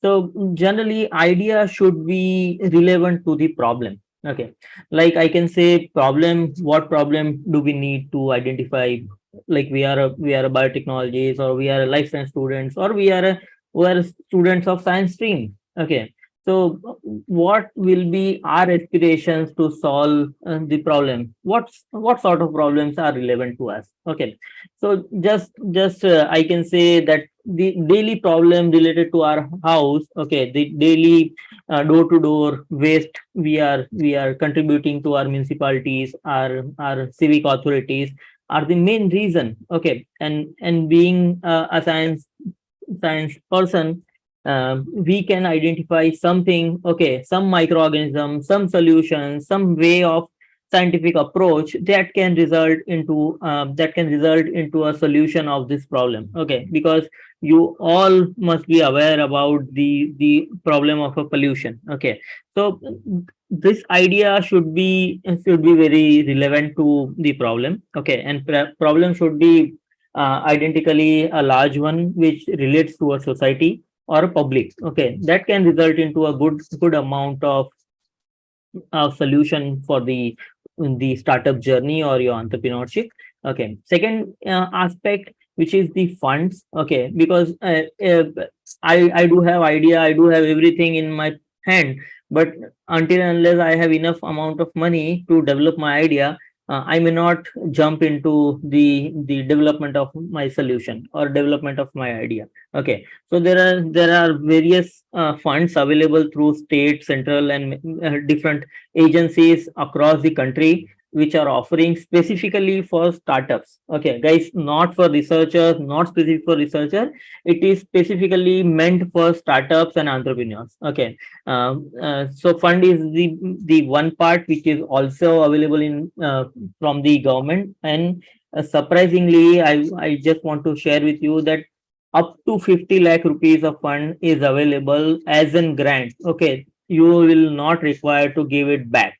Okay, so government is offering up to 50 lakh rupees as a grant just to check out your idea, that whether your idea is feasible, whether your idea is doable, whether your idea is working or not. Okay, so please feel free to reach out to me at the end of the slide. I'll share my email ID. Okay, if you have any requirements or any information required for different funding schemes and their criteria, feel free to reach out to me.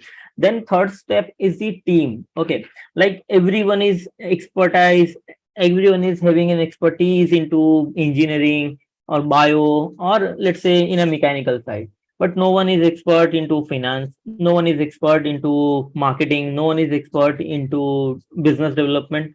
So that team may not serve the right source of purpose for a startup. Okay, so for a good startup or for a good entrepreneurship, it is very much required that you should have a good team, and good team comprising of having individuals from different capabilities. Someone should be sound enough into finance, someone should be sound enough into marketing, someone should be sound enough into technical thing. Okay, someone should be sound enough to sell your product. Okay, so this sort of completeness is required for making the ideal team for a startup.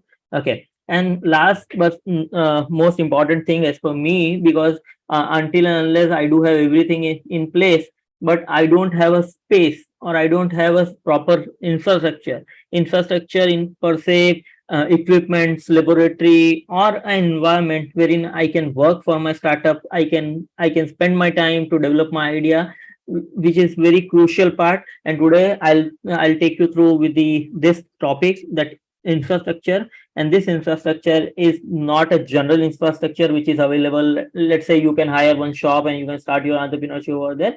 But for a scientific startup or for a technology based innovations, you would probably require some scientific infrastructure, and this scientific infrastructure can be available at different sort of incubation centers. Okay, like you guys have very much aware about the incubation center. One incubation center, not incubation center, but an incubator which probably human beings are using it, and is a neonatal incubator wherein newbies can be placed for let's say 24 hours, 48 hours, or 72 hours, based on the doctor's recommendations. Okay, so that's the one kind of incubator which provides a suitable environment for a baby, like mother's womb. Okay, and that can give maximum nourishment, nutrition, and everything which is required for the growth of a baby. Okay, so that's a one kind of incubator.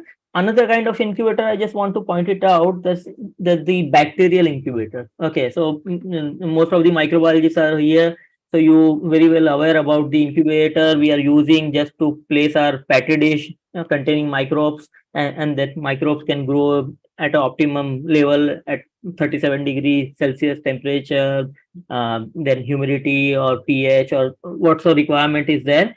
So our incubator is providing this sort of environment for a bacteria to grow at an optimum level. Okay. Likewise, the same spirit, government has and some private agencies has started some incubation centers just to nourish and nurture new ideas and new startups. Okay, so these incubation centers are kind of an incubator, like baby incubator and a bacteria-based incubator. So here, our main source is the startups or individuals who have innovative idea. So the incubation center provides the basic environment in terms of infrastructure, in terms of services, in terms of capacity building, in terms of training, in terms of monetary support, in terms of mentoring. Okay, so there are different things which is a part of incubation center, and this incubation center helps the startup to grow and nurture and jump into a market to launch their product. Okay, how this incubation center and what is the incubation center? So basically, the incubation is nothing but a network of innovative components, okay, which can provide competitiveness, which can help users to make their business accessible, develop their technologies. Okay, and these incubation centers are ready and open to adopt the new technologies and new ideas from the market. Okay, and ultimately the main goal of the incubation center is to make some money or revenue out of your ideas. Okay, so incubation is a place wherein you can come up with your idea, you can use the instruments, you can use the infrastructure, you can use the services offered by the incubation center, you can pay the nominal fees for the usage, and ultimately you can develop your idea. For an example, I just want to quote, let's say I have one idea. I am basically a microbiologist. I have an idea. I want to develop some probiotic solution. Okay. But my solution, development of my solution would require some X equipment. Okay. And this equipment cost me somewhere around 50 lakh rupees. And I do not have the money in my hand. Okay. I can approach different government agencies and I can take grants up to 50 lakh rupees. But let's say I got 50 lakh rupees, though I would not prefer to spend my whole amount just for buying one equipment, a single equipment. Okay. And let's say if I buy that equipment, okay, there are less probability or uncertainty that my solution may work. Okay.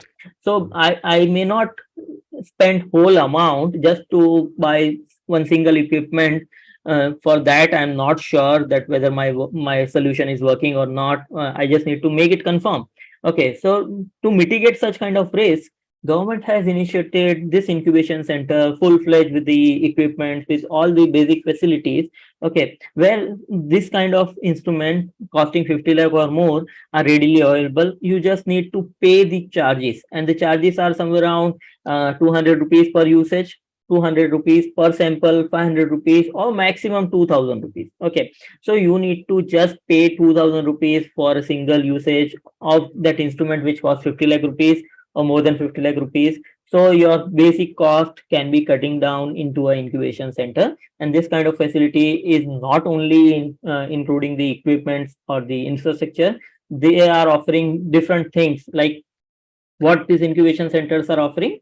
So these incubation centers are offering workspace, which can be a shared lab, dedicated lab. Okay, so let's say if you are working on some confidential idea, okay, and you don't want to share it with another ones, okay, so you can have one dedicated lab which is only and only dedicated to you or your team. Nobody can interfere over there. Okay, and you just need to pay the monthly rentals for the lab.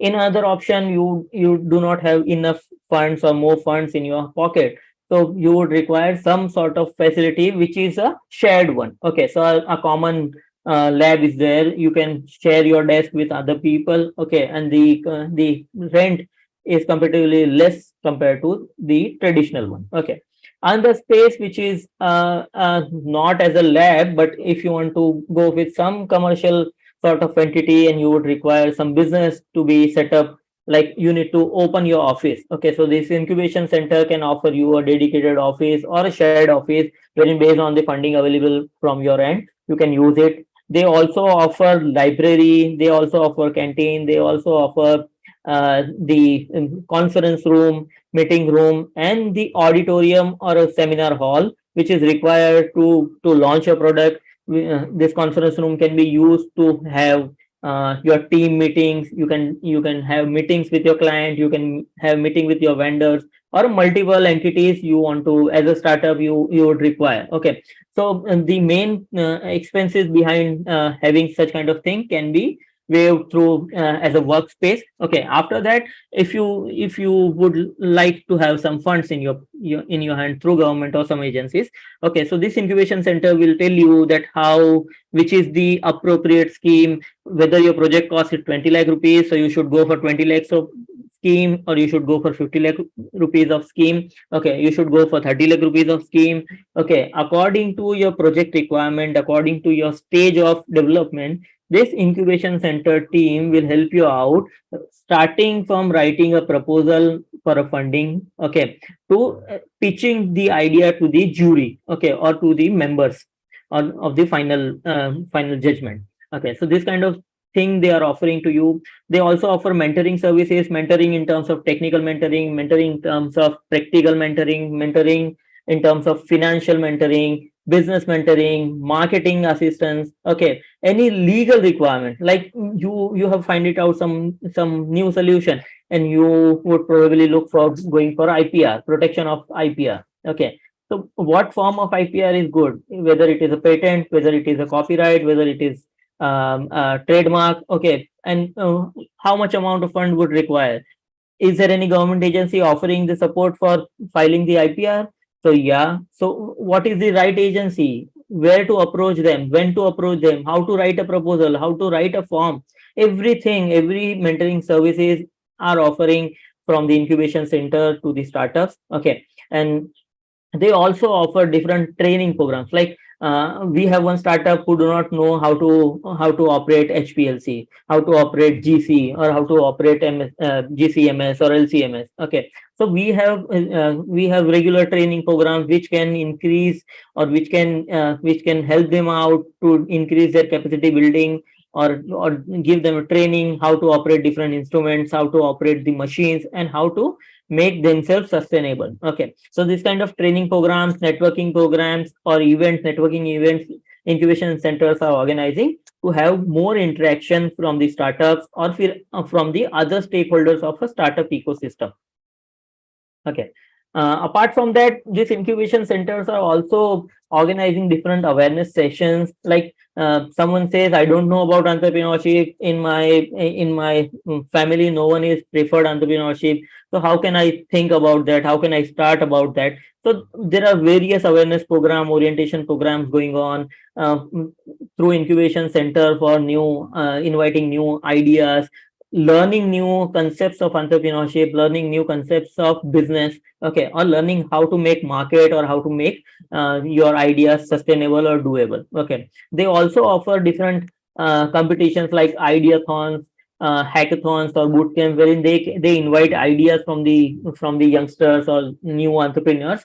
They invite ideas, they offer some money, and they also offer complimentary accommodation at an incubation center, wherein you can spend 4 to 6 months initially at a free of cost to incubation center.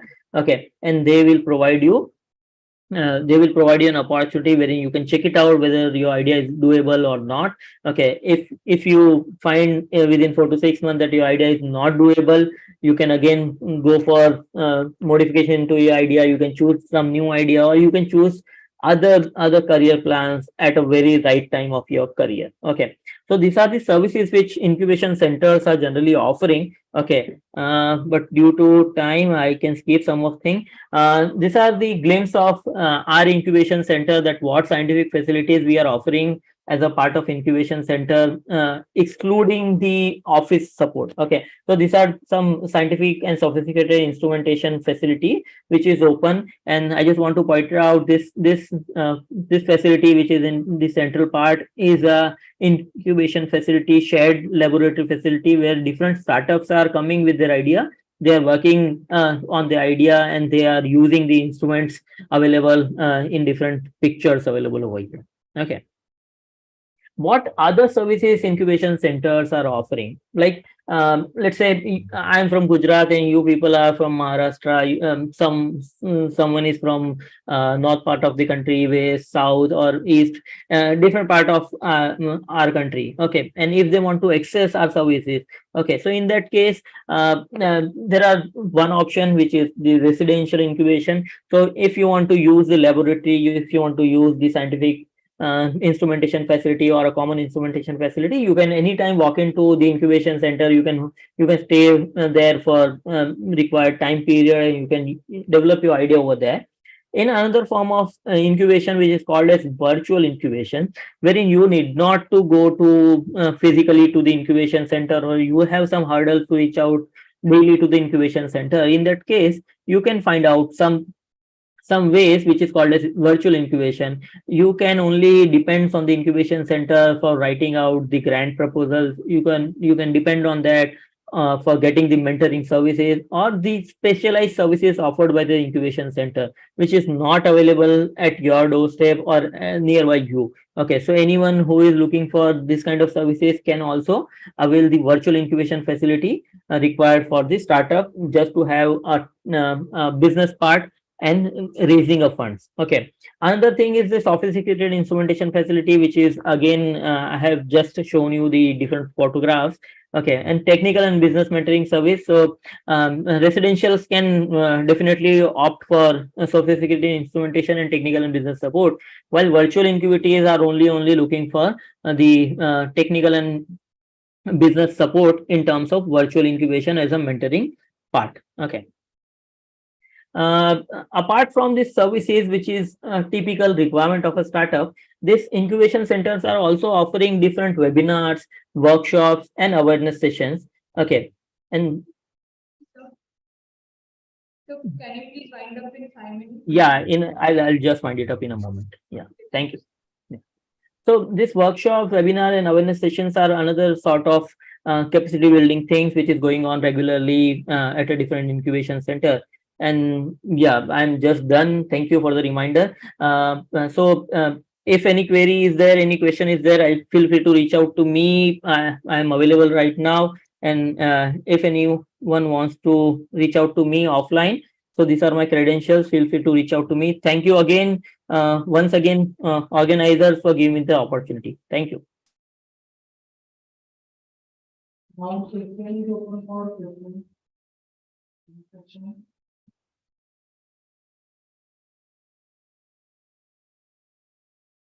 No questions. If any.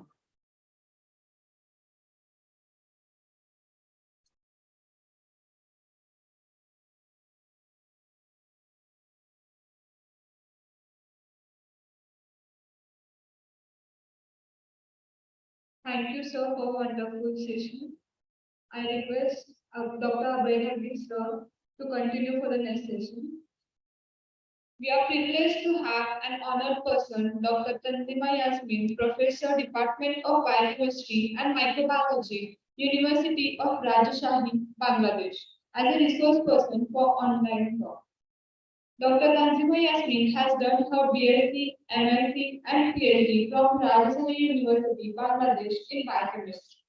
She has also done diploma in Tokyo Institute of Technology. She has worked as lecturer, Department of Biochemistry and Molecular Biology. She has been assistant professor, director and professor, Institute of Biological Sciences, University of Rajasthan. She has been chairman, Department of Biochemistry and Molecular Biology. There are so many scientific paper presentations to her credit involving international and national seminars. Ma'am has been awarded for best performance in Bachelor of Science in examinations. Now, I request Ma'am to take the charge. Ma'am, I request you to begin the session and wind up it in 15 minutes. Ma'am, can you hear me? Hello? Ma'am, you are not audible. Yes, yes, please. Now it's okay. Yes, I am ma'am. audible. Okay, Yes, ma'am. okay, thank you. Thank you very much for inviting me in this prestigious events is organized by Krishna Vidyapeth University.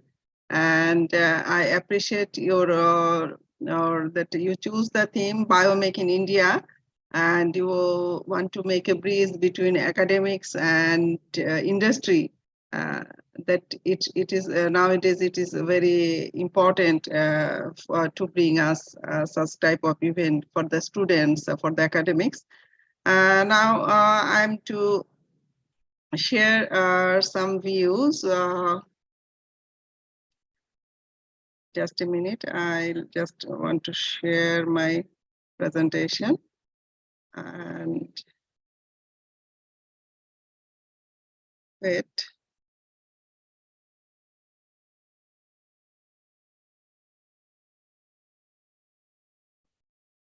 What is the slide?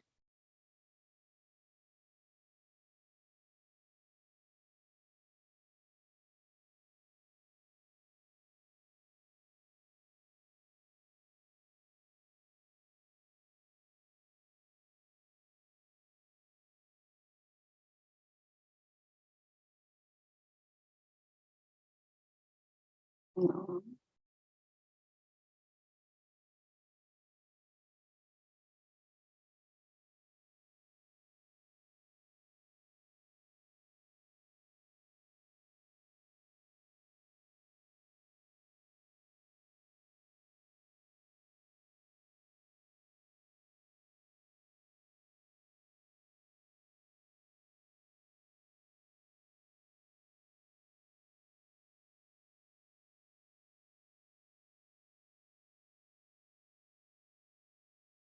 Excuse me, the slides are visible.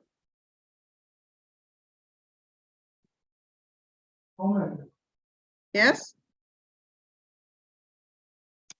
I'm trying to, the slides is visible. Not yet.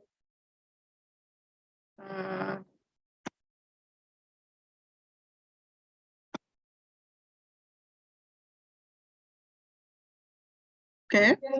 Yes. Visible. Okay. Today, I just want to discuss to share some my experience about to work some underutilized plants.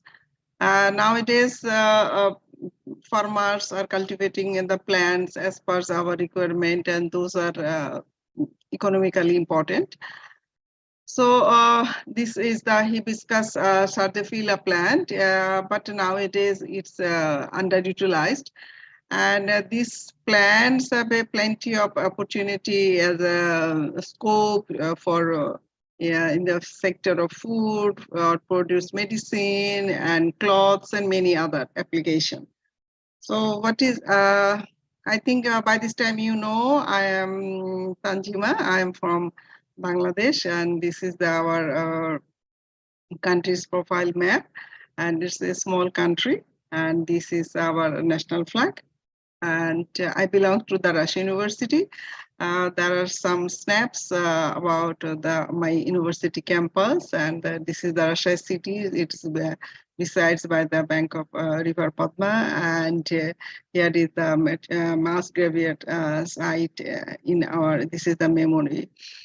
For the martyred who had died in the 1971. Here is also one of the liberation war sculpture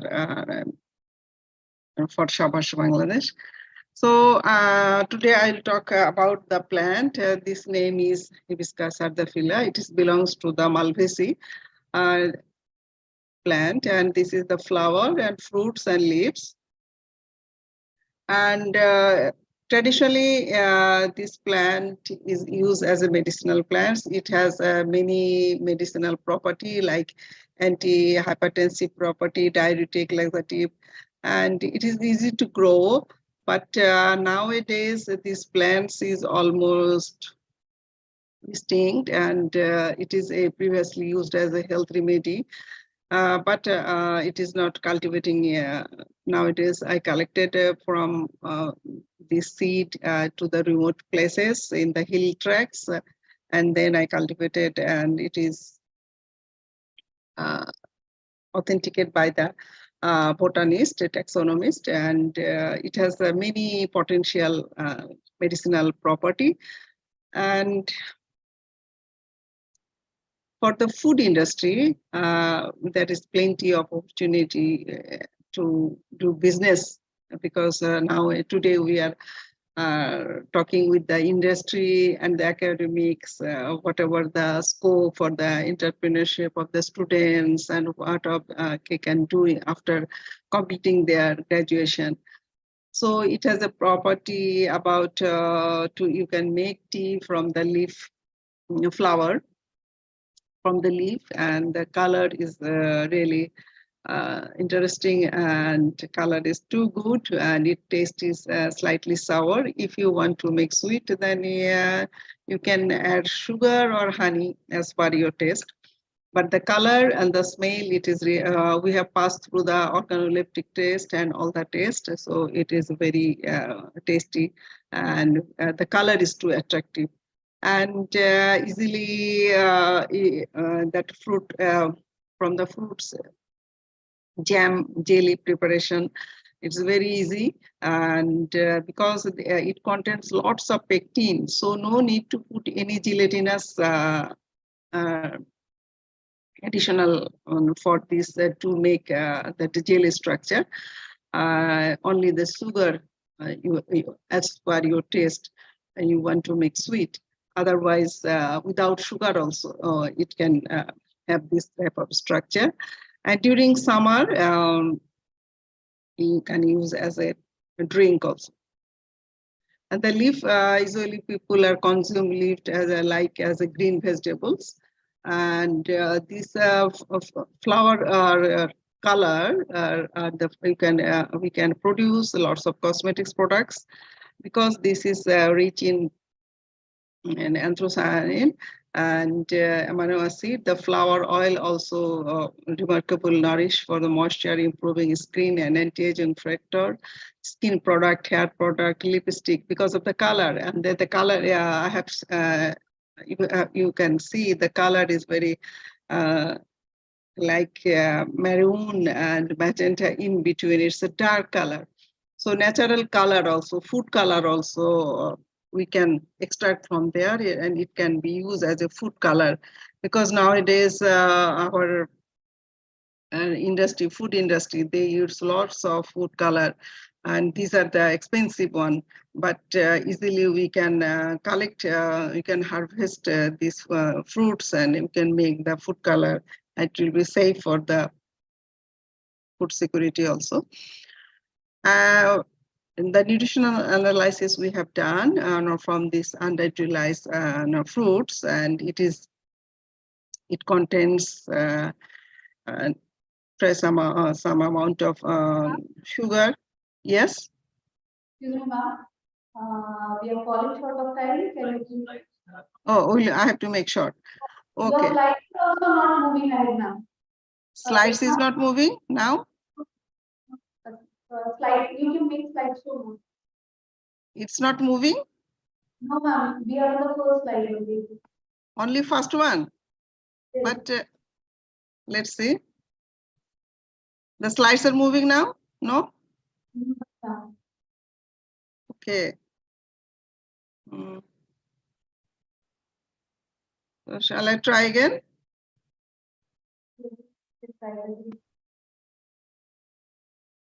This now? Yes, ma'am. Now it's moving. Next. Yes, ma'am. You can move ahead. It's moving? No. Next slide, please, ma'am. It is stuck in one slide only, no? Now it's not moving. Not moving and Yes. I have also noticed it's not moving. So, just a minute. go with. I think, shall I? It's moving or no? No, it's not moving. You can just go for explanation. I see.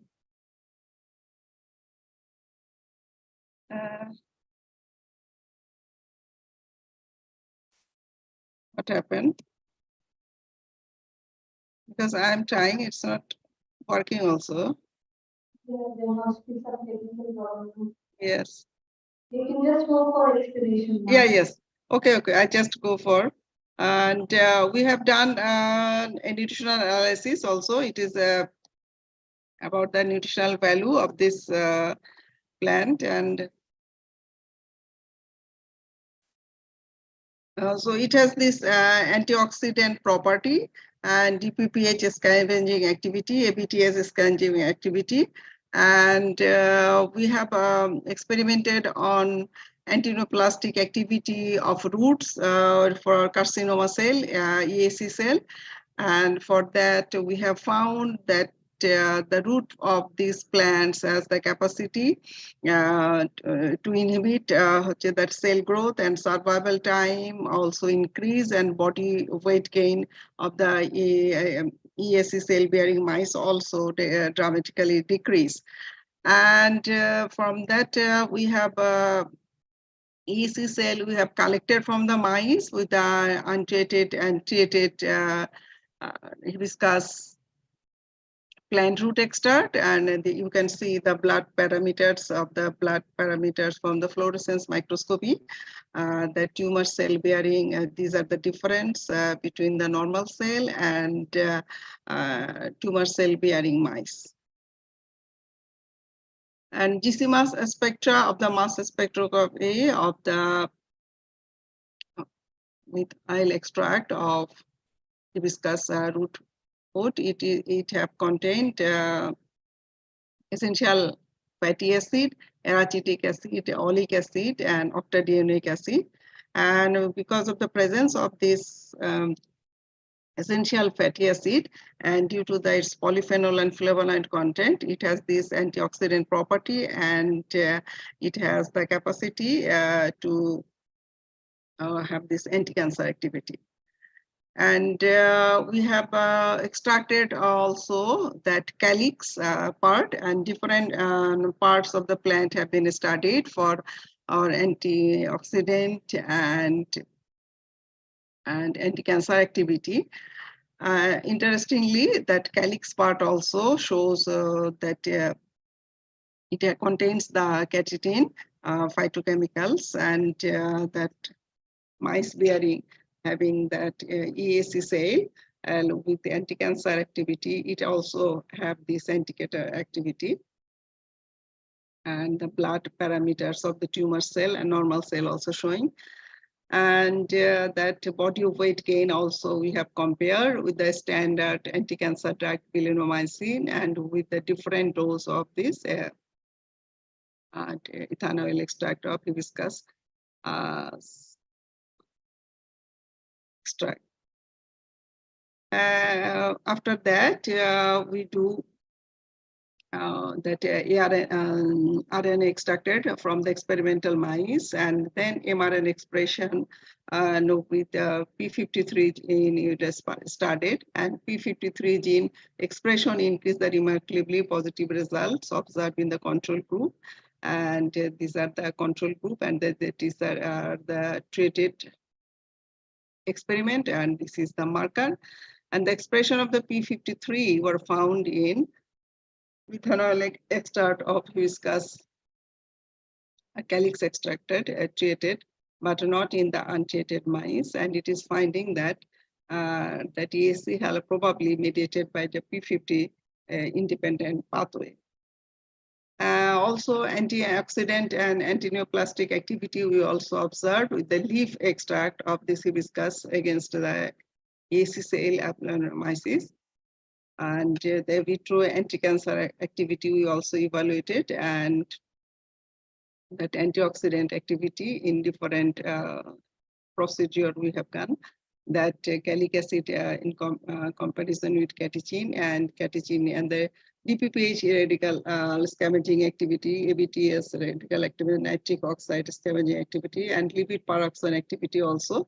IC50 also observed with the methanoic extract of hibiscus leaf extract, and the standard was the catechin, and it has a we compare with this catechin as a standard. And the leaf extract also have shown that anti-cancer activity. And we also examined the blood profile also, that red blood cell and the WBC and hemoglobin percent of the control mice in compared to the treated mice with the AC cell. And it also GC mass spectra we have analysis, and we found some peaks. These are the essential fatty acid, hexadeonic acid methyl ester, linoleic acid methyl ester, and arachidic acid, and some other alpha glyceryl linolate and phthalic acid we also found. And these are the main peaks from the ethanoic extract of the leaf. And antineoplastic property and the photosynthesis, we have also did silver nanoparticle structure and nanoparticle structure. Yes.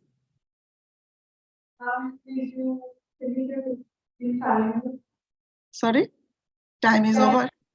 Okay, I'll just make a brief. And we have also used that hibiscus plant as a silver nanoparticle study. And from there, that silver nanoparticle, it has the different aspects, and we can use as a drug delivery. And for the nanoparticle, it has the many agriculture application, industrial application, environmental degradation of dyes. So we have extracted nanoparticles from this flower, and this study also going on. We also find many interesting property, because due to time short, I could not show all the slides. And we have analyzed that X-ray diffraction study, and these are the microscopic feature, and the antioxidant activity also, and antibacterial activity. It processes that different, it control some microbial infection, and it can have the ability to produce antibiofilm activity. And we also measure the toxicity with brine shrimp lethality, and it has this catalytic activity. And from this catalytic activity, we can found that it has the ability to degrade industrial dye to minimize environment pollution. So this plant is very useful and applicable for the food industry, for medicine, for clothes, and the fiber. Because short of time I could not show. It has the fiber. That fiber can use for the manufacture of clothes, bags, and others. Because this fiber, if we use this fiber as a cloth, so it has this multidimensional use. And so the utilized plant could be a potential source for our industry. For they can produce so many items from these plants. Thank you very much for giving me this opportunity to deliver in front of a student. এদের আবার আজকে আবার শুরু হয়েছে ইয়ার, ওদেরও সমস্যা আমাদেরও। No question, ma'am.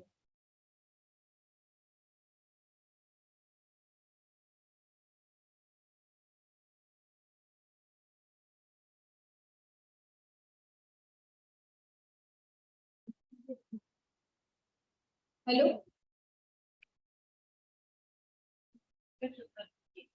Now I request Masuka ma'am to present the token of love to Dr. Abhay Khante sir.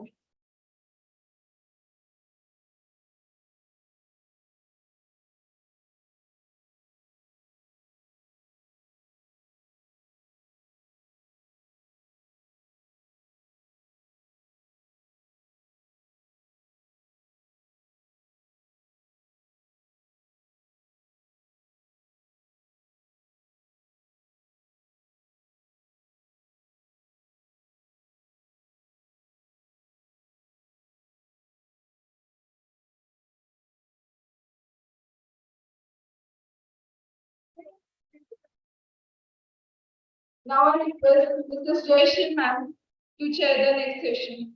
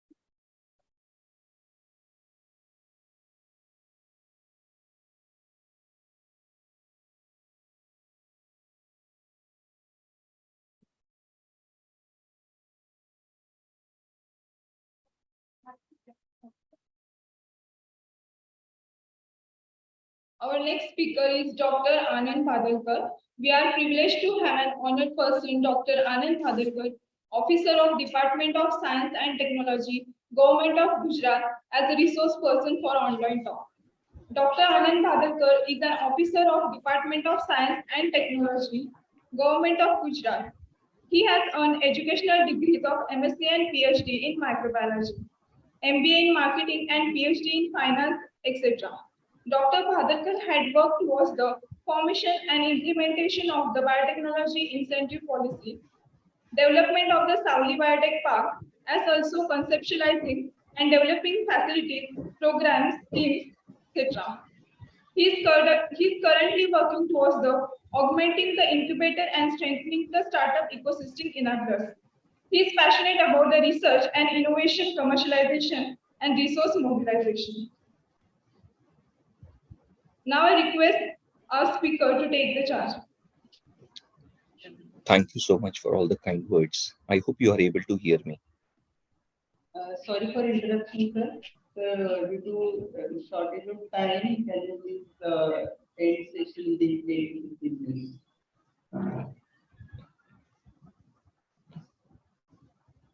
Yes, sir. Yes, but I hope you are able to hear me. Right? Okay. So thank you so much for having me here. I'll just quickly share my slides and start moving in. Just a moment.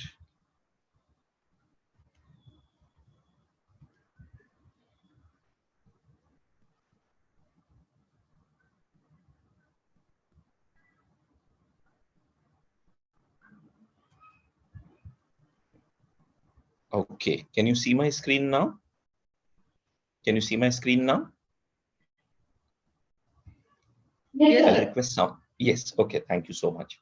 So thank you for having me here, and I understand you have primarily students attending this very interesting session on Biomake in India. And I chose to speak on technology-driven entrepreneurship or biotechnopreneurship, an emerging trend. So as you see, biotechnopreneurship is a registered trademark of Government of Gujarat, just indicative of the resolve of the state government to promote entrepreneurship in the field of biotechnology. It was for this reason that I chose to speak onto this topic, and I cannot start before thanking the organizers, of course, the Chancellor Dr. Suresh Bhosle, Vice Chancellor Dr. Nima Mishra, Dr. A.M. Deshmukh, Professor Girish Pathade, and the entire team. I understand there are a lot of people working behind the screens I hope I'll be able to visit you sometime soon. Let us see when does the Koina Krishna Sangam calls me now. So I also have this tradition of thanking the mission directors, current and past secretaries of the state and central, because that is these are the people with whom we interact the most. Also other places where we have had projects, maybe the Planning Commission, the erstwhile Planning Commission of National Innovation Commission, and so on and so forth. I also have this practice of thanking my mentors, my teachers. This is how teachers have been so important, so impressionable. Okay, and I propose to take the discussion in this way forward because I'm going to speak on entrepreneurship as to entrepreneurial versus non-entrepreneurial models and why technopreneurship it is a trend and not just a fad. And why is it a trend? Because it provides solutions. So I'll talk about that. I'll talk about the science of biotechnology a bit and how entrepreneurship in this field is needed. So both the science of biotechnology and the business of biotechnology. And then would talk about what government support is available across the value chain, what funding, what mechanisms, how spaces are available, how do we connect, what do we do, and what are the benefits that come from the organizations that I come from, that is from DST, may it be Gujarat State Biotechnology Mission, or may it also be the Savli Technology and Business Incubator. Okay, so with this, I'll move to the first slide. And what do entrepreneurs do? So I'll first seek your attention to the right side of the slide where I talk about what do entrepreneurs do, and then you will get to see that entrepreneurs build enterprises which actually build wealth and output and exports and create employment and income generation and thereby alleviate poverty, add to taxes and government revenues, and thereby increasing higher productivity and innovations. It is for this reason that multiple reasons that one, it brings taxes or revenue. That is not the only reason why government support entrepreneurship. Now, when you look at the left side of the slide, you will get to see why do government support entrepreneurship. The first and the primary reason is not because it brings taxes, but it is because we have realized that entrepreneurship has multiple benefits, starting especially technopreneurship, because technology acts as a leveler tool. So when we get to see, when a Mazdoor also dials 108, okay, then medical emergency services, these are available to the last one in the pyramid. You get to see that the poorest of the poor can also avail certain number of benefits. Okay, so this is where the riches and the poor, the haves and the have-nots, to both of them, when you cut here, technology acts as a leveler tool, and thereby it brings up socio-economic upliftment of masses. And what all can biotech businesses do to the society? I will explain it to you through the slides coming up. It adds to competitiveness, generation of indigenous technologies. Okay, positive BOP. What is BOP? Balance of payment, right? Which means that the imports versus exports of a country, it defines the balance of payment. When you support entrepreneurship, you support exports, you support your indigenous makers to make products and then sell it across. It could be production, it could be produce or productions, or it could also be services. And of course, excellence and exit from mediocrity. So it is primarily sustainability. Only then can a society become sustainable. It is only then that critical mass can be added, and then socialist economy can be practiced. It is for this reason entrepreneurship as a model is advantageous over non-entrepreneurial models. This is a simple example we know of how best quality potatoes, whatever they may cost 25 rupees per kg, but the moment there is value addition in it, may it be simple like this, you will find that the cost is 500 rupees per kg. Right. Now, this is a simple case of value addition and economic activity. This is entrepreneurship. Yes, this is also entrepreneurship. But is it technopreneurship? No, it is not. So when can it be technopreneurship? I'll get into that in a moment. But before that, this is a production model or a manufacturing case. Let us move into a service case. And it is this. Mark the differences between the two. Now, the left wala is also a kaka chai wala. Okay, tapri. where chachi वेळ झालीच आहे. But then here you have towards the right, you get to see over this. This is also a chai wala. This is a tea post, a very popular joint in Gujarat. This has been started by a microbiologist from Rajkot and now has so many number of franchises all over. But do you get to see some Firangis also having chai here and puff and stuff? So look at the differences. While yes, this is frugal, less resource intensive, less regulatory compliances or least regulatory compliances, tax saving, customer recall value here is low. And foreign earnings, well, we don't know. Franchise is less likely. When you look at here, you get to see that there is a higher customer recall value. You have foreign earnings also likely, and franchisees, it is a huge possibility of having franchises. So this is a service model, right? So having started onto this, the point again is this entrepreneurship does not support, giving solutions to the society.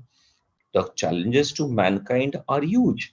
Okay, what do I mean by that? Let me first take you through this particular slide where I talk to you about, look at the first picture you get to see here is a picture of obesity to malnutrition, okay, or a malnourished kid out there. And then the third picture, it talks of malnutrition. This is a VADD picture, vitamin A deficiency disorder. Okay, now all three are related to food. Here it is access, here it was inadequate, but here you get to see that the food was adequate, but the nutrition was inadequate. Okay, so what is the solution? The solution obviously is technology. This is where I think biotechnology comes in. Not only in food, it can also come in clothing and energy and shelter and urbanization. So for all of these, I think the solution is technology. And before I come to this, I'll just quickly take you through one more slide. And the greater is R&D, the greater is innovation, commercialization, the more intensive is technology. The stakes are also multiple. We know that out of so many number of leads in a preclinical development, hardly one or two eventually reach the market. So the cost that goes on to research on each of them gets added up onto the last one. And this is where we know that IPR plays a role and so on and so forth. So from there, now I shift on to certain number of technologies. And if you, okay, I cannot open this file, but nevertheless, this through this picture, I'm sure most of you will recall that I'm trying to talk to you about the stem cell technology that that primarily LV Prasad Eye Research Institute of Hyderabad developed, Professor D. Balasubramaniam, and so many number of other people who the University of Sheffield that contributed towards it. Okay, but nevertheless, that, and we happen to be into top 5 countries of the world to develop limbal stem cell technology. The point that I'm trying to make is now recent developments have also taken us a step forward in neural stem cells. And now we have been able to, we know that nerve cells, motor neurons, are the ones that are most impacted, may it be in so many number of stroke related damages or Alzheimer's or so on and so forth. And you get to see that what they could do was they could implant embryonic stem cells in the brain cells, and the damaged brain and these cells migrated to the damaged areas of the brain, and there were no tumors formed. None of these transplanted cells formed tumors. Now, this was something that was not achievable earlier, but here we have been able to do this. But now this needs to reach to society, right? Similarly, there are implantable electronics. There are so many number of other technologies that are coming up, bioprinting of organs. Okay, uh, there are videos, but let me skip it in interest of time. And so I just want to show you this particular picture where this is 3D printing of organs. Okay, The way you do 3D printing using a PLA a strip, here using cell lines, you can do 3D printing of organs. Okay. Similarly, in the next one, CRISPR-Cas, this is something I'm sure one or the other person would have talked to you about.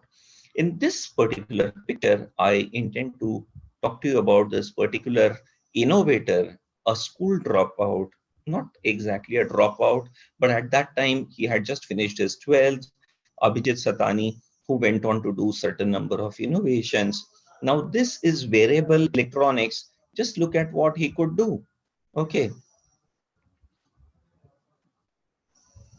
amazing, right? And the same guy over what he could do. Now here, this is an amputee, and I'll directly take you to, now this was an amputee without, and this is a 3D printed uh, prosthetic without any connections, just appended it like this. But this is what eventually they could do. And let me skip certain number of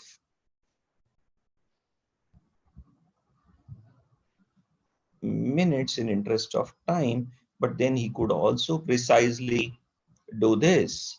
Okay, so yeah, now this is all Abhijit Satani. But the point I'm trying to make, there are so many number of applications of biotechnology and in different sectors, maybe bioenvironmental, bioinformatics, biopharma, industrial, bioagri, biomarine, bioservices. Okay, but we do not have time to get into these different sectors. But the point is, the benefits of this should eventually reach to the society, right? Newer and newer technologies are being added up, from recombinant DNA technology, PCR sequencing, RNA interference, to personal genomics, to gene therapy, to DNA microarrays. Okay, but the point is, how can it reach to the people? So here is one more case study where look at, see, in cases of amputations, जहाँ पर पैर cut जाता है, okay, there is someone who has, we know that the other fit, I mean, apart from the Jaipur foot, which is inflexible, the flexible fit that can be used for, you can fold your foot, and running, jogging, mountaineering. So here is someone who developed this using carbon fibers, okay, and then जो imported होता है, it costs anywhere from 1.5 lakhs to 4.5 lakhs, on an average 3 lakhs. Okay. Now this is something that this innovator, इसने जो बनाया, this was costing sell prices 5,000 rupees. Okay. And the carbon fiber with some amount of silicon and stuff with footing, and ये पहना करके उसको पहाड़ चढ़ा दिया, okay, slippery surface पे चला दिया, stairs चढ़ा दिया, सारा कुछ करके. And now see, this affordability, making sure that you are able to stand in competition before China, is what is important. This is where entrepreneurship also comes into picture. So now that if you want to try all of this stuff, what support systems are available? So this is where I come from. This is the Savli Technology and Business Incubator developed by Government of Gujarat. It is furnished and equipped laboratory spaces. What do we do here? We primarily, so we have, this is an offshoot from Gujarat State Biotechnology Mission. I'm an officer of this cadre, but now currently deputed as, full-time deputed as the director of STBI. And what do we do? Across the value chain, from TRL level, technology readiness level 1 to 9, we support on innovators across this value chain, right? And making sure that we seed this culture of innovation. We know that biotechnopreneurs, this is a long journey. Okay, an idea till it reaches a product in the market, it is a long journey, from idea to proof of concept to prototype demonstrations to rights and so on. And what do they not need? They need funding of different types, maybe grant funding or equity funding, ideation or seed funding, growth funding, pre-series funding, spaces, ideation spaces, incubation spaces, brownfield, greenfield, various technology, mentoring and regulatory support services, capacity building, handholding, and we aim at providing all of them under one roof. Some through Gujarat State Biotechnology Mission, some through technology and business incubator. Okay. And what do we have? This is one slide summary which talks about all that we do across the value chain, and then the kind of infrastructures that we have, the prototype development equipments that we have, ideation, pre-incubation, and so on and so forth. Okay, DNA, RNA works, protein works, peptides, molecules, APIs, okay, whatever that you might need. And for whatever that we do not have, for example, for fermenters, we have from 1 liter to 100 liter fermenters. And for whatever we do not have, we have MOUs with other organizations around. This is the kind of network across the state. We have created this kind of a network. Okay, we have networks with venture funders, we have networks with the universities, and these are our incubation spaces, from simplest shared laboratories to huge dedicated labs to modular lab suites. Okay, these are the kind of clean rooms that we have, plant tissue culture facilities. These are some other pictures. You'll also get to see a lot of these pictures on our website. And I invite you to have a look at what are the kind of facilities that we have. This is just the hardware, but I'll just quickly talk to you about the software, or what are the activities that we do. From idea till the product is in use, you need support at all different stages, ideation support to support for TRL assessment through research, through registered tech transfer professional, to support for legal compliances, startup valuation, market penetration, investor meet, support for technology validation, support for field trials, for clinical trials, for connect with the Foods and Drugs Commissionerate, regulatory clinic, IP clinic, funding clinic. So we have all of these things, and interestingly, most of it is free of cost. So I invite all of you to the to come and experience it. I quickly tell you what are the funding mechanisms that are available to even to students. If you want to start up under Startup India Seed Fund, we have some number of funding support. Under BIRAC Seed Fund, we have some funding support. Under Startup Gujarat Seed Fund, we have grant support. There are some debt support. There is some equity support. There is sustenance allowance also available under Startup Gujarat Seed Fund, apart from the grant support. Okay.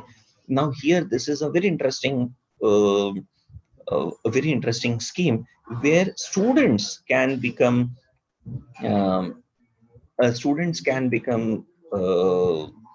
project investigators, and the funds come directly into accounts of students. So that is also possible. Please reach out to us, gujaratbiotech@gmail.com. Easiest email for you to remember. Okay, details are on our websites, and we also have STI fund through which we support up to rupees 50 lakhs per innovator. Then we support ideation, free of cost access to laboratories. Come experience our laboratories. Nidhi Prayas, there is financial support up to rupees 10 lakhs per Prayasi, and we want to support 50 such Prayasis in 5 years. Then grant funding through the biotech policy. We have guardian mentors to help you at all different stages. These are just few of our incubatees. We have crossed more than 65 such incubatees now, and this gives the kind of impact we have made. We have mobilized more than 28 crores of fund from Government of India, 5 crores from Government of Gujarat, 32 crores from different grant in aid or fund catalyzed from the government, 27 crores equity fund catalyzed. So some of these then awards and recognitions. 3 of our startups have received national awards.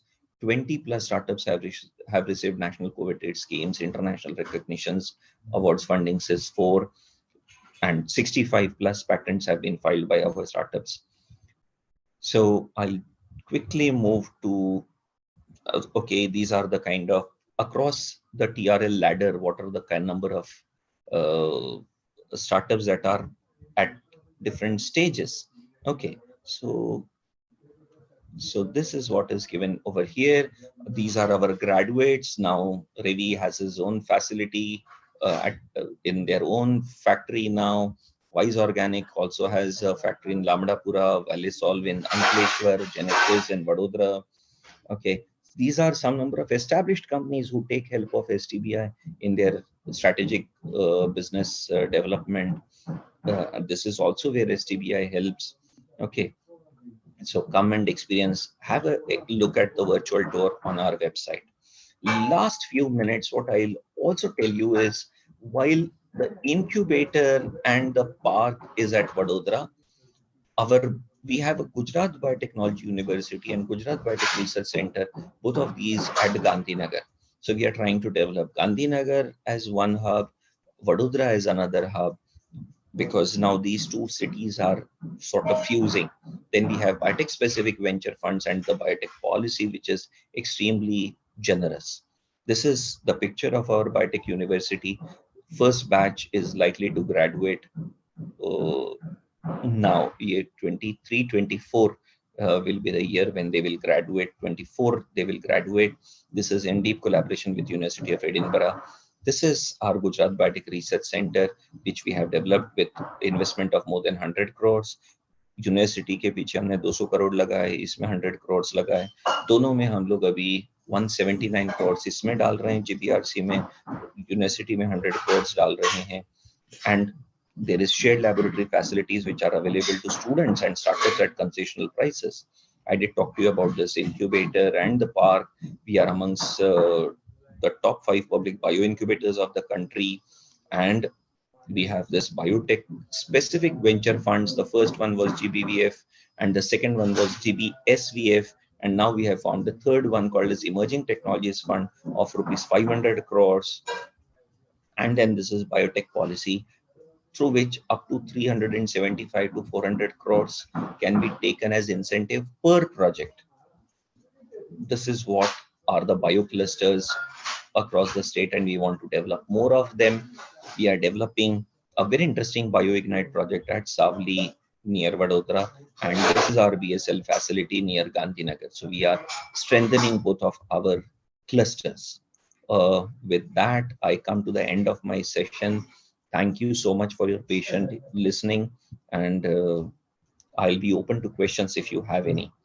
So let me try and stop the screen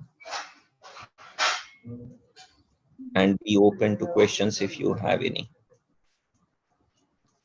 Yes. I hope I was audible and I did not take a lot of time.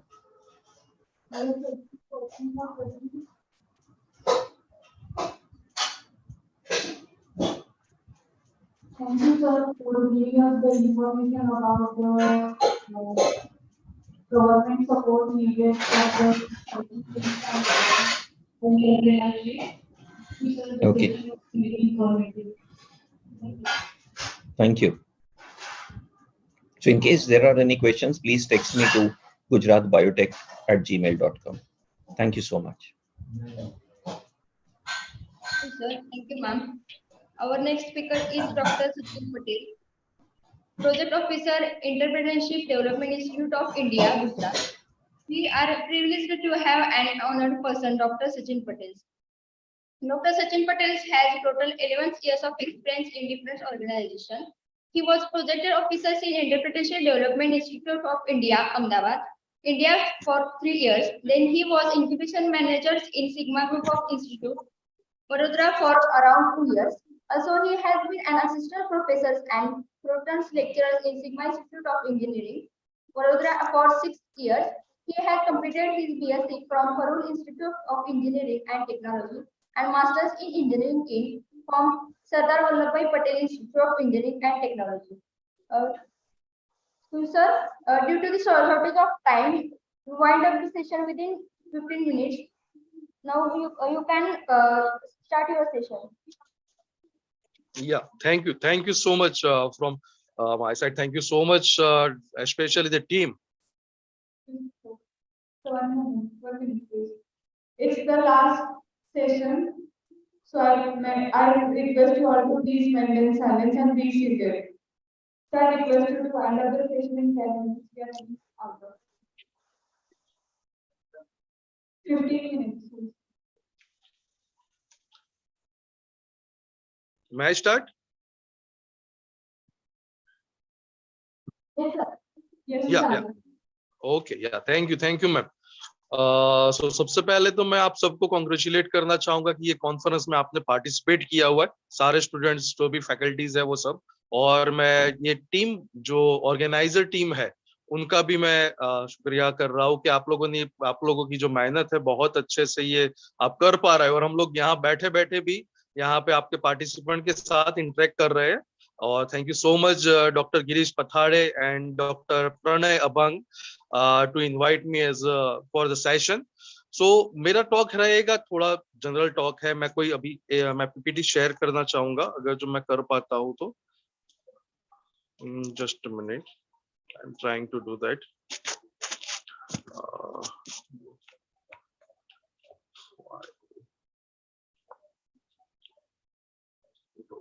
Documents. Allow.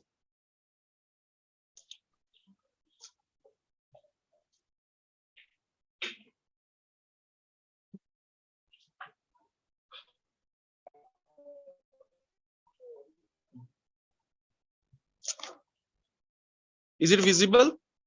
Yes. Yeah. So today my topic is on entrepreneurship need and importance. And right now everyone is knowing that our prime minister, our chief minister, even every minister or even every entrepreneurs are saying that yes, we need right now the entrepreneurship in our country, in our area, in our state, and everyone is focusing on the same. Because what is the main idea? What is the main reason why government is saying that to develop the country, to develop the economy, to develop the human life? Now the entrepreneurship is very much important. जैसे कि हम लोग देखते हैं कि entrepreneurship से ही सब कुछ importantly काम हो सकता है। हम लोग गुजरात में है, हमारा इंस्टीट्यूट का नाम है entrepreneurship development institute of India. ये एक ऑटोनॉमस बॉडी है, वो सिर्फ काम करती है एंटरप्रेन्योरशिप के रिलेटेड ओनली, उसके लिए। जो हम लोगों ने बात की कि एंटरप्रेन्योरशिप से क्या हो सकता है, सबसे पहले एंटरप्रेन्योरशिप से it's ability to create and build vision from practically nothing. यानी इसका मतलब यही है कि हम लोग कुछ भी क्रिएट कर सकते हैं, और वो भी क्या, हमें पता नहीं है कि क्या हो सकता है इसकी वजह से। अभी हमें नहीं पता है कि 5 साल के बाद मैं क्या कर सकता हूँ, 5 साल के बाद मेरी जॉब में मैं क्या कर पाऊंगा। ये मेरे को फिक्स है कि अभी मेरी सैलरी जैसे 25,000 है, बट 5 साल के पास क्या होगा तो 40,000 होगी। बट व्हाट इन एल्स, उसके बाद क्या, 40 से 50,000, 50,000 से लाख, और लाख से ज्यादा नहीं कर पाएंगे हम लोग 10 साल में भी, 15 साल में भी। और यही होता है एंटरप्रेन्योरशिप में। अभी इनिशियली शायद कुछ आपको दिखेगा कम, बट एक बार एंटरप्रेन्योरशिप की जर्नी शुरू करेंगे, हम कोई बिजनेस चालू करते हैं छोटा सा। देखिए कोई भी बिजनेस बड़ा नहीं होता सबसे पहले दिन, सबसे पहले वो छोटा होता है, उसको बड़ा बनाना पड़ता है। बट बड़ा बनाने के लिए उस बिजनेस के साथ, उस स्टार्टअप के साथ जुड़े रहना है, और वही हमारा इंटेंशन होता है। यहाँ पे एंटरप्रेन्योरशिप एक सब्जेक्ट नहीं है, एक थॉट प्रोसेस है, और उसे हमें अचीव करना है। ये सेकंड है dynamic process of creating incremental wealth. यानी मैं जो अभी बोला कि जैसे कि आपको 1 लाख हो गया, बट उसका 50 लाख करना है तो एंटरप्रेन्योरशिप में ही होगा, जॉब में नहीं हो सकता। और हम लोगों का विजन बहुत, अभी हमारे सपने भी बहुत बड़े हुए कि जैसे कि मेरे को गाड़ी चाहिए, तो गाड़ी कौन सी चाहिए, तो मेरे को छोटी गाड़ी नहीं चाहिए, मेरे को चाहिए बड़ी गाड़ी चाहिए।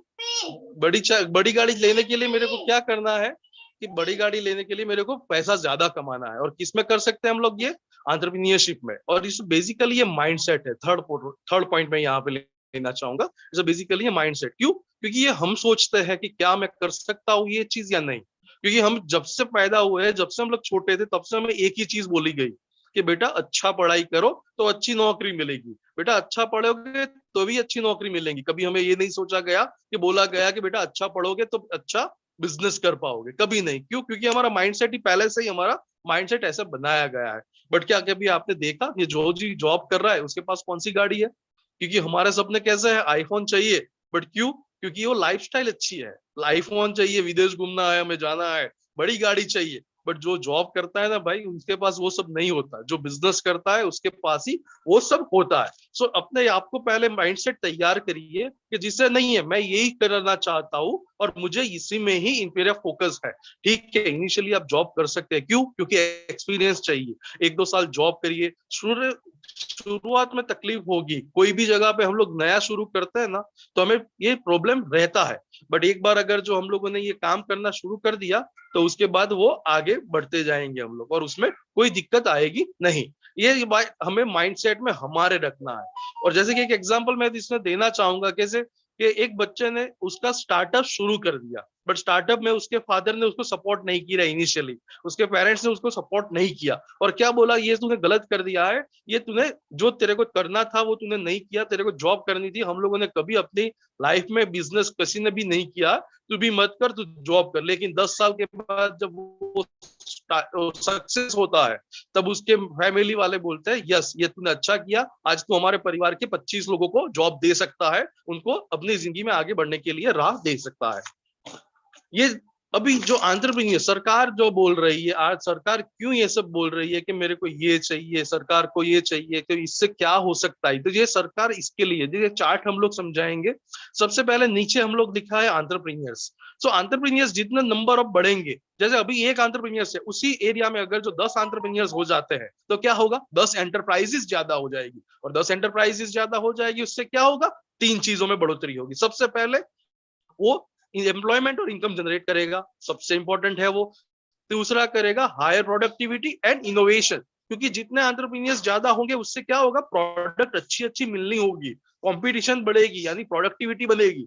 जैसे मैंने आज एक मैं बल्ब बना रहा हूं, तो मैं नया बल्ब बनाऊंगा, क्योंकि कंपटीशन ज्यादा है, 10 लोग बना रहे हैं, तो मैं कुछ इनोवेटिव आइटम लाऊंगा, मेरी प्रोडक्ट में मैं कुछ इनोवेशन लाऊंगा, जिससे क्या होगा, हमें हायर प्रोडक्टिविटी और इनोवेटिव प्रोडक्ट मिलेंगे। और तीसरा जब है वो क्या मिलेगा हमें, इंक्रीजिंग आउटपुट एंड एक्सपोर्ट, यानी हमारा जो प्रोडक्शन है, प्रोडक्शन कैपेसिटी, पहले एक आदमी जो चीज बना रहा था, अभी 10 लोग बना रहे हैं, अभी 10 लोग बना रहे हैं, लेकिन हमें जो रिक्वायरमेंट थी वो क्या थी, 7 लोगों की। तो 10 लोगों का जो माल सामान बचा है 3 लोगों का, तो 3 लोगों का माल को हम लोग क्या करेंगे, एक्सपोर्ट कर सकते हैं दूसरी कंट्री को, वहां से हम लोगों को इनकम जनरेट कर सकते हैं। ये 3 चीजें होने के कारण हमें क्या होगा, सबसे पहले तो पॉवर्टी एलिवेशन। हम लोग ऐसा नहीं बोल सकते कि पॉवर्टी खत्म हो जाएगी, बट हाँ, पॉवर्टी में हम लोग कमी ला सकते हैं, क्योंकि गरीबी मिटाना एक बहुत बड़ा इश्यू है, बट हाँ, उस गरीबी को हम लोग कम कर सकते हैं इस एंटरप्रेन्योरशिप की जर्नी से।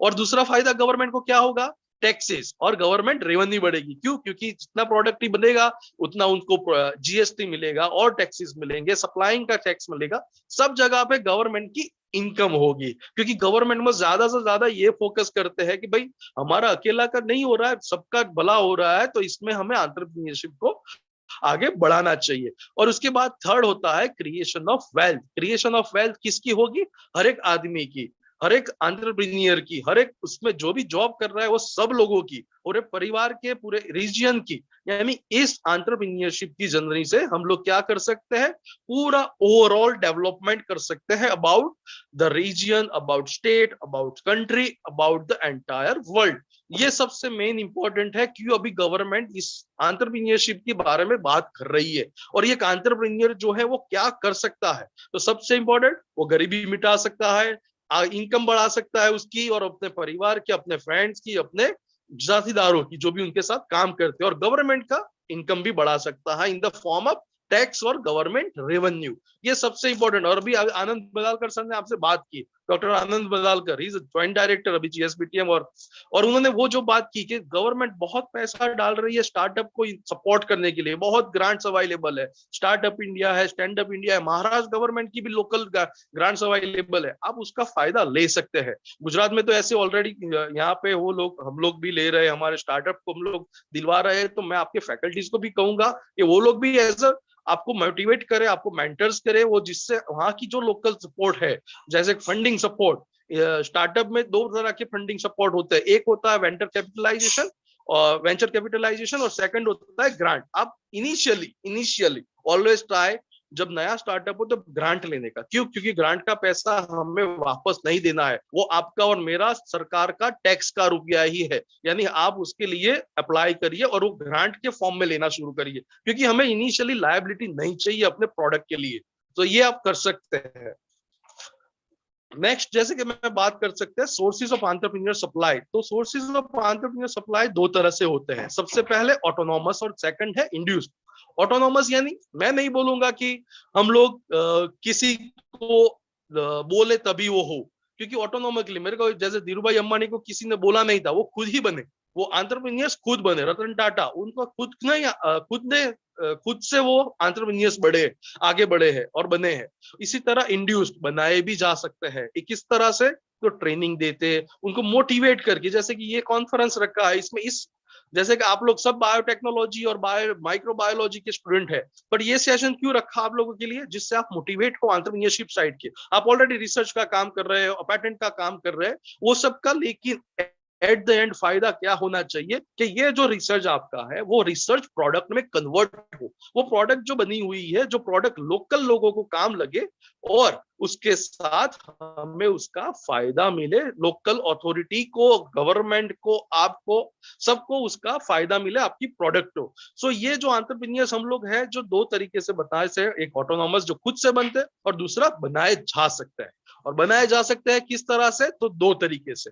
एक है पॉलिसी इंटरवेंशन, यानी गवर्नमेंट अलग अलग पॉलिसियां लाती है, जैसे कि स्टार्टअप पॉलिसी लाई है, एमएसएमई पॉलिसी लाई है, एमएसएसएच की नेशनल एससी एसटी हब की स्कीम है।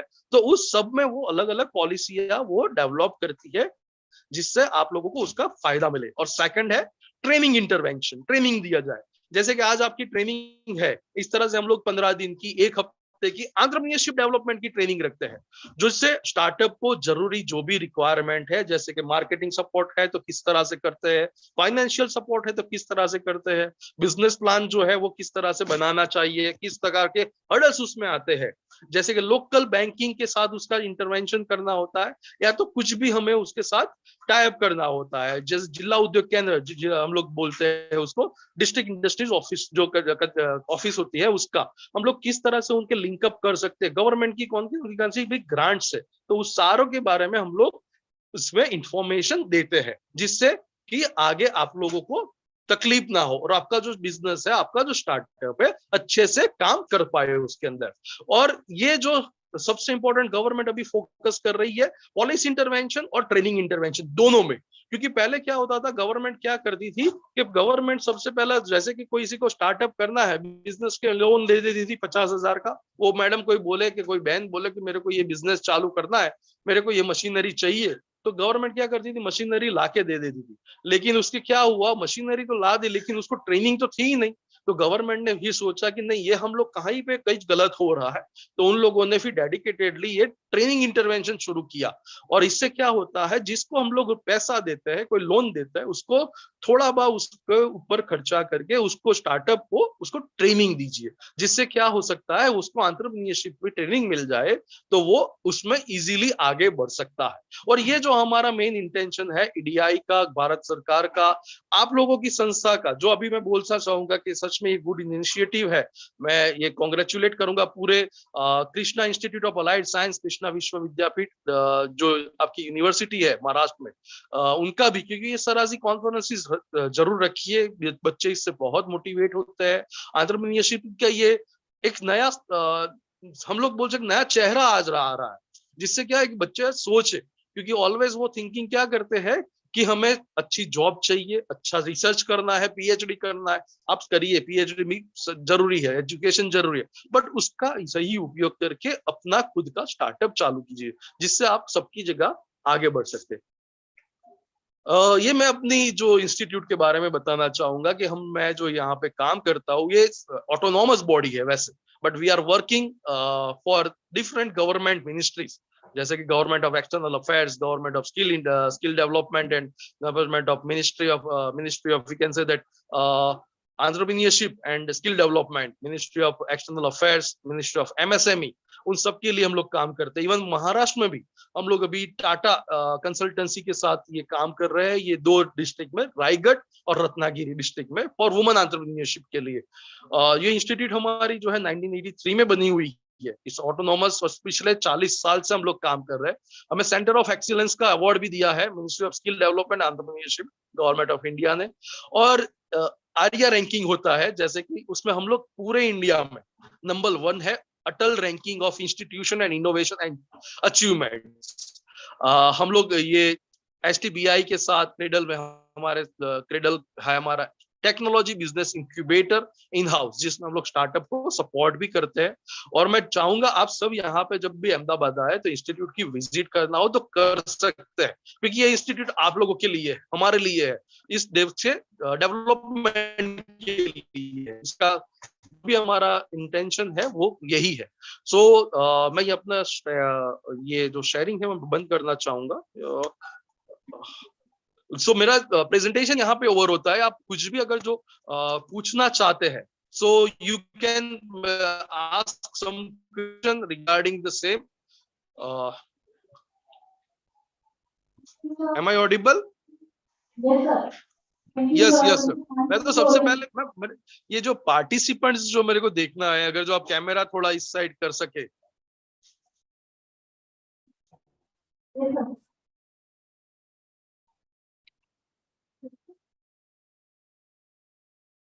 अच्छा, लैपटॉप से कनेक्ट है। सॉरी सॉरी मैम, मैं थोड़ा मेहनत करवा रहा हूँ। It's okay, it's okay. अगर जो ना हो पाए तो कोई दिक्कत नहीं है, कोई दिक्कत नहीं, कोई दिक्कत नहीं है sir, it's okay.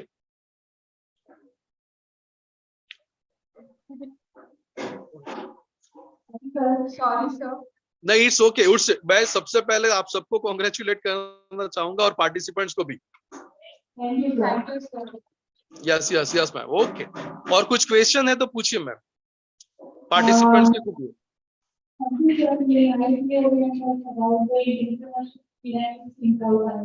Now the session is open for questions.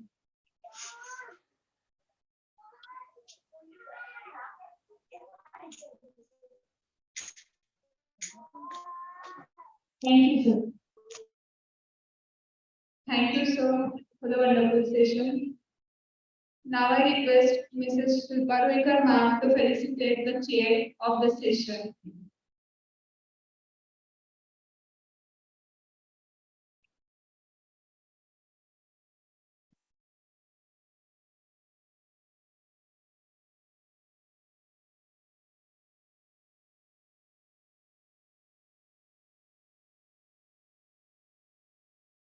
Thank you, ma'am.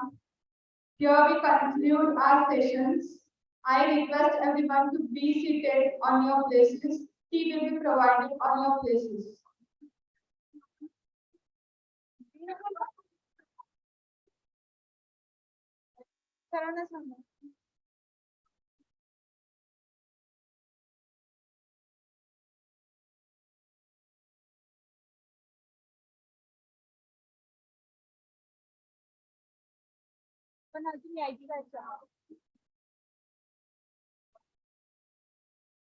Everyone, there is a change. There is a change. Please listen. The tea will be provided outside the Jupiter Hall. Tea will be provided within 5 minutes outside the Jupiter Hall. After tea break, we will be having the result session, award session. Thank you.